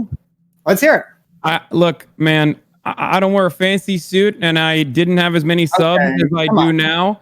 I didn't really have as many subs as I do now. I do come from an affluent background, but that wasn't always the case for extended periods of my, in my early 20s. So let me just tell you this much, brother. The middle class, the numbers that you just mentioned, those people are fucking poor, dog. Like, it's not very easy for them to be able to pay for healthcare. It's not very easy for the middle class to be able to go to college. And I think that a lot of people who are truly coming from middle class backgrounds would probably back me up on this. So to just say that like the American military is not dirt poor and not like living under desolate poverty conditions does not change the reality that college education is insanely fucking expensive, and so is healthcare in this country. When we live in a country where only when 40% of this nation does not have $400 in emergency spending, and the average cancer treatment is $400,000 annually. But your argument now is that basically it's a poverty draft because Americans actually are living in poverty, which is an argument I guess you can make, but that's just not, that's true to some degree more than usual now because of COVID-19 and the effect of COVID-19. But the notion, for example, that the better life is only open to Americans who join the military, if that were true, then the military would have more recruits. It wouldn't have to go on Twitch, for example. I mean, it'd have a much easier time getting recruits if it was, as you say, basically the only way open to these folks. But that's just not true. So that comes to my second point. The United States prior to COVID-19 was mired in this kind of wide-scale poverty you're saying. And by the way, the bit about the fancy middle class being expensive, college education being unnecessary, really unnecessary. College education being expensive is not a new condition. I really look. You're a very smart guy. I really appreciate how great you are at rhetoric. And I do think that you study the subjects that you speak of. So all I will urge you to do in this circumstance is to potentially look at affordability for college in this country without resorting to like really super far right-wing counterpoints like, oh, they could just go to community college, lol, because that reality is still true pre-COVID, and that reality will be even worse post-COVID. Americans have not been able to afford college for a very long time, and this is a very successful way for middle-class people to potentially get some upwards social mobility. Otherwise, it wouldn't be a recruitment practice. As far as the military... No. There's a very different point there that you were making. It is a different... Hold on, let me finish. You're making a lot of points here. As far as the military not being able to successfully recruit, you are correct on that as well. And the big reason for that is because most Americans understand fundamentally that the Iraq War wasn't exactly great. The Afghanistan war could potentially even be held up to contention. And that's precisely why, with never-ending 20 years of war at this stage, Americans don't want to sign up for the military because they don't think that they're genuinely out here defending their country. They recognize that the military-industrial complex is specifically a force that feeds the American economy, and the way that the American economy distributes those profits, it's a wealth accumulation program for the wealthy, pretty much. No, the idea that the military is just a wealth accumulation project for the wealthy. There may have been something to that back in the age of the banana republics, where occasionally the United States would invade countries specifically on behalf of, like, the United Fruit Company in Central America. But if you're talking about that now, the average American, wealthy or not, unless they are connected to the defense industry very directly, is not profiting from the quote-unquote military-industrial complex. There are some people, for example, local communities that have military bases might be benefiting from the presence of that military base, but to say that the military is like a net wealth generator for this country, or even for wealthy people generally, is just not true. Beyond that, you called the notion of going to community college some kind of alt-right talk point. I mean, and that's just nonsense. No, I never said alt-right. First of all, I'll tell you this right now. I wish, as a financial decision... I never said alt-right. I don't think you're alt-right, boss. You said it was a right-wing talking point. Either way, all right? right wing. There's a significant difference between the right wing and the alt-right. I hope you recognize that. We get hung up on that. Yeah, I got you. And Nazis are certainly worse than right wing conservatives. I got you. But the point is the same. Going to community college is a sound financial decision for a lot of people. For example, for me, I went to law school. I went to 4 years of university before that. In retrospect, the only thing I got out of that 4-year university education that was a real value over community college was I met my future wife there. But beyond that, it's just a lot of extra money for very little additional value. Are you mad that I called out your talking point before you addressed it? Because I've heard it so many times from right-wing dipshits. I was going to address it. You called out a point that doesn't make sense. You're saying community college is a bad investment when it's actually one of America's strengths in the education sector. America has a robust community college sector. And if you want to deny it because I guess community college has some kind of negative association with it, that's your own classism coming through. All right. Yeah. So beyond that, something else to wait. Something else. I'll let you finish. He made a lot of points. Let him finish, Hassan. He's saying that college is I guess the only way to get into college in a sustainable way is to basically join the military, who will pay for it. And indeed, free college is certainly a benefit that you can get through the military, without a doubt. But even with the student loan program, college is still one of the best investments you can make. You're still going to get more out of it than you would without it. So while I agree that it would be great to have some alternatives to the current form of the student loan program in the United States, the fact is that college is still a great decision for most people, even with the student loan program. Wrap it up. I never said it's not. Because you're saying that the student loan program drives people in the military. And the fact is that college is a good investment on its own. People join the military for their own reasons, some of whom actually do join because they believe they are defending freedom and democracy in the world today. But in any event, the military is not some poverty-sucking machine. It is a professional institution that people from all walks of life join. And if you don't believe me, take from the Council for Foreign Relations right there, folks. Go ahead, Hassan. Respond. Yeah, the military is a jobs program, and also college is very important. I just wish that, college wasn't so expensive so that people wouldn't need to literally go overseas, get shot at, including the nearly thousands of veterans I've spoken to at this point who talk about how awful it was for them to not even get the necessary medical treatment, barely be able to get the medical treatment that they were promised, and also be subjected to the same market conditions that the rest of the American labor force is subjected to, and then to top it off, get PTSD on top of that. What is the express purpose of the military? I think it's pretty clear. The American people have made that choice. That's precisely why recruitment is getting more and more difficult, and I think that the American military is aware of it. I wish that America's largest jobs program, and I know for a fact that plenty of active duty service members would agree with me on this. I wish that America's largest jobs program was doing a little bit more good and took more care of the active duty service members and also our veterans. Okay. Bastiat, I'll give you time to respond. Bastiat, I'll give you time to respond. Let this be your closing statement. Yeah, look, the military has had increasing trouble recruiting. Again, who knows if COVID-19 has changed this, but prior to that, it had increasing trouble recruiting because the economy was more competitive. Unemployment was lower. And while it is a kind of job program, although of course in practice it's not intended to be one, although you could argue it functions that way in some sense, it has to compete with private employment as well.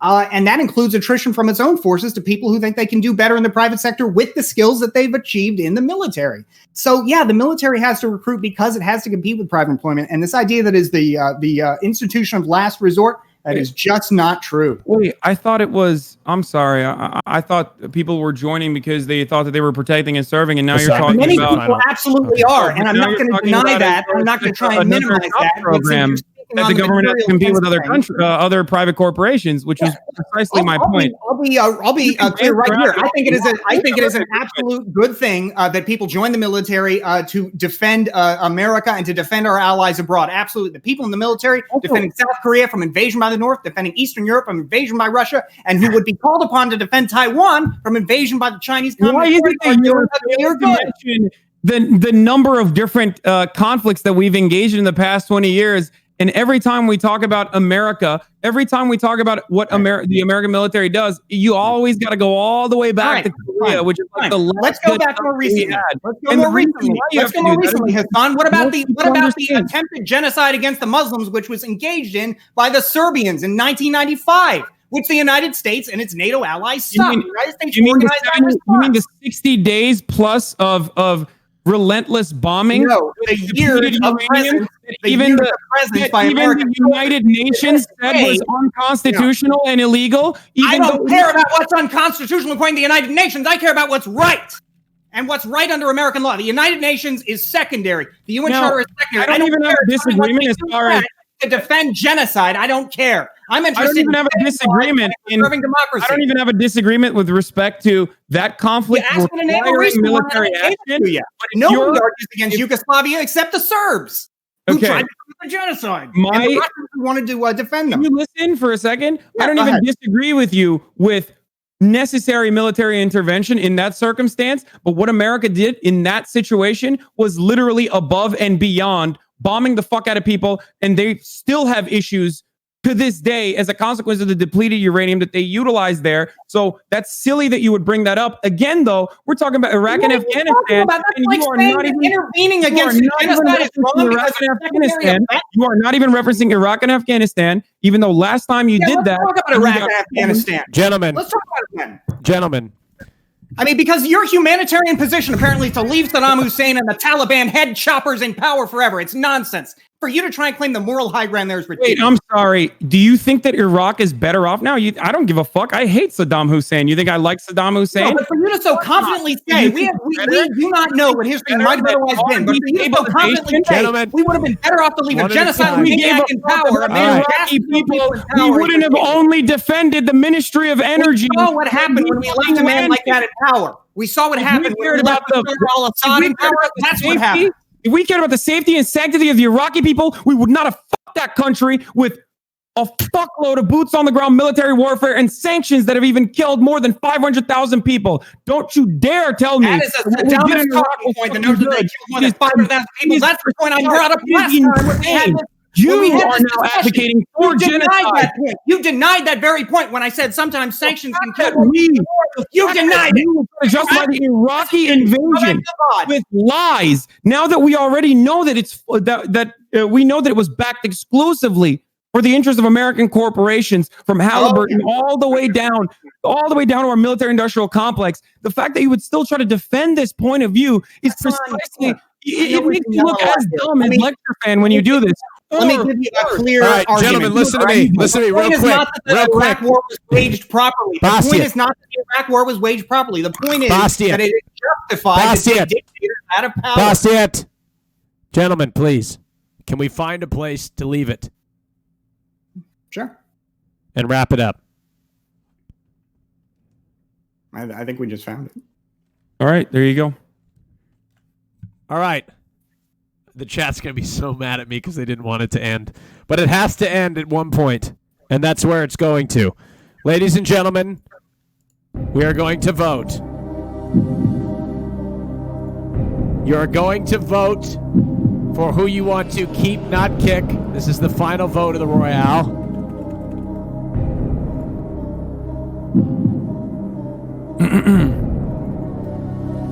Yeah, I gotta say, I didn't know if that was coming after we spent the entire rest of the podcast agreeing on everything. I knew that we were going to disagree on American imperialism 100%. Well, I'll tell you this, Hassan. I know you don't do a lot of debates. I know, given the way the the Austin show, the Royale works, that we end up getting, like this. But if you ever actually want to talk this stuff out long form, some fashion, I would be glad to do it. We've had a lot of talks on my channel. I know you've done them before too, where they're not, they're not so like that. But I mean, I think tonight, if there was anything, we both may have got out of this, is that, we can have some pretty reasonable agreements and disagreements. I got a question. There's been debate behind the scenes whether you guys would agree or disagree on this, and I think you might disagree on this.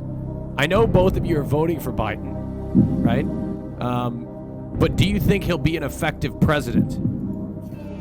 I think people are not voting for Biden. 65% of Biden voters are voting against Donald Trump. I would even go so far as to say that maybe Bastiat is voting against Donald Trump instead of voting for Biden. Primarily, Biden was my third choice. I liked Yang, and I liked Pete Buttigieg. But I mean, Joe Biden, I think he'll be pretty effective. I mean, especially if he has a Democratic Congress, which it's looking like he's going to get. if he has that, then I think there's a reasonable chance that he'll be able to do some serious reform.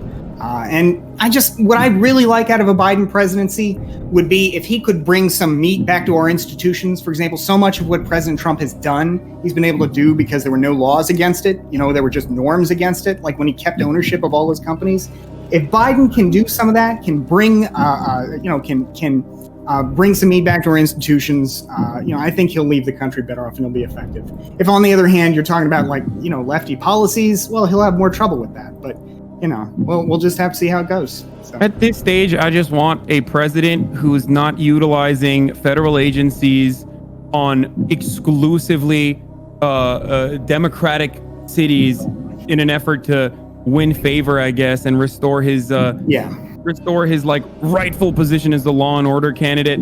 I mean, the fact that he's still holding up aid to unemployed people right now and saying that Democrats are the ones who are holding up the aid right now in Congress is so insane to me. And when you push him further on it, when in fact it's literally the Republicans who are withholding aid at this moment, Democrats have already conceded to $2 trillion. Republicans don't even want that. But the fact that Donald Trump openly states that it's really fucked up that Democrats want to hold the aid because they want more funds for blue states is insane to me. Yeah, you're the fucking president. You are the fucking president. Not only are there a shitload of American citizens who happen to vote Democratic in those states, there are Republicans who vote for you in those fucking states. Yeah, in California, for example. Democrats make this take as well. I hate it when Democrats say shit like, oh, fuck the red states, fuck the red states. It's like, what are you talking about? These are your fellow men and women that you're advocating for what hurt? Yeah, I'm curious if you've heard this point made by folks on the leftist side, this idea that if we get 4 more years of Trump, then it'll be easier for us. And it just reminds me of what the communists in Germany thought in 1932 when they refused to work with the Social Democrats because some of the historical bad blood between them, but also because Stalin disavowed or refused it. He forced them. Well, no, I mean, with Rosa Luxemburg, but also in 1932, Joseph Stalin specifically said you cannot work with them, and they followed the Soviet line. Either way, the KPD leader said, "After Hitler, our turn," and then a year later, he was in a concentration camp. So I don't know, man. I feel like the Social Democrats in that situation, this is rewritten for contemporary purposes so hard by both sides to a specific degree. But all I do know is the fact that it's not like they were homies with one another and united. And the communists were the first to get gulagged and the first to get fucking thrown into concentration camps because of their immediate direct action that they were taking against the Nazis at a time when Social Democrats chose to concede certain elements of power, whereas communists were engaging the anti-fascists, the original anti-fascists. They were refusing to work with the Social Democrats. They called them social fascists. And at 1932, everybody knows what the deal is with the Nazis. So, I mean, to not work with, like, I guess what I'm trying to say here is the Social Democrats, idea that we can just count on the Nazis. Right. Whereas the Social Democrats offered more concessions in that circumstance. I don't even have a problem with Social Democrats. I have a fuckload of Social Democrats, more Social Democrats almost in my community than not. But this notion that the communists were responsible for Nazis seizing power is like a revisionism that I have. Because of their deal because they were run by the Soviet Union, they refused to make a deal. Gentlemen, it's time to wrap it up. I thought this would be a simple point we might agree on, that we should all work together to stop. I do think we should all work together, but I also think that Social Democrats in that circumstance were literally fucking killing communists when communists were trying to kill Nazis. So I don't know. I feel like it's very similar to today.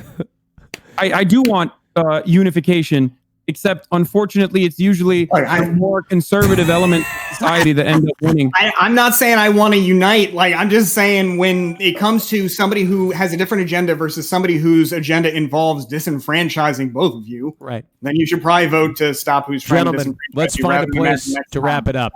The winner of the Royale, the first ever Royale presented by Dream, !